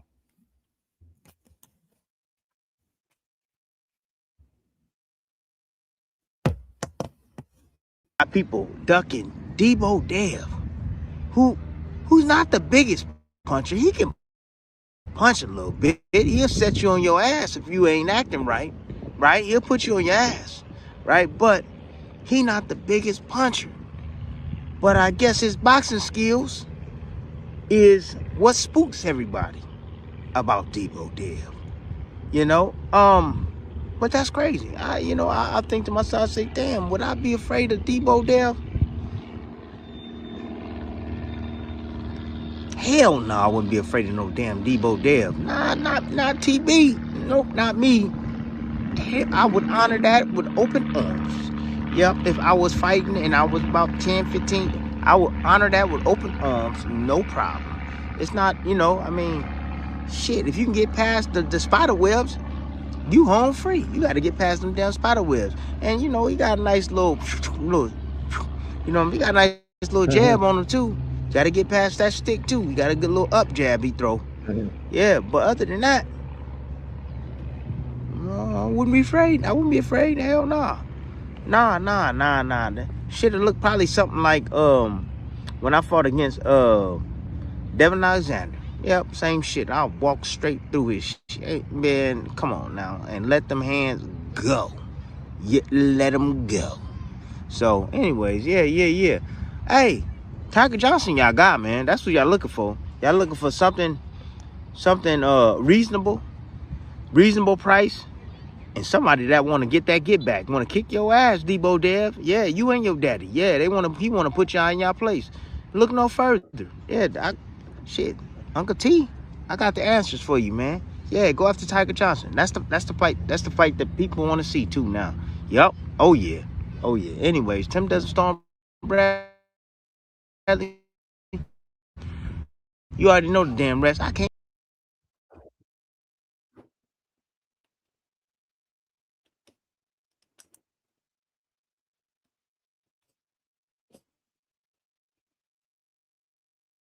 Yeah, it's just not a bad fight if they could make that fight, It's just an option. Just a conversation, just an option, The man did get jumped on TV, so I don't think giving him a fair one in real life, I ain't never been life would be a bad. no bully. It don't matter what size you are, whatever. Nah. Nah, man. Tell you, this generation soft as hell. Anyways, Tim doesn't storm Bradley. You already know the damn rest, and I'm out.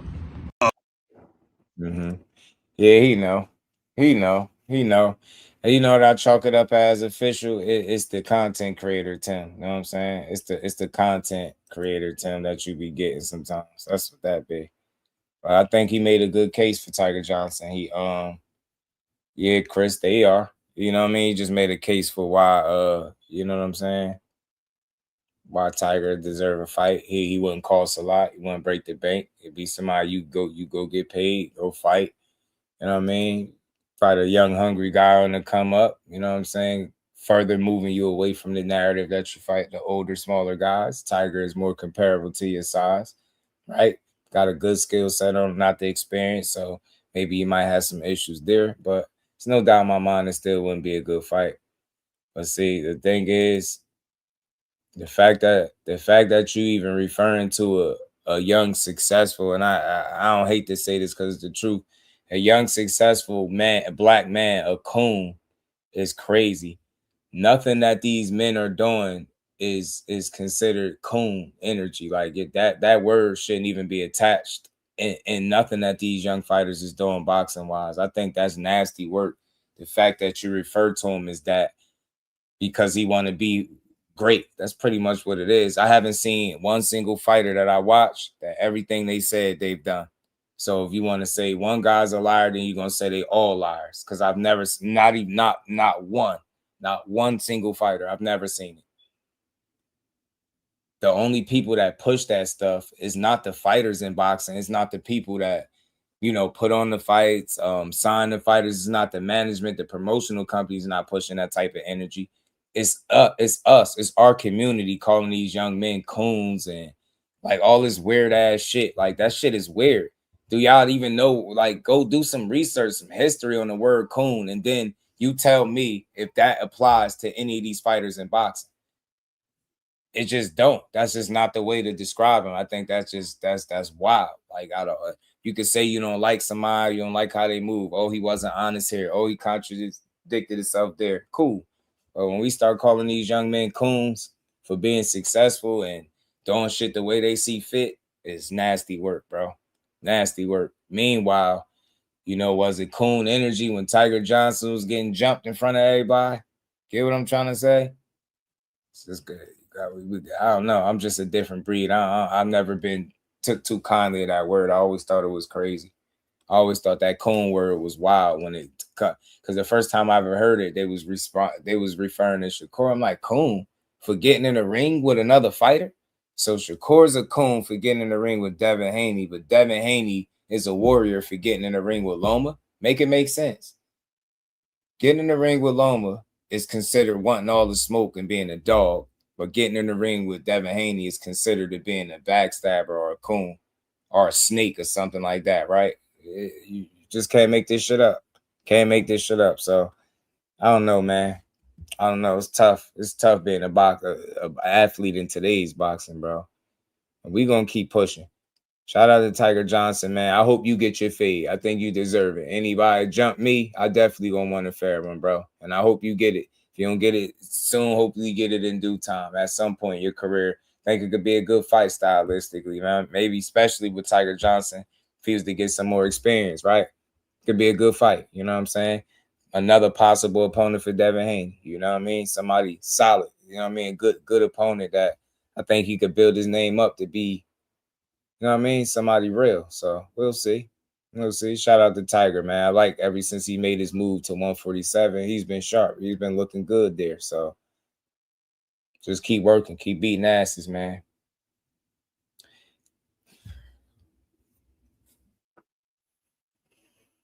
Yeah, I'm done with that conversation though down there. I feel you, but that's the all for me. That's the only thing I needed. That's the meat and potatoes of everything that they've been talking about. The 25%, whether it was even a deal. There's no deal because nobody even picked up the fight for it to be a fight. There was no agreement in place for no deal. It's nothing to even really like. That tells you. That's why he told him straight up. This is even worse. That means it was never no deal. That means you was going to get him to verbally agree to something and then shop the fight around to see who was interested in a particular fight. Nobody makes a fight that way at all, if you understand what I'm saying. So that's how you knew he was playing with people. That's why Ness got so frustrated. Like, bro, think about something. He got up there and he's supposed to be telling you about his situation. He started asking Ness. He asked Ness 25% of what? 50% of what? He asked him that. Like, if I'm getting up there to talk about my business, I'm not going to ask you no questions about my business. And that's something Bill does to kind of stall for time. But shout out to him. But that was very telling. It was never no deal. You know what I mean? You're going to verbally agree to 25%, and then I'm going to shop the fight to these networks or the promoters and see who's interested in the fight. You get what I'm trying to say? That's why I called it smoke and mirrors. And when that came out, it should have told people exactly what they needed to know. That the intent behind making that fight was not there.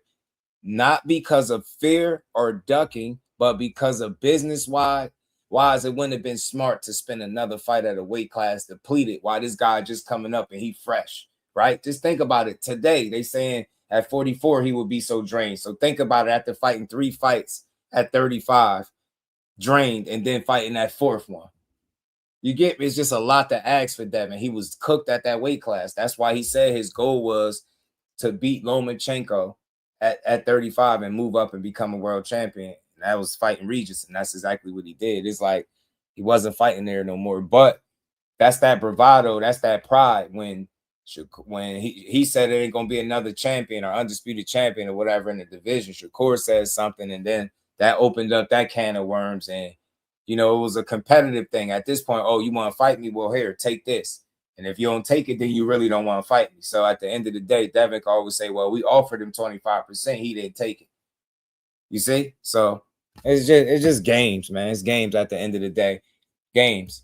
You know what I'm saying? Then go look at the split Loma got. Go look at the split Loma got, and this should tell you everything you need to know. Go look at the split Loma got, who's also a top-ranked fighter, and go look at what they was trying to do to Shakur and tell me if you think the fight was going to actually happen or not. Shit was crazy, man. Look at the split with him and Loma. Loma got treated fairly and didn't have nothing to offer. No belts, and he, like I said, he had 2 losses. So, I don't think so either, Jordan. I think because of the weight classes, if he ever has to give up anything to make the fight, I don't think we ever see it. That's just what it is. And I think by the time Shakur get to 47, I don't think Devin will be there no more. So I don't have faith in this fight no more happening. Nope. No more faith in it. But shout out to Tiger, shout out to Devin. Hopefully, you know, he can get a fight if it's Jack Catterall, one of those guys that want to mix it up. I don't know. I don't know who's going to get in there and fight him.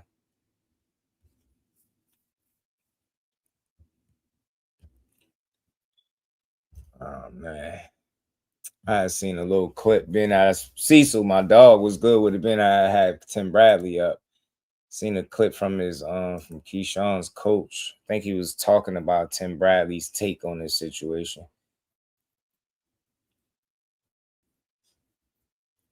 Yeah, Rob. Yeah. You can look it up. Loma got treated fairly. And here we go. Somebody justifying it. It's always moving the fucking goalpost, bro. None of that shit got nothing to do with nothing negotiations, fam. He got treated fairly. Hall of Fame. You think Shakur ain't gonna be a Hall of Famer being the fastest 4-division champion in the history of the sport? I don't want to hear that, man. It's not no excuse, bro. It's not no excuse. He treated Loma fairly and he tried to host Shakur, talking about some belts. He didn't do that to Loma. It wasn't a take it or leave it. He negotiated in good faith. He had negotiated a fair deal and he fought Loma. It's that simple. If you're trying to justify 25% of nothing, that's what's wrong with boxing right there. Fuck all that future Hall of Famer. What did he have to offer at the time? He couldn't offer him no future Hall of Fame status, right? He couldn't offer him that. He had nothing to offer, but he got treated fairly is what I'm saying. He did that to Shakur because he had no intent on fighting.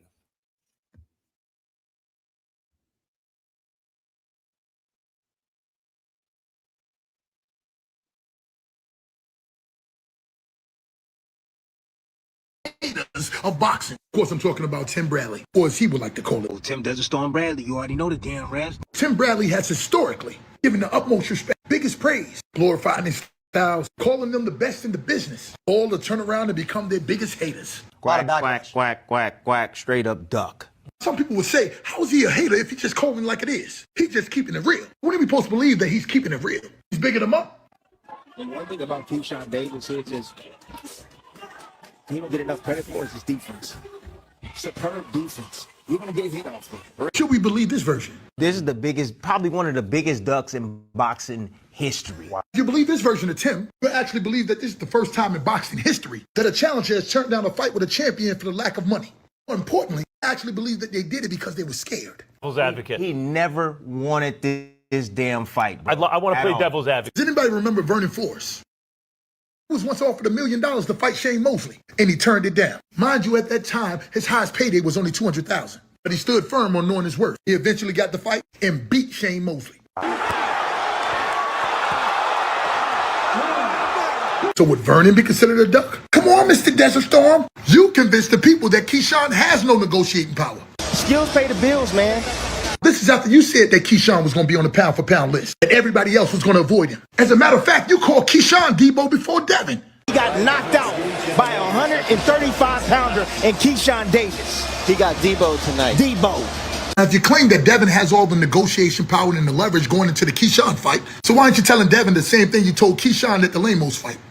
Extra credit tonight for Keyshawn Davis for taking this fight. I told you guys at the beginning, it's a dangerous fight. He had an uneven playing field. I don't want to hear no excuses. I don't hear anybody put this performance down and saying that, oh, Lemos is weight drained. No, he wasn't. He wasn't. He had an advantage. He was a junior middleweight tonight. Y'all keep listening to this motherfucker if you want to. Is Mr. Desert Storm starting to recognize the leverage that Keyshawn has with the Haneys? Did Liam Paro price himself out? Is that another form of duck?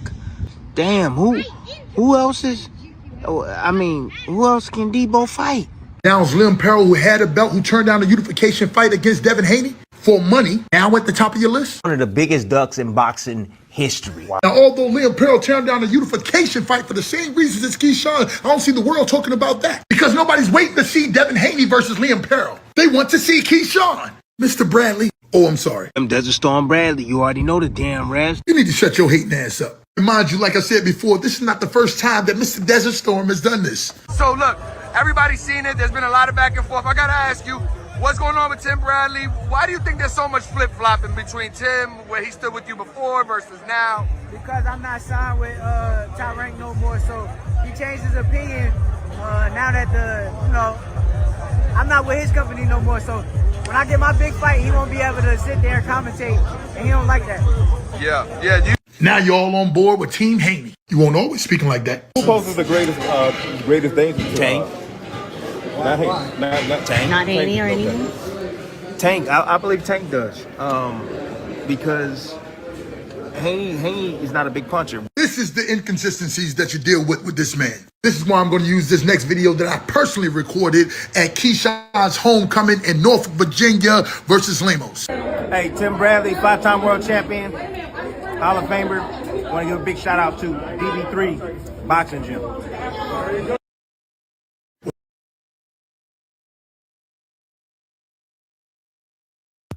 Man, shout out to Coach Dorsett, man. He's a good dude, man. I got to chop it up with him. He was cool, good dude. Just going to bat for his guy, Key. And look, I don't take nothing Tim Bradley say personal, man.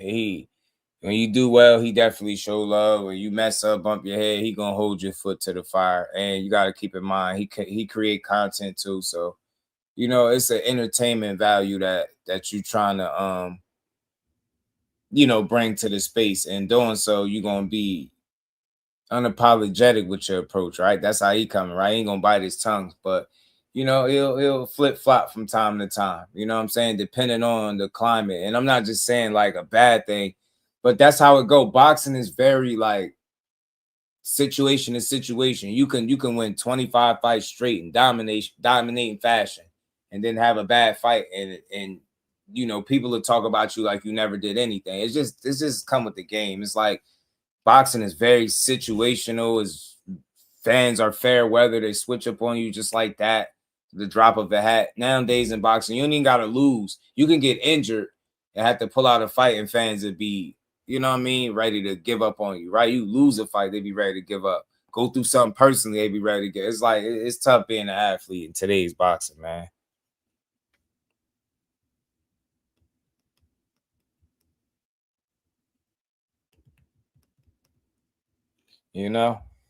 So what have you done for me lately, sport? And I hate that, because I look at it, the body of work you put in, you deserve your respect. You know what I mean? Yeah, Dorsett is funny. He's a funny guy, bro.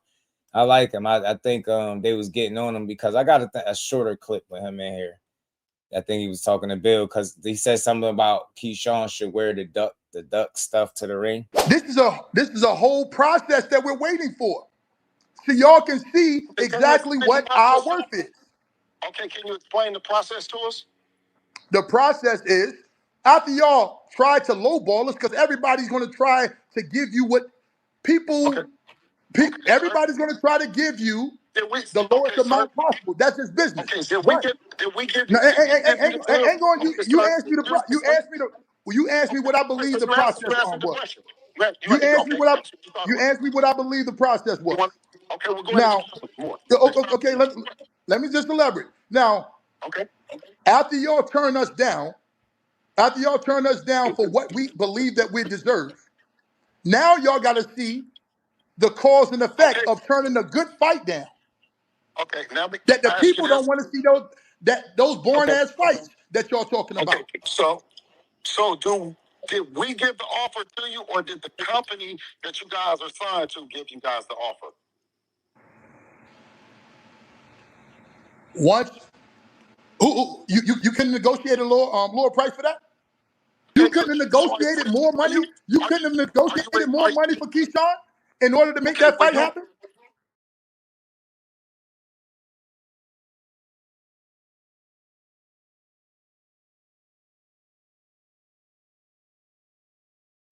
I think basically what he was asking, man, he said y'all turned it down here, but he specified like y'all turned down us getting more money, something the way he put it. But I get what he was trying to say. But nah, he basically, to me, it sounded like you ain't willing to give up a little bit more to make the fight. And again, the split is very clear what it is: 75-25 going the purse bid route. Definitely wasn't the best course of action. I've always said that, and that's what it ended up being. So it comes down to, it's very simple. You know, was Devin willing to, you know, sacrifice money out of his own purse to make the fight? That's an option, but I'm not somebody that's pushing that that's something he had to do. You get what I'm saying? I think he was entitled to make all the money that he was going to make for the fight. Now, I don't think he should have had to make no concessions. Me personally, I don't think so. I don't think so. You know what I'm saying? I don't think he had to make concessions. I think he the champion. He showed up. He did what he needed to do. It was up for Keyshawn to take that bag, but he seen that it just didn't make sense for him financially, so he moved on. But, you know, can't blame Devin for nothing. I can't say that he had to or he was supposed to. I could say he could have, or if it was an option, but I don't look at him as any less of a fighter because he wasn't willing to give up money that, you know, he shouldn't have had to give up. So I get it. You know what I'm saying? And sometimes that just, you know, just the fights don't happen. It's simple and plain and simple. Plain and simple.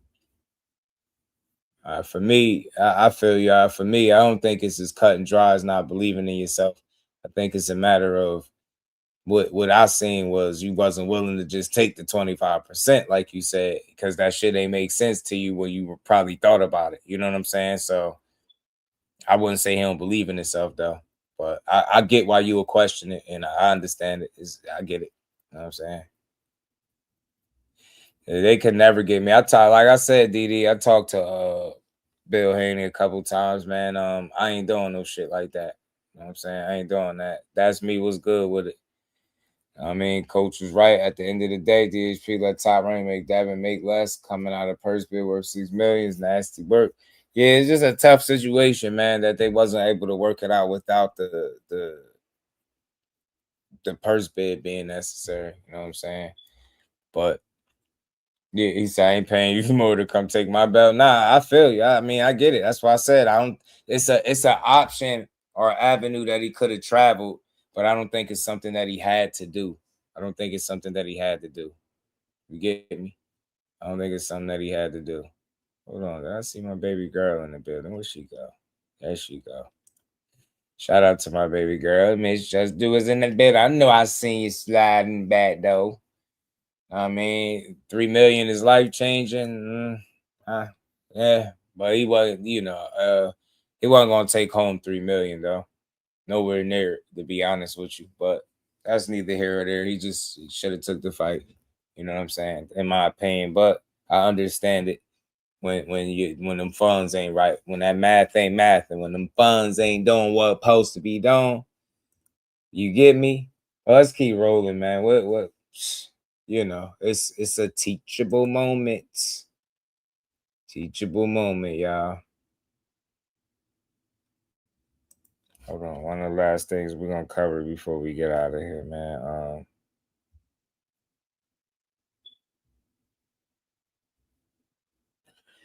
Ryan Garcia came out with another hit list or something of the sort, right? Ryan Garcia came out with a little supposed hit list, y'all. And the problem with that hit list is that he got Teofimo, he got Shakur, and he got Rolly. And that's the stuff that I be talking about. Yeah, it look cool. But see, the problem is with the newer fighters, they got to stop being in heavier weight classes and continuously calling out guys that are smaller than them while trying to convince the world that they the same size.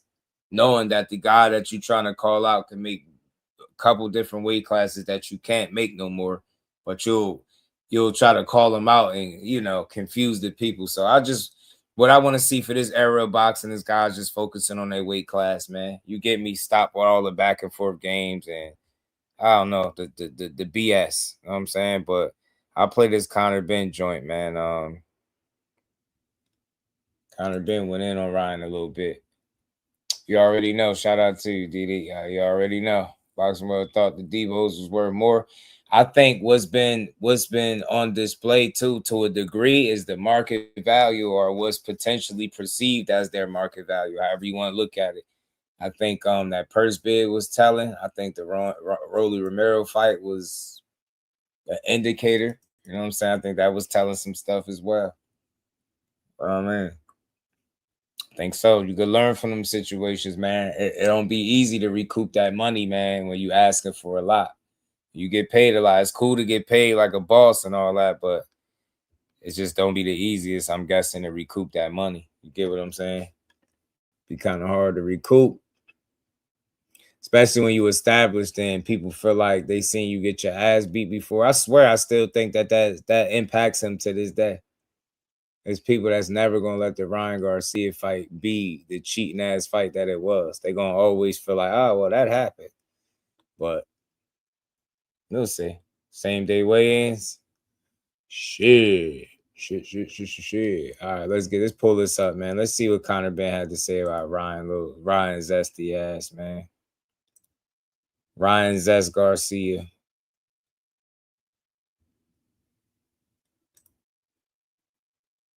Nah, I don't got it in my I used to. I had it in my phone a while back.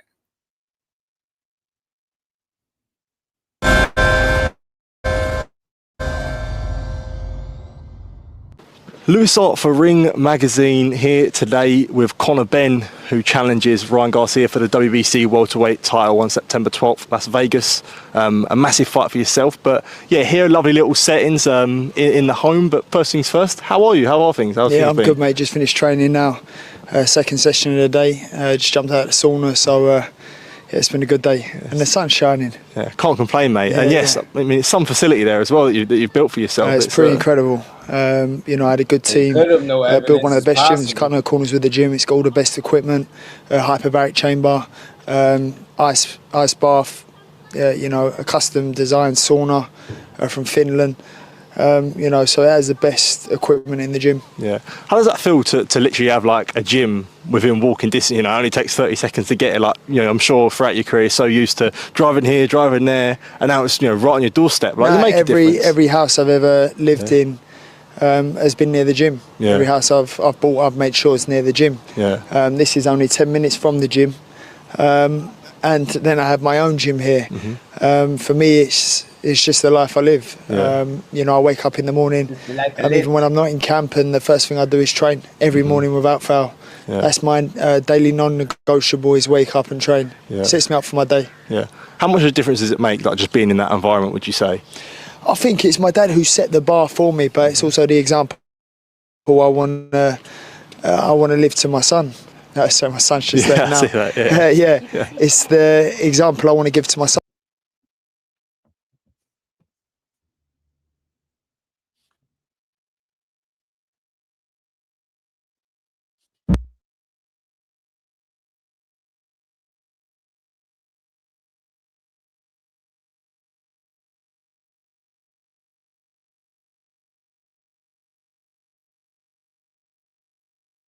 Why did it stop? Why did it stop? Oh yeah, why did My joints. Why did it stop? Why did it stop?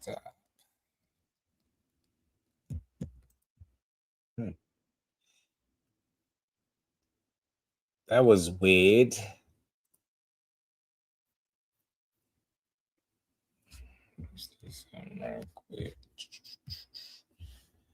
Actually, I picked Devin to win when he fought Ryan. Me too.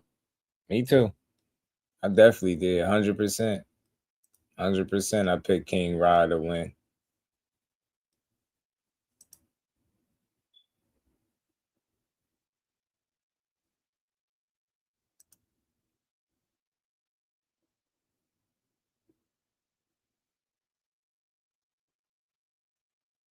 I picked Devin too, but I can't unsee it. Yeah, it was tough. Hold on, let me reload this video up. I don't know why I just did that. Why did it go out? Yeah, but I definitely picked him. I was surprised when Ryan got his hand raised. I was like, wow, he really pulled it off. Because you know those rounds where he didn't get knocked down, like we always say, he did really well. He was winning the rounds where he didn't get knocked down. You get what I'm saying? His ass lucky for real, for real. He is lucky. All right, well, I ain't gonna say lucky, but yeah, he is though, because Devin was on his ass. That's why I feel like that's one of the fights that they definitely need to run back. That's one that need to be ran back on an even playing field. Dev go get his lick back, move on. Never got to deal with that dude again in his life. I ain't talking about, or if he was the running back, you get what I'm saying? Running back and beat him. And then maybe, you know, entertain a trilogy if he see fit, if he wanted to. But the option to be there, or he could just take his win and keep it moving.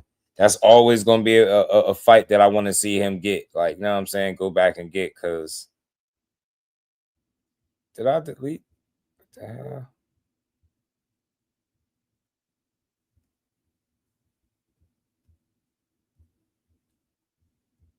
That is weird. Did I delete it? I think I deleted the video by mistake. Lost their first round. I think it was the fifth and the last. Nah, that's how I seen it. The rounds that he didn't get knocked down was the rounds he was winning. You know what I'm saying? I ain't gonna say every single one, but he won. He was able to put several of the rounds in the bank. Devin was, in my opinion. From what I seen, he's still, you know, lost. If it would have been an even playing field, you know, that would have been a loss for him. But he did real well in those rounds, in my opinion, that he didn't get knocked down, man.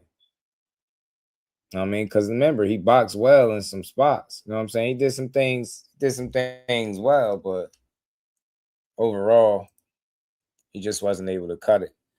But yeah, man, I'm just tripping. I think I just deleted the video in the middle of playing it by mistake. But Conor Benn has looked like he's been killing himself in the gym. You get what I'm saying? Ryan Garcia has some little hit list that he put out with Teofimo, Rolly, and Shakur. And my thing is, it's only one problem with that. The problem is, here you go. Y'all call out. Y'all got this habit of calling out the smaller fighters and then confuse the fans into thinking that, you know, it's something different that the smaller fighter is supposed to do to fight you. These dudes really need to focus on their weight class, especially these guys that like to blow up in between weight, running around 170 plus 180 pounds, trying to handpick fights, you know, guys with great names and try to catch them in situations where they can be the much bigger man and have the advantage. It's nasty work, man. I hope people don't make this a habit. Right, I know it's, you know, smaller fighters that came up all the time, either met in the middle or came up taking on challenges. There's nothing wrong with that. But the habit of the bigger guys that's supposed to be, you know, weight classes up, calling guys down way in smaller weight classes is ridiculous. I just hope that this ain't a trend. This is one that I don't care for in boxing. But, you know, Ryan Garcia was on a record for saying how he don't F with Crawford. He said Crawford is a nobody. He never really challenged himself. He didn't fight the right people, right? He talked real crazy about Crawford, and he talked crazy about Devin as well. You know what I'm saying? He made a lot of comments, but look, all eyes is gonna be on him in September when he get in there against Conor Benn. Conor Benn said he's a quitter, and Conor Benn is expecting to be able to go out there and knock Ryan out. Of course, he says that in every fight. I did hear some rumor about Conor Benn possibly struggling to make weight. I don't know how valid that is, but I wouldn't be surprised because, again, you spent the last couple fights up there at 60, then try to make your way back down. 150, look like you had a rough night against Regis.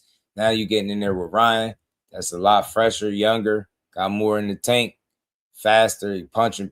I think Ryan could mess around and catch Conor Benn, but it's going to be interesting to see if he can actually deal with Conor Benn's pressure. If Conor Benn going to look like the guy at 147 that he used to be, right? We haven't seen that guy in some time, so we don't know. We don't know what to expect from Conor. You get me? So, but I do see him in the gym. He look like he killing it. Ryan look like he's training at home, doing TikToks, training with influencers. I know a lot of that stuff could be deceiving and it's for entertainment, but something about that tells me that's a lot of that what's going on is what he's doing with his time. If he's really taking it easy like that, this fight could backfire for him, right? It ain't the end of the road, but this fight could backfire for him. It really could. It could backfire if you ain't taking it serious. One thing about Conor Benn, and he knows it, hard work beat talent when talent don't work hard. He knows that quote. He understands it. So he might not be as good as Ryan is naturally. He might not be as talented as Ryan is naturally, but he got a good motor, got some good power, man, and he works hard. And, you know, sometimes got heart, you know what I mean? Sometimes that'd be enough to get you a win, especially with a guy like Ryan that we known in the past ain't been known to be one of the hardest workers, right? So there's always that, man. There's always that opportunity. We just got to see. Got to see. Ben's been looking drained. Yeah, he kind of got a change. He got a solid beard on him.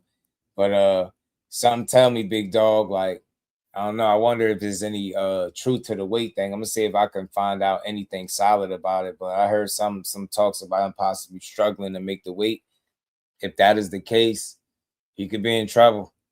That's not going to be a good sign for him. But still got a question. Well, how's Ryan going to come in? Has he been fully locked in? Is he focused? Is he really training the way he's supposed to be training?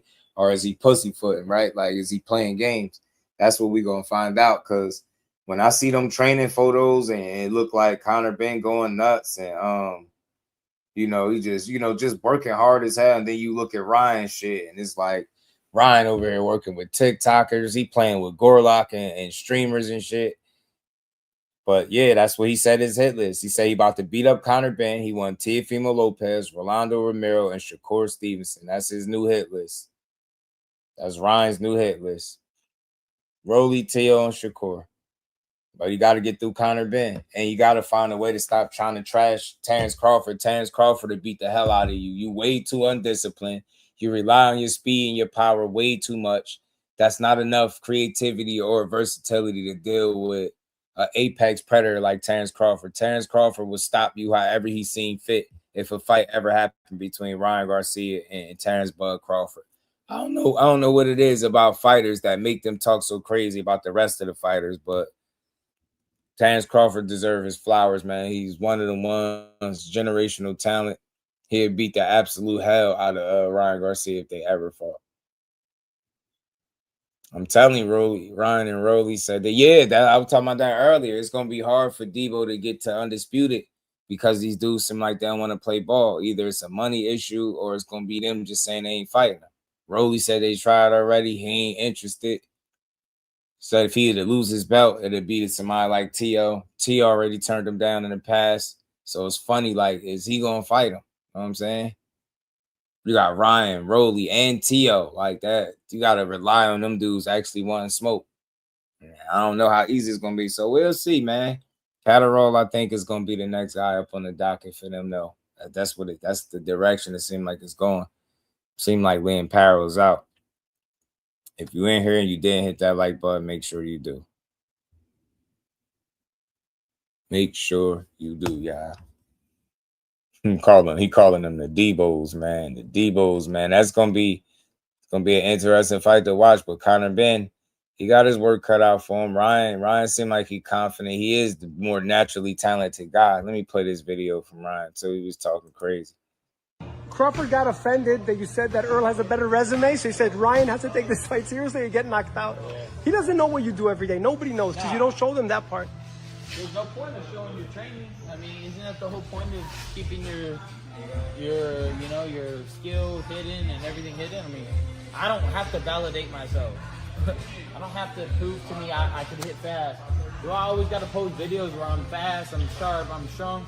No, but I'm already a world champion. For me, I show up on fight night when I beat the fuck out of the guy. That's it. Your dad told me that if you fight Terrence, you stop him. I think all these guys. What? Your dad told me that if you fight Crawford, you stop him. I'm getting on this. See, it would already be like one of those bad blood situations. I don't fuck with him at all. And Crawford beat you and your dad ass on the same night. You and Henry asked to be He got out there before the young, hungry fighters came through. He knew the young lions were coming in. Does he owe you guys that though? He owes them. Fuck yeah, he does. Why is that? Why? Because every great champion does it. You gotta fight one of those young, hungry motherfuckers. And if you beat, like, Muhammad Ali beat George Foreman. At the time, George Foreman was a young, hungry animal. And that's what made him into a legend. Terrence Crawford's not a legend yet. Shit still won't work. Manny Buzz still beat his ass. He's a legend. He's an all-time great. He's an all-time great. He's an all-time great Hall of Famer. But legend? Not even close. There's a lot of big moments that should have happened. Terrence Crawford's not a legend. I'm here to become a legend. So does he owe Ennis? Does he owe Ennis a fight? Does he? He owes me a fight, Ennis a fight, Virgil Ortiz a fight. He should have ran it, but at least he still had so much in the tank. Yeah. They trying to act like he was old and had injuries. Bro didn't have none of that shit. Bro got overpaid by he got lucky because that pay-per-view model was not there. Yeah, overpaid. And got so much money that he was like, I'm out. He didn't get overpaid. He said, I can walk out on You got overpaid. That's great, but that don't make you a legend then. I mean, that's cool. You're an all-time great. You could be happy in your life and secure, and that's good. But why the fuck do you keep talking about all of those things? Get the fuck out. Who he think he is determining who an all-time great is. Nobody even gives a fuck about you now. Now that you're out of boxing, nobody gives a shit. So why the fuck do you... Like, he only does it because the only attention he gets is from boxing media. Hey, he can't go out of that. He got it Nobody right. knows who the fuck he is. I can go around the streets outside of a boxing gym like, do you know a guy named Terrence Crawford?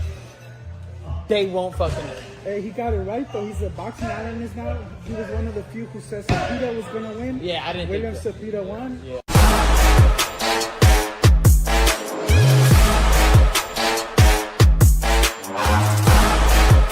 I'm always stuck back.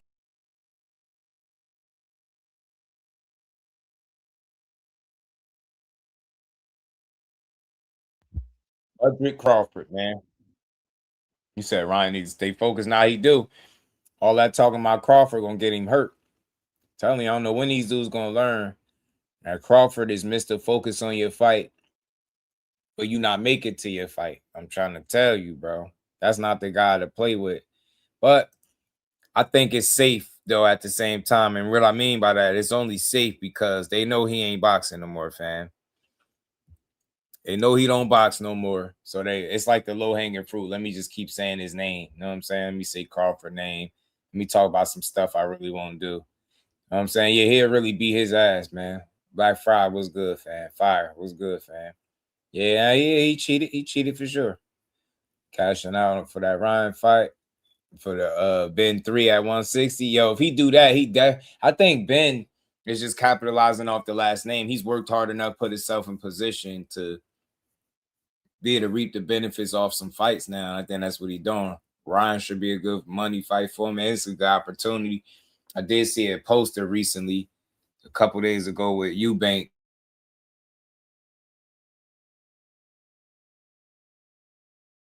How much should just mute like that? So yeah, I seen a poster for part 3 between them two guys. I don't care to see it, but because I feel like Chris Eubank is just depleted as hell, man. Like that shit.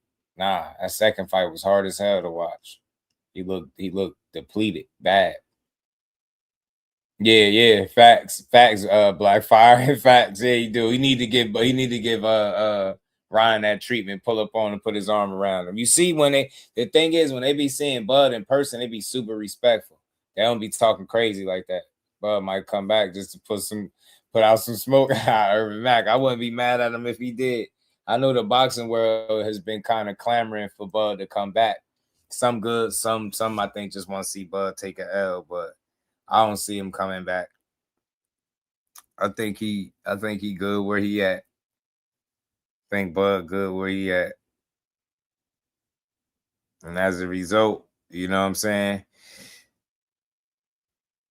I just think we seeing him get in shape. As far as people making a big deal out of seeing him back in the gym, shit. Look how long he dedicated his life to the sport. It wouldn't be hard to believe that he's back in the gym, staying in shape. He's done it for so long. It's been a lifestyle to him. So, you know what I'm saying?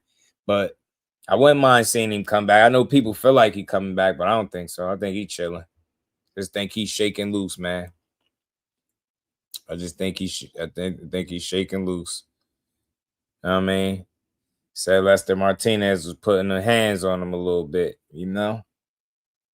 Didn't like the feeling being out of shape. Facts. Ant McQueen, especially when you spent your life like doing it, right? It's like second nature to him, right? Being in shape, going in the gym, getting right, following around, being not in shape, man. But like, hell nah. I can't just do nothing for months and then come back in here playing with these young guns. You know what I'm saying? But like, hell nah, I don't care how nice I am, man. I can't come back here and do this. And it's just that kind of thinking that lets you know if he was to come back, it's going to be a right situation. But I don't see it, man. Somebody would just be getting their ass beat. That's all. I ain't betting against him. I'm not. He's to ever come back and fight whoever. I'm just not betting against no Bud Crawford, bro. Just don't seem like the smart bet. I ain't going to lie to you. Betting against him do not seem like the smart bet. Boots go undisputed. Bud might be bigger than Earl Bud.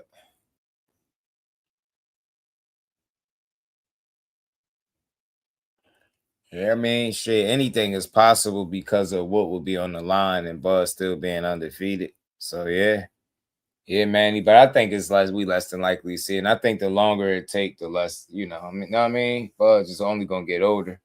So, especially you going to make a comeback shit. You better off doing it sooner than later. You know what I'm saying? Don't hell with that. Don't wait too long. Don't play with these young whippersnappers, man. Don't be out here playing with these people.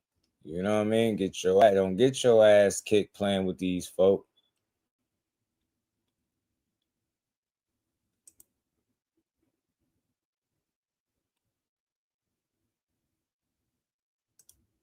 We're gonna see though, man.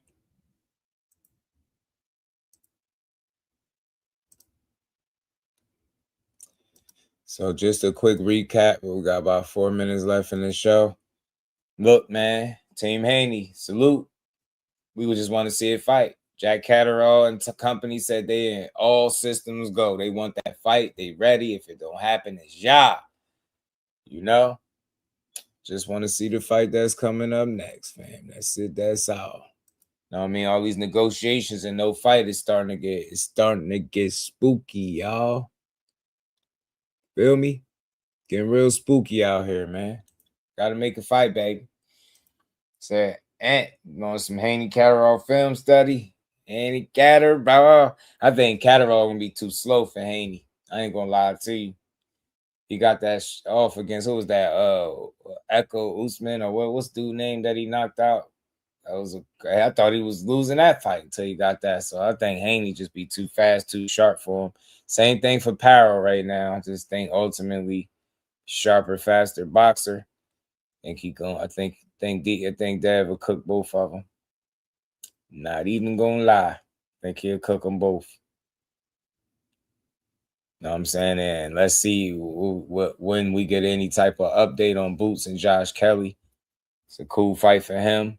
It's a unification, 3 belts, 1 step closer to undisputed. Let's see it, man. Dan Rafael spoke about Paro and Devin Haney, and he feels like Paro ain't asking for that much, man. They're going to have to pay up. And I heard somebody suggest it, man. Maybe you're going to have to he suggested it actually in that clip. You're going to have to possibly overpay or sit on the sideline or move up. You got options. Pick one of those guys that's available that's not going to break the bank. You can get active. You use that as a tune-up, stay busy, fight, whatever you need, and keep it pushing. The zone's supposed to have you did a deal directly, supposedly, with the zone. My guess is it would be easier for you to make these fights, but maybe I got it wrong. Maybe it's something I don't know or missing in this whole entire situation, but we're going to see.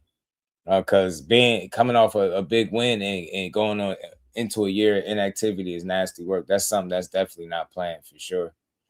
You give Jake Paul a bud fight. I just need to see family in the ring one last time. Get Bud that super payday against Jake. That's going to be Jake retirement fight right there. Bud will beat the hell out of Jake. Clear advantage. He's not fighting him. I mean, look, the Maris, man, they're gonna think you hating, but I know what you're getting. Look, especially with certain guys, I'll say that for sure. For sure. Like the Shakurs, I feel like the only way that fight happens is if he can pull Shakur up to a weight class that he's at before Shakur gets there and he has that advantage like that. Other than that, I just don't think it's gonna happen.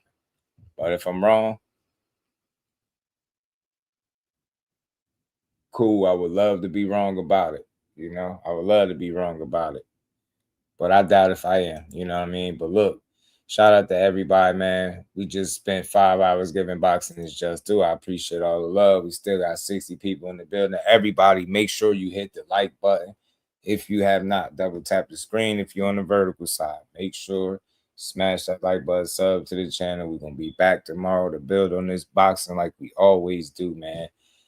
Boots, we watching, man. We ready, man. We're going to see if Ryan is taking advantage of this Conor Benn moment, if he's going to extend his championship run, or is he going to fall flat on his face? We're going to find that out. Devin Haney, who you going to fight? Is it Catterall? Is it Paro? Right? Or are you going to put them against each other, see who take who you going to offer the least money to and make the fight like that?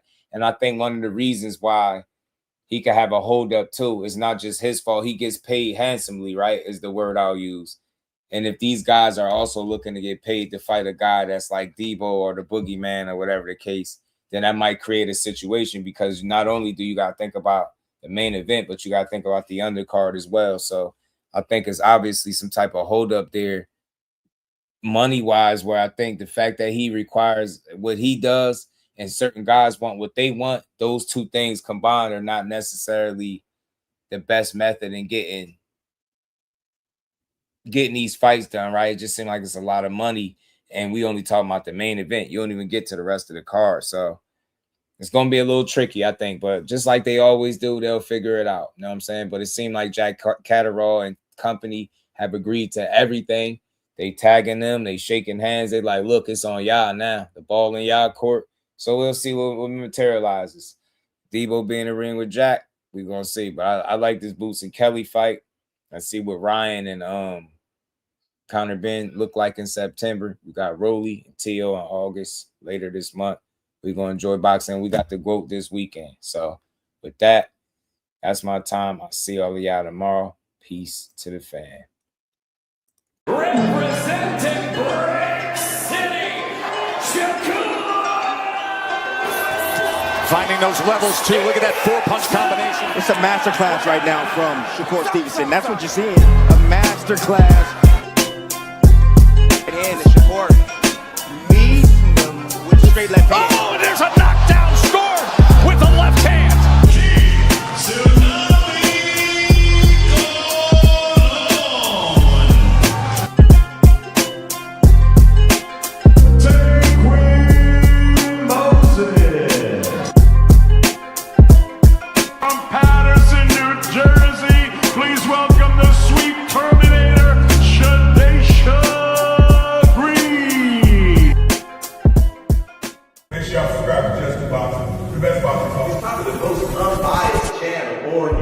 Right now, we're going to give him his just due. Shout out to my brother Just Due.